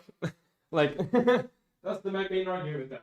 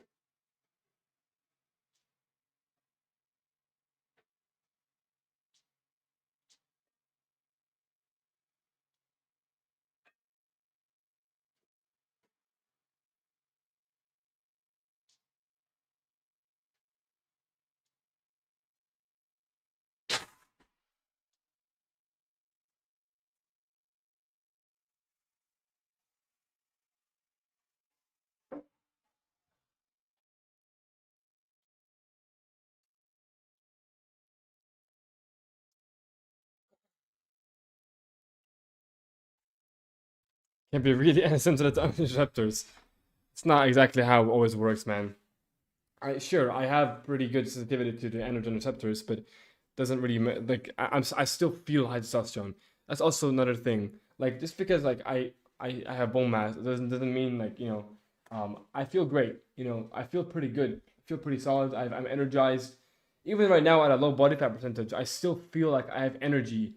I still feel like, I can do shit. I still feel like I have the energy to do shit. So it's not a matter of testosterone issue. I definitely have. I wouldn't say I'm at my peak testosterone at the moment because I'm a low body fat. But if I was, if I increase this easy, it's not really that easy. Not really, but sure. 1:30 a.m. dinner. I mean, I just eat whenever I feel like it, bro. There's no really a time schedule where I have food. But yeah. Anyways, let's continue watching this. But my point is, I am high testosterone for sure. Looking at my body, the amount of muscle mass I can keep, how I just behave as a person, how I feel in my body, how I sleep. I sleep great.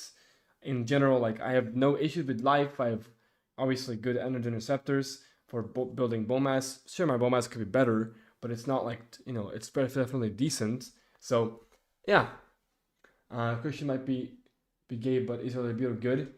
I mean, I don't really focus on that. Like, my mind has been so on business that I haven't really been focusing on like the whole masturbation bullshit and like having sex. I'm sure once I get back into it, I'll have more libido. But right now, my libido isn't that crazy because I'm so focused on just ascending myself, money maxing, that my mind isn't really on that area of the markets. You know what I mean? I'm just trying to not think of that because that is definitely a distraction to my future. So, and honestly speaking, I want to gain weight because I am low key a little bit underweight right now. Like I have a lot of muscle and shit like that. I still feel good at low body fat, but I won't lie. Like I need to gain more weight. I need to gain more weight for sure. I'm I'm losing out on a little bit of testosterone right now. Yeah, I'm getting somewhere. You're appearing in videos of biggest Looksmaxxing creator streamer. I mean that's true. Yeah, I suppose I'm getting somewhere, and it will take a while, but to continue growing. But I am here for a long run, chat. So I don't really care what's happening. I'm gonna stay here and grind, and that's a high testosterone mentality to keep grinding, keep pushing. I mean, keep in mind, chat. I've been doing this shit for 10 years, bro, and I'm still trying. If that doesn't scream high testosterone, then I don't know what the fuck does, dude. Honestly. Lack charity. You have nothing. You're a clanging gong. But how could you be charitable if your disposition is so terrible in life? You've got no money, you've got no time because you work You could have 2 three cents together. jobs. You could give one of them away, and that would be an act of charity. Okay, And in but- fact, that's an example that our Lord uses in the Gospels. Like, come on, like on a realistic note, like you're not going to be capable of charity. Of course, unless- anybody's capable of charity. Okay. Charity is love Really? for another person for their own sake. Okay, but That's it. we're talking about. Okay, fair enough. What I'm simply saying is that people need to be doing whatever they can to position themselves in a way that maybe they will be capable of the spirituality that you're talking about. But I think that people working 3 jobs just to make ends meet because of the economy, people who are unable to find a romantic partner, maybe we focus on the spiritual aspect after we've overcame like this horrible position. I'll that do it we're in. later. I'll have you charitable later, but not. Well, I'm just saying if you want to improve yourself, I'm not saying you shouldn't. Yeah, it's good to look good and to dress well and to try to improve yourself in all manner of ways and get smarter and whatever. But if you ignore charity, concern for others, which is expressed in all these sorts of ways. I mean, even to say I care about young men's issues, but if they want to OD on opioids, guess who's ODing on opioids? It's men. You say, well, forget about them. Who cares? I'm going to focus on numero uno over here. To me, it just seems if you ignore that part, you're ignoring the key. You're saying, I'm gonna bake a loaf of bread and I'm gonna have all the ingredients except the flour. What I'm saying is, I care about young men, but if people decide to go that route of being drug addicts, it's going to take up my time as well as anyone else who I'm calling upon, to join my political movement. It's going to take up their time to try to fix this issue of people who don't want to help themselves. So people who want to help themselves and people who genuinely want improvement, I'm all for that. I'm like, okay, what can we do? That's why I make like YouTube videos, like informational content, like how do you Looksmaxx. So that's why I do that. But you've got to want to help yourself, right? And I've got no empathy really for people who don't want that, like even to begin with. Yeah, that resonates. I sympathize with that view for sure. It does drive me crazy, and I think we should boot a lot of people off the welfare system who are abusing it, for instance. Yeah. But it seems to me that the difference here is, there's this famous expression, God helps those who help themselves. Mhm. However, that isn't really true. Like it almost gets at the truth, but the Christian idea is that actually no, you can't really do much of anything on your own. That actually God's grace abounds, and you have the free will to cooperate with it or not cooperate with it. So in that way, you really are free. And it's no God offers to help everyone, and in the course of justice, none of us would see salvation, and we need to have grace for everybody. And I guess then my argument, even down from an individual standpoint, is your life you would live a fuller, better life. You would smile more at the end of your days, and you would have more faith, hope, and charity if you don't just think about yourself all the time, which I fear is a little bit of what the Looksmaxxing thing leads to. Well, potentially, but that's going to be person to person, like feeling good. I don't think it's person to person. I'm saying Okay. I think that's a fact of human nature. Okay, so now I feel better. Maybe I have a little bit better well-being. What is that going to do? That's not like an immediate, like on paper result necessarily. Whereas like increasing your looks, which is a tangible thing, or increasing your income, your status, like these are all very like tangible. But your income, achievements. in my view, the looks and the money and the Looks, money, status, status, all, triad. yeah, all of that they can be nice, but all of those are for flourishing. To use the old Greek term eudaimonia, happiness or flourishing. That's what it's for. And I would take it one step further. We're not going to live very long on this earth. We'll be here, I don't know, 80 years maybe by current standards, and then we're going to go take a dirt nap. And I think that that's not the end of the story because we're rational creatures with a rational soul. And so I think that there's eternity too, and that it doesn't actually make any sense to consider the natural lens of life divorced from the supernatural lens of life because eternity is a lot longer than 80 years. Does that factor into your thinking at all or no? No, I'm simply focusing. Because in your defense, you're 19. I didn't think about that very much. I don't like that. Thing that people do. Well, you're only 19, so you. When I was 19, I did not think about those things. I'll phrase it that way. Well, that's another. I'm doing pretty good, man. How about yourself, Girders? What else do I do for money maxing with YouTube? I'm working on projects that I'm gonna release soon. But it's still to do with YouTube somewhat. Same iteration of what you just said. Yes. But simply what I'm suggesting is that you focus on the looks, money, status, increasing those, doing whatever it takes to achieve that. And after you've achieved that, your positioning will be better. What you're able to accomplish or what you're able to strive for increases exponentially. I think you would probably agree with that. Well, it depends what you mean by accomplish, because I know a lot of very successful people on paper who are miserable, whose lives are wrecks, who have, Well, forget the anecdotes, but like conceptually, like if these 3 metrics are increased, what you're able to accomplish goes up. Would you agree with that? If you're better What do you mean by accomplish? Like you can make more money, but that's a truism, right? You say if you make more money, you can make more money. Yeah, duh. But your life will be better. Your life. Does money buy happiness? Well, we're talking about 3 different metrics: looks, money, status. Do you think do looks, money, and status buy happiness? Not necessarily, but that's my point. Just as, exactly as a general concept across a society, you don't think that dialing up these 3 metrics would cause an increase in quality of life for men? They can. They can also make you money. They likely will. Let's not be disingenuous here. I'm not being disingenuous at all. Actually, you can look at the data from lottery winners. Winning lottery usually does not improve people's lives. Often it leaves them much worse off because they don't know how to handle money and they get this influx from out of nowhere. And often they'll go to debt. They end up with tax problems. They end up with marriage problems. Same thing can go for looks. You're seeing a divorce rate spike because of Ozempic. And that might have some chemical aspects too, not merely just looking better. My point is, all of these worldly measures of success, they can be great. Look, man, I'm not turning down money. Give me some more money. That sounds nice. I'm just saying there's some caution that goes with that, and that should go with that. And if, as you say, Yeah, a little money, bit. status, and looks are, I guess you're saying those are the end goal.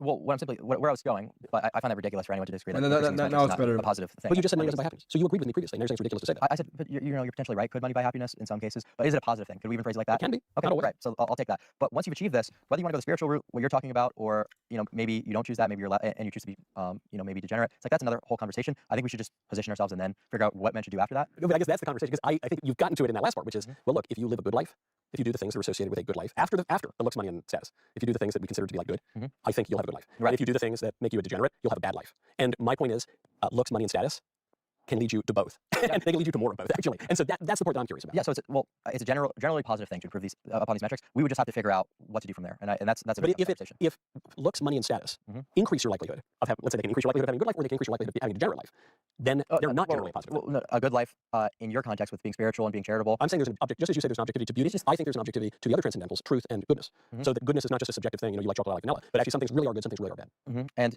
I would tend to agree with you a little bit that going the route of faith, going the route of humility versus like going around slaying a bunch of chicks after ascending, like I'm more in your camp, of course, with that. So we don't really disagree there. Yeah. That's ideal. But either way, I think just what I'm advocating for, increasing money, status, looks, just seems very logical, regardless of the route you choose to take. I advocate for what you're suggesting. That's just not the society we live in. So my realistic instinct is saying, okay, well, take advantage of how things are with the amount of women you're able to access now, just how it is. You I don't really think that's a contradiction whatsoever. Well, if you're saying, look, yeah, Michael, I agree with you. It's once you've ascended, you shouldn't be just slaying all the time. You shouldn't be just. I'm saying that's better. That's it's better not to. Yeah, yes, you're saying that is better, and look, that's what I'll endeavor to do, and that's like, yeah, I think that's better for you. But better for the maybe soul you should slay. Well, no, I'm saying that's better for the society if everyone were to take and that. the individual, or no? I think it's better for you individually too. If you I think don't that's better realize for the society. Whether or not that's better for the individual, that's a tough one. it. Do you ascended, and you're going to ascend more with the jaw surgery? Do you intend to use your ascent to go slay much more and I don't know, do a bunch of like bad stuff, or do you say no? It seems to me you were just telling me no. That guy got old. I'm not going to do that. Yeah, but I feel like I'll have to test the waters of my ascension like after, right? Like that's reasonable. One thing we didn't get to. I know we're running late now. You do meth. Yeah, I haven't done meth in 2 weeks, but I do meth. Yeah. I sometimes do a little nicotine pouch, and I think I'm being like real bad. I'm like, oh, I should do this. But I would say for a good one here. the max version of the pouch is meth. Why do you do meth? Well, because meth is very similar in terms of its makeup to something like Adderall, but it's got a little bit better psychoactive benefits, meaning the Adderall has levoamphetamine in it, which is a physical stimulant. And that's not necessarily ideal for a lot of the things that I'm doing, maybe task-oriented stuff, sitting on a computer. So why do I need a physical stimulant? And meth also has a longer half-life. And what meth actually is dextromethamphetamine. What Adderall is, 75% of it at least, is dexamphetamine. So very similar, just the addition of the methyl group, making it longer acting. And the reason I also like it to be longer acting for a Looksmaxxing context is stimulants cause appetite suppressants. But you're a big guy. In other words, don't you need a lot of calories to?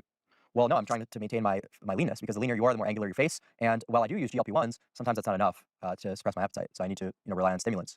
Or there are downsides to meth. Yeah, in high doses, it's neurotoxic, but its risk profile isn't that much higher than that of Adderall. But I think that it's not a good idea to do what I'm doing. I just really wanted to ascend hard when I first started, getting viral on social media. So I did the meth. I advocate against stimulants. I don't think that kids should be prescribed Adderall at the ages they are. Yeah. I think that people are going to misuse their stimulant prescription more than not, in more cases than not. So I'm very against it. I'm just open with everything that I do. I'm like, yes. Why? Because I've heard this from very established people. They'll say, hey, I do this, that, and the other thing, but don't do what I'm doing. If you say don't do what I'm doing, why are you doing it? Because I have enough willpower to be able to taper off of meth. You're saying if everyone could do it in the way you do it, it's fine. But because most people can't. It's not necessarily fine. It's still neurotoxic. So maybe I traded some neurotoxicity for temporary leanness to ascend really quickly, because in my context that was important to me. I was going viral on social media. I needed to get lean as quickly as possible.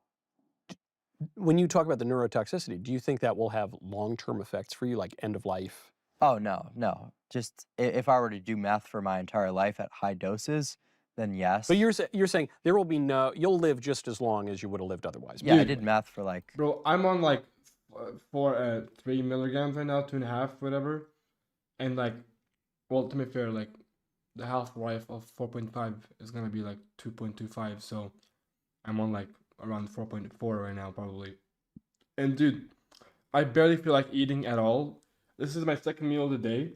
Like it's like a real meal, and I'm already kind of full, and I've only eaten like 3 or 4 chicken wings. How is this guy doing retatrutide and meth and other things and still wants to eat food? Who is this human being? A month. Okay, it's true. This has all been very quick. But so you're saying all these things, the injections, the surgeries. No, that won't really have an effect on my life, right? The FDA removed like the warning labels from testosterone. And what testosterone actually does to cause cardiotoxicity is it increases your lipids, right? Whereas retatrutide, which is a GLP-1 similar to Ozempic, came out, that lowers those lipids. So, you're able to offset some of the aging. The only thing that really would cause me to have Best way to, I mean, bro, the Karasimiriotov. I would just say that's it. That's all you would have to do to fix your mental health is to fix your life, like your actual physical life, like how you look like, dieting and stuff like that. That's the general consensus to improving your mental health. Now you can take pills, but that's not gonna do you any good. have some sort of issues of longevity is sometimes I do recreational drugs, which is bad. Just for fun? Yeah. Like what? I you mean, don't need to confess it on air. No, I've said all of it on air. I've literally done like every single thing. Really? Yeah. Like acid? Yeah. Really? Yeah. You don't strike me. I had friends in college who would got some in my wallet right now. Are you on it right now? No, I'm not on any. I'm on no drugs right now. I'm fully sober. I hate. Why do you like the recreational drugs? I was always curious about acid, but I never did it. And I'm happy I didn't. Don't do it. Acid is the worst thing ever. But it's in your wallet. Yeah, because I took it one time, like about a month ago, and it was the worst thing ever. Psychedelics are. I forgot what happened to like Vasily, one of those honestly. leftist drug selections that. Like how we got, really how we are went crazy. mind-boggling. Yeah, what did it do? Why didn't you like it?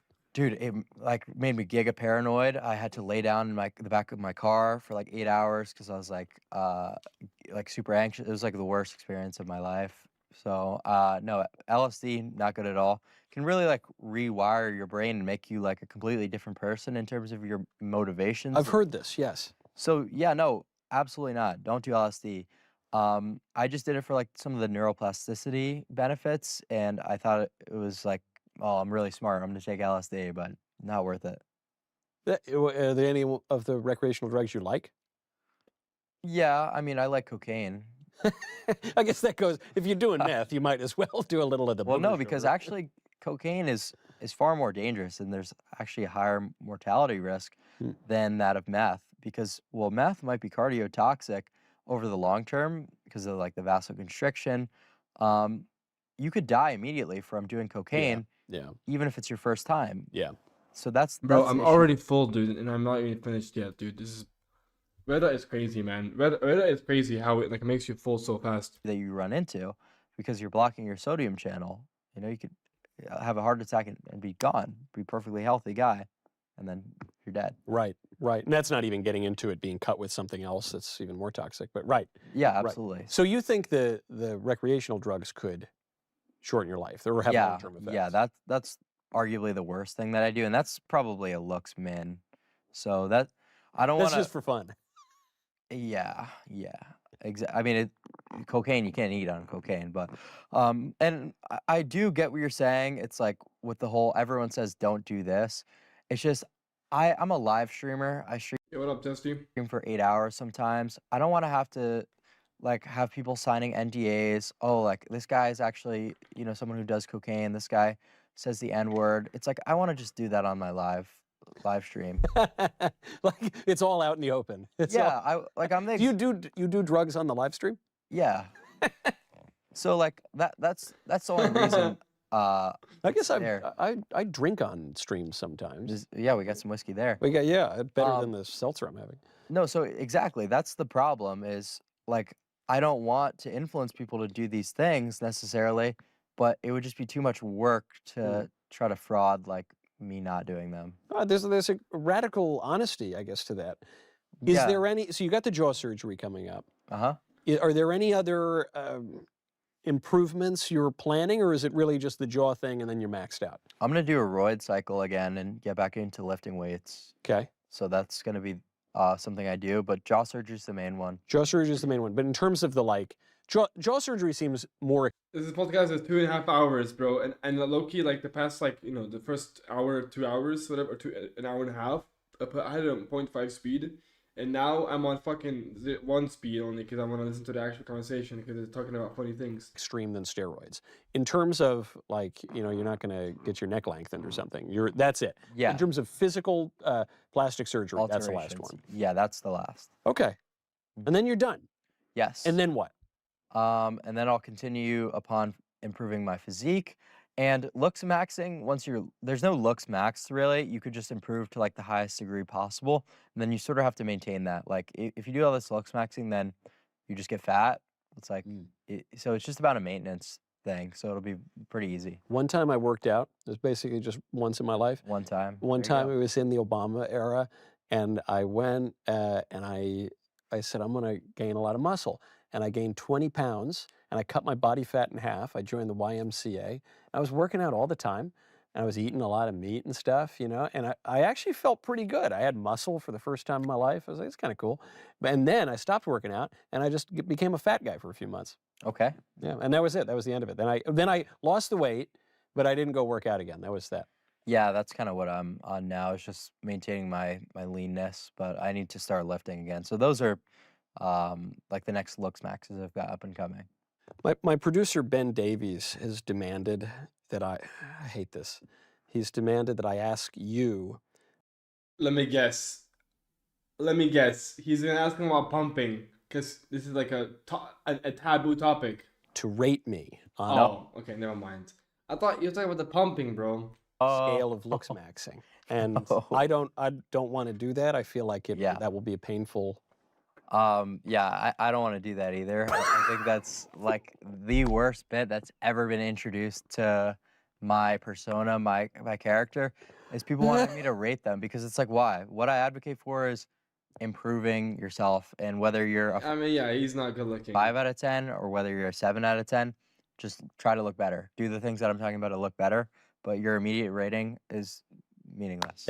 I think that was the most devastating answer you could have just say, "Hey, clavicular, where would you rate me?" I don't want to rate you. Please don't make me rate you. Yeah. Okay, all right, that's. I mean, it also gets old when like quite literally have like 50 people come up to me a day. Not joking. I'm not exaggerating these numbers. Ask me for a rating. It gets like. You give it to them?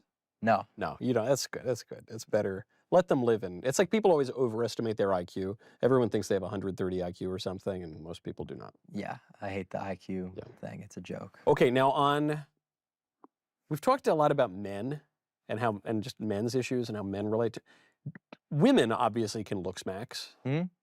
Is it harder or easier for women to looks max than men? I would say that it's probably around the same. Okay. And all the stuff that we talked about, this is the one challenge for women, is all the things that we're talking about, you know, status and money maxing. Women really can't do that and improve in the same ways. Like if you're ugly as a woman, like it's over. You know, it's literally over. Like you could cope your way into a corporate position and make a little bit of money, but who gives a shit? Like if you know you're an ugly broad, it's over for you. You don't think a homely woman can get? Maybe she's not going to get Fabio, but like maybe she's not going to get clavicular, but she might. There's a guy out there, don't you think? Well, in this dating market, yeah. I mean, like an ugly woman, bro. She can get a lot of in life. I don't know what Clav is talking about, saying that it's over for an ugly woman. In this dating economy. But you get like the general premise of what I'm saying. Like men could improve like in a lot more areas. Than women can. I agree. Looks matter more for women. That's just a fact of life. Yeah. Yeah. So absolutely. And I think like all the degeneracy that we talk about, I often say like I'll criticize women a lot for like these things like, you know, doing OnlyFans, but I'm like, at the end of the day, when I finish my rant, I'm like, you're just taking advantage of the society that you live in, the generation of men that this world has produced, who are buying this. It's like no wonder you want to make hundreds of thousands of dollars putting pictures of yourself naked. It's like, who can blame you? Yeah. And I like for men to take accountability for that. Like it's being the market for it. Yeah. It's Right. obviously it's both. I mean, these women are enticing men, which is wrong for them to do, and tempting them to sin. But it's like, yeah, the men are paying for it. So I get it. Well, like obviously women aren't going to hold themselves accountable and like be moral people. So it's a job of men to shape the society. Like really. That's the Jack Nicholson line, and As Good as It Gets. The lady says, "How do you write women so well?" And he says, "Well, I think of a man and I take away reason and accountability." Right. That's the Jack Nicholson answer. No, so that's quite literally the thing that I haven't really heard from many other like manosphere spaces is actually like shifting the blame onto men for cuckmaxing and like being gooners, watching porn. Goon maxing. Dude, like literally, I've never heard this before, but it's our fault and it's our responsibility. Yeah, I agree. That was something. Growing up in the 90s, everyone was told porn is fine and fornication is fine and you should just like date forever and not get married. And I don't know, it was all kind of a joke. Hugh Hefner ended up getting his own TV show after decades of Playboy, and it was all like fine. And that has been a big shift I've noticed, especially on the young right, is the young men who are coming out and just saying like, no, that's all really gay and degenerate and creepy and weird, and like you shouldn't look at porn. Porn is bad. Am I just is that hopium or is that? Yeah, a little bit. Just it is okay. I don't like necessarily dumbing it down to just like, oh, porn is gay. It's like, no, porn is destroying your brain chemistry and your dopamine system. Like it goes a lot deeper than that. Yeah, than and it your just being soul. like, yeah. Well, so I like pointing to like the specific outcome of what people are doing, not that it's like, because sure, like, you tell someone, oh, like, what are you watching porn? Like, well, it's not really gonna sway people, but it's a little bit more convincing if you tell them they're utterly destroying their brain chemistry. Yeah, that's a fair point. Yeah, it does. Right. I don't know the chemistry of it, but it shoots up dopamine or something. Yeah, exactly. So that's kind of where I'm coming from, is like specific reasoning, like for not doing these things. Yeah, I remember I saw a tweet going around, this was years ago. Someone said, wait, hold on. Some guys don't look at porn. What do they think about all day? Oh, yeah, Do you ever see that tweet? I've seen that in a ton of like right-wing edits, yeah. Yeah, and you're like, look, maybe that was a work of fiction, but It's obviously a rage bait tweet. it was rage bait and everything, but it is certainly the case. I mean, even I think you can elide fornication a little bit into it too. Like when you are occupying your day with just trying to chase women all the time, as many young men do. Oh my God, yeah, those are the most cringe like cuck lords ever. Yeah, it's I hate that. it's very cuckmaxed. Yeah, I mean, I would say that the hunt sometimes is like fun, like going to a bar, like seeing what you could do is like, it can be like an enjoyable process, I guess you could say. But these guys who are like on dating apps, like swiping all day, just like, man, this is the most unproductive nonsense I've ever seen. It's just silly. Yeah, I remember I was in Italy and an older Italian friend of mine said this to me, almost that exact phrase. He goes, La caccia è il divertimento. The hunt is like all the fun, basically. Most of the Yeah. fun. No, literally. Yeah. And then you win and you're just like, oh, like, can this girl like leave my f***ing house? Like literally. And I'll be a dick about it. I'll be like, you gotta go right now. Well, you're saying, but even, I wonder, isn't, like, even if you don't fornicate, even if you just like get a girl to, I don't know, like you at a bar or something, even that is kind of fun. Do you think it's like I guess it's like morally ambiguous, like just seeing if she'll like go home with you to your house, and then you say, no, just trying my luck. Look, that that could be based, dude. That I don't is, know. yes, that is. I think that's very based, actually. Got to talk to a pastor about that. Yeah, I think it's bad too. Like but you know why it's bad?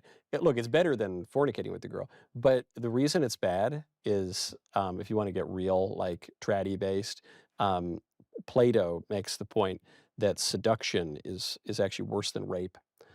And this is a controversial point, of course, but his argument is that, a rape, horrific as it is a physical violation, but seduction is also a spiritual violation. So it cuts even deeper. So that would be the argument against being a hunt cell, being, hunt maxing at the bar. But yeah. But it's maybe a little more wholesome than going all the way. On this point, monogamy. In your life, you're 19. Mm-hmm. As you see your life down the road, let's say you're late 20s or early 30s, whatever it's going to be, you get married. Are you into monogamy or no? Yeah. Yes. Yeah.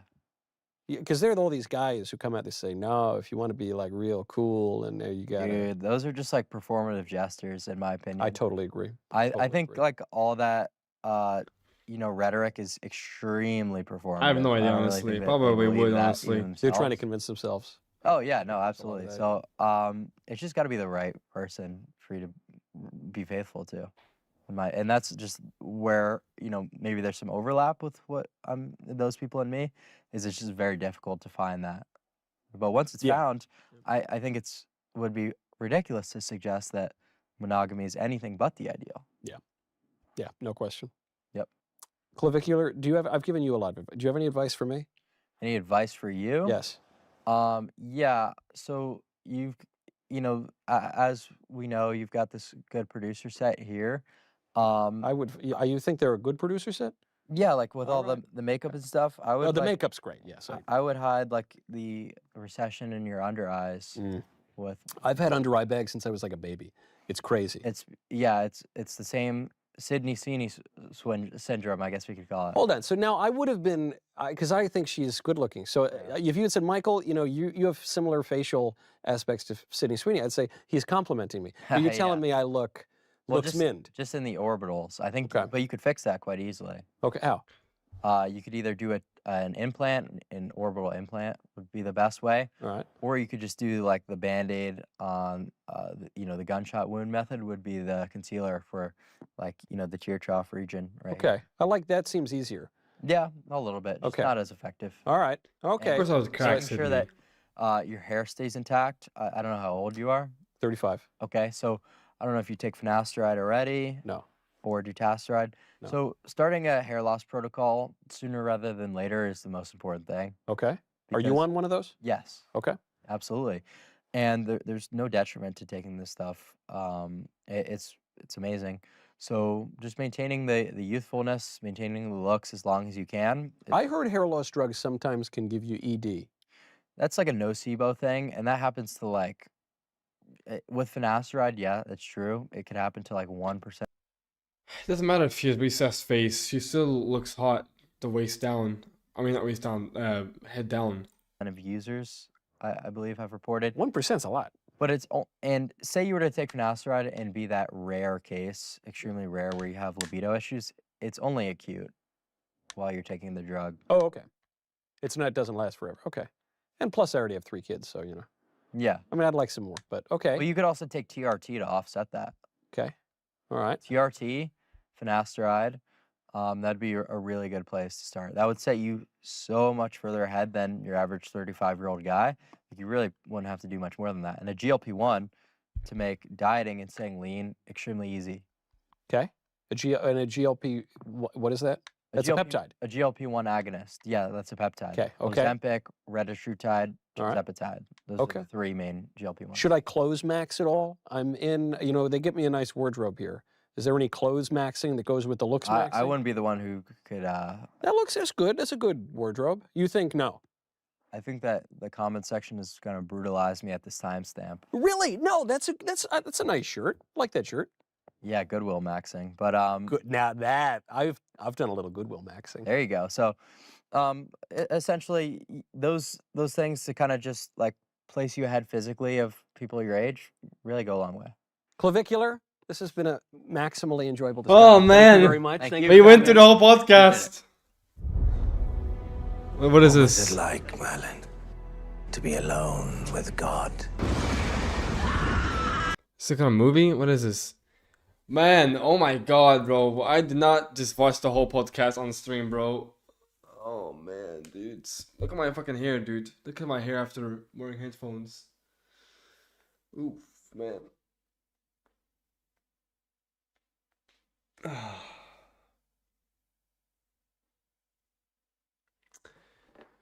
Oh man, that was a lot.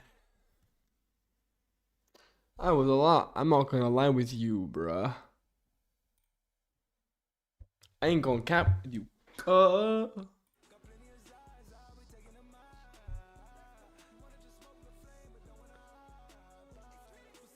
We made it, guys. We made it. We went through the whole clavicular podcast.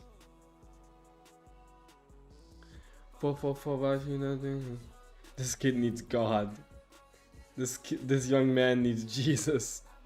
What does a profit a man if he gains the whole world but loses his soul? The main takeaway from this interview is never take profit advice. Maxing thing is funny to me as a millennial.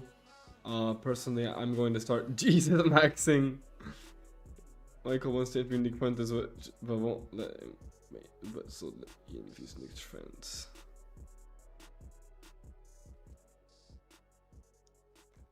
That's messed up. Oh man.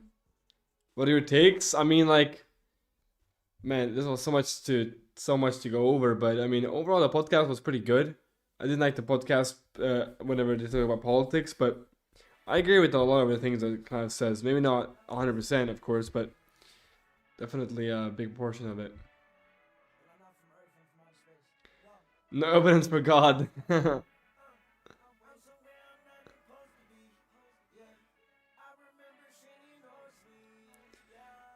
Are you Christian? No, I'm not Christian. But I celebrate the Christianity like holidays, but I don't. I'm not like religious.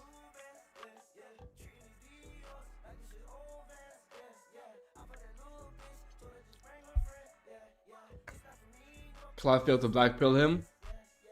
The comments on Clive videos are always funny. They're always funny. It's always hilarious comments.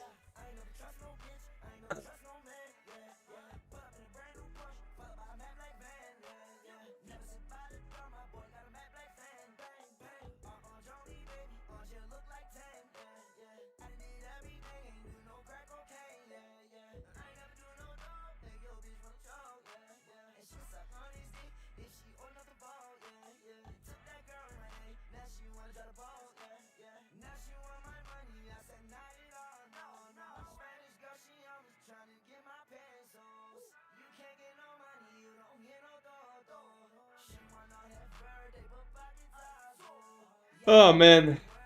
Man.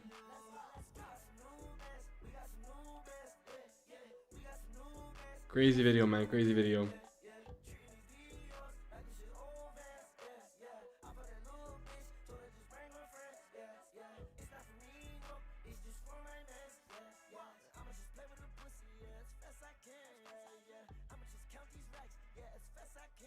Do you think Bulgarians are chopped or good looking? If so, any famous people? I mean, I don't really know. I never really lived in Bulgaria, so I wouldn't really know. But I would say that a good looking person from Bulgaria is someone like Nina Dobrev. This girl right here. Nina Dobrev. She is not Canadian. Well, she is Canadian, but she's Bulgarian. She's from Bulgaria. Sofia, Bulgaria. Yeah.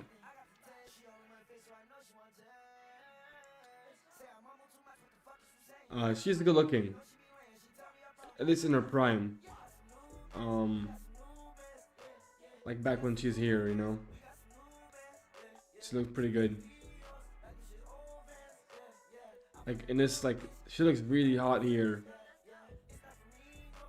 And she does look quite Bulgarian actually, so I like my own phenotype pretty well. I find my own phenotype quite attractive. Like I would date a Bulgarian girl, 100%. If she looked like this, bro, like, you know, come here, bro. Like let's make kids, type shit, you know.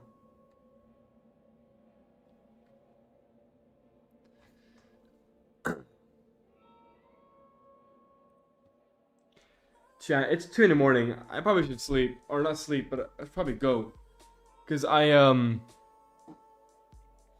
probably gonna watch XQC, but I am tired. As I'm tired.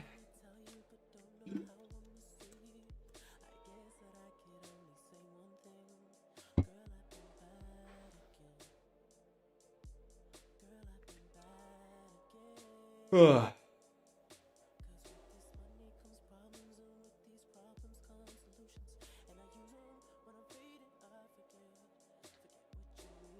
Oh, he is, isn't he? Clav is booting up Twitch soon, isn't he? King Clav. King Clavicular. So he's out of prison. Oh, not out of prison, sorry. He never was in prison to begin with, but I mean,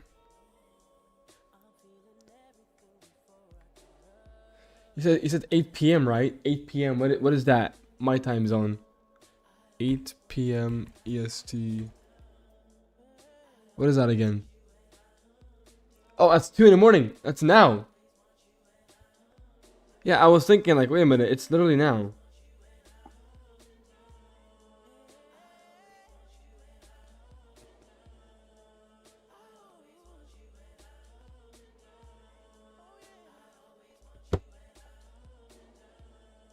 Yeah, he's late.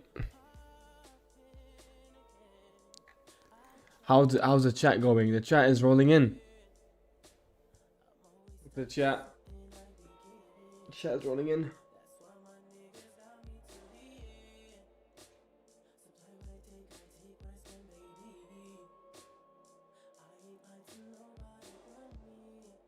Explaining everything. Okay, now I want to wait for this fucking guy.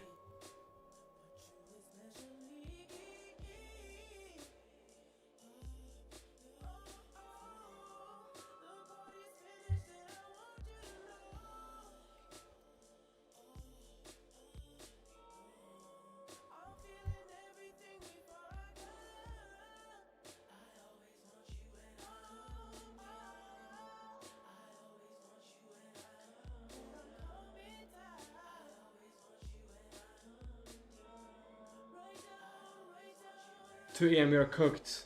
I mean, I don't really care about the whole time zone shit.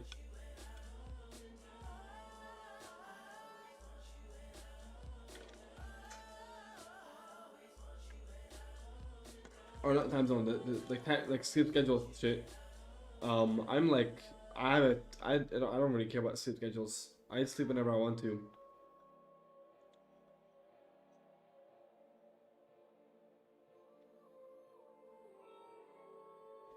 Yeah, while we're waiting for that, let's just continue watching XQC. Well, actually, he's just talking about the drama, the boring drama.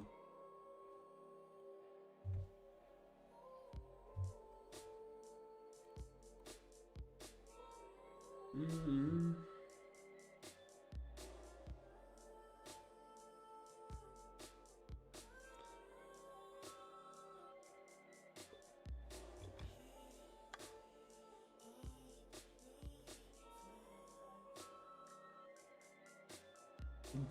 They were sleeping.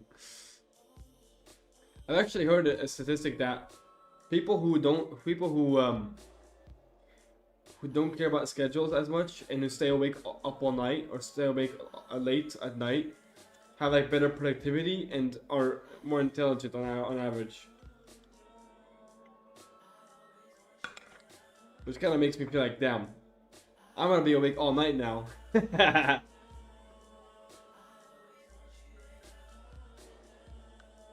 You know, watching a streamer where the streamer is watching another streamer based. Hell yeah, man.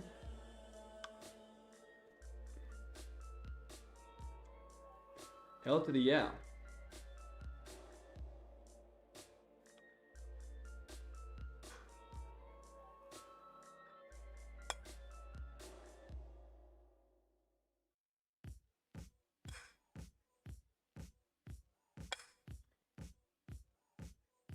What up, Asbert? Loki might be true. I'm right there with you. We're just high IQ. Enjoy yourself. Enjoy yourself.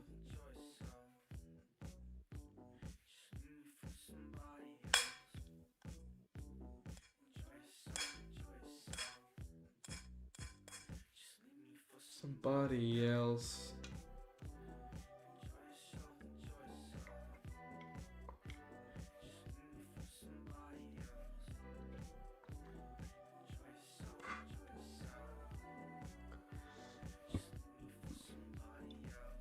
All right.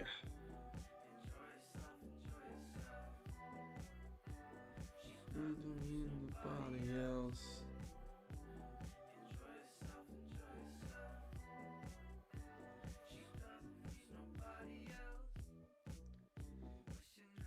Can Cloud just go live, or am I just gonna end the stream? I think I might just end the stream. I'll watch him off stream probably, or something like that.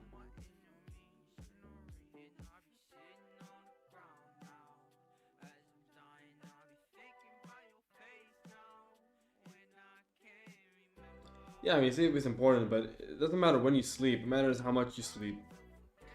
You know what I mean? So I sleep enough, but I don't sleep at the best time all the time, you know? I just don't sleep at the best time most of the time. But yeah, I'm actually gonna end this stream here. It is time to end the stream. So I appreciate you guys watching today's live stream. I'll be back tomorrow maybe. We'll see.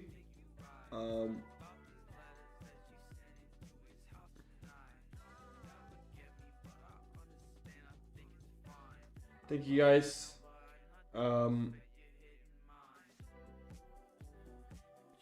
I'll see you guys tomorrow, maybe. Tomorrow, maybe. We'll see. I'll wait tomorrow. Good night. Good night, chat.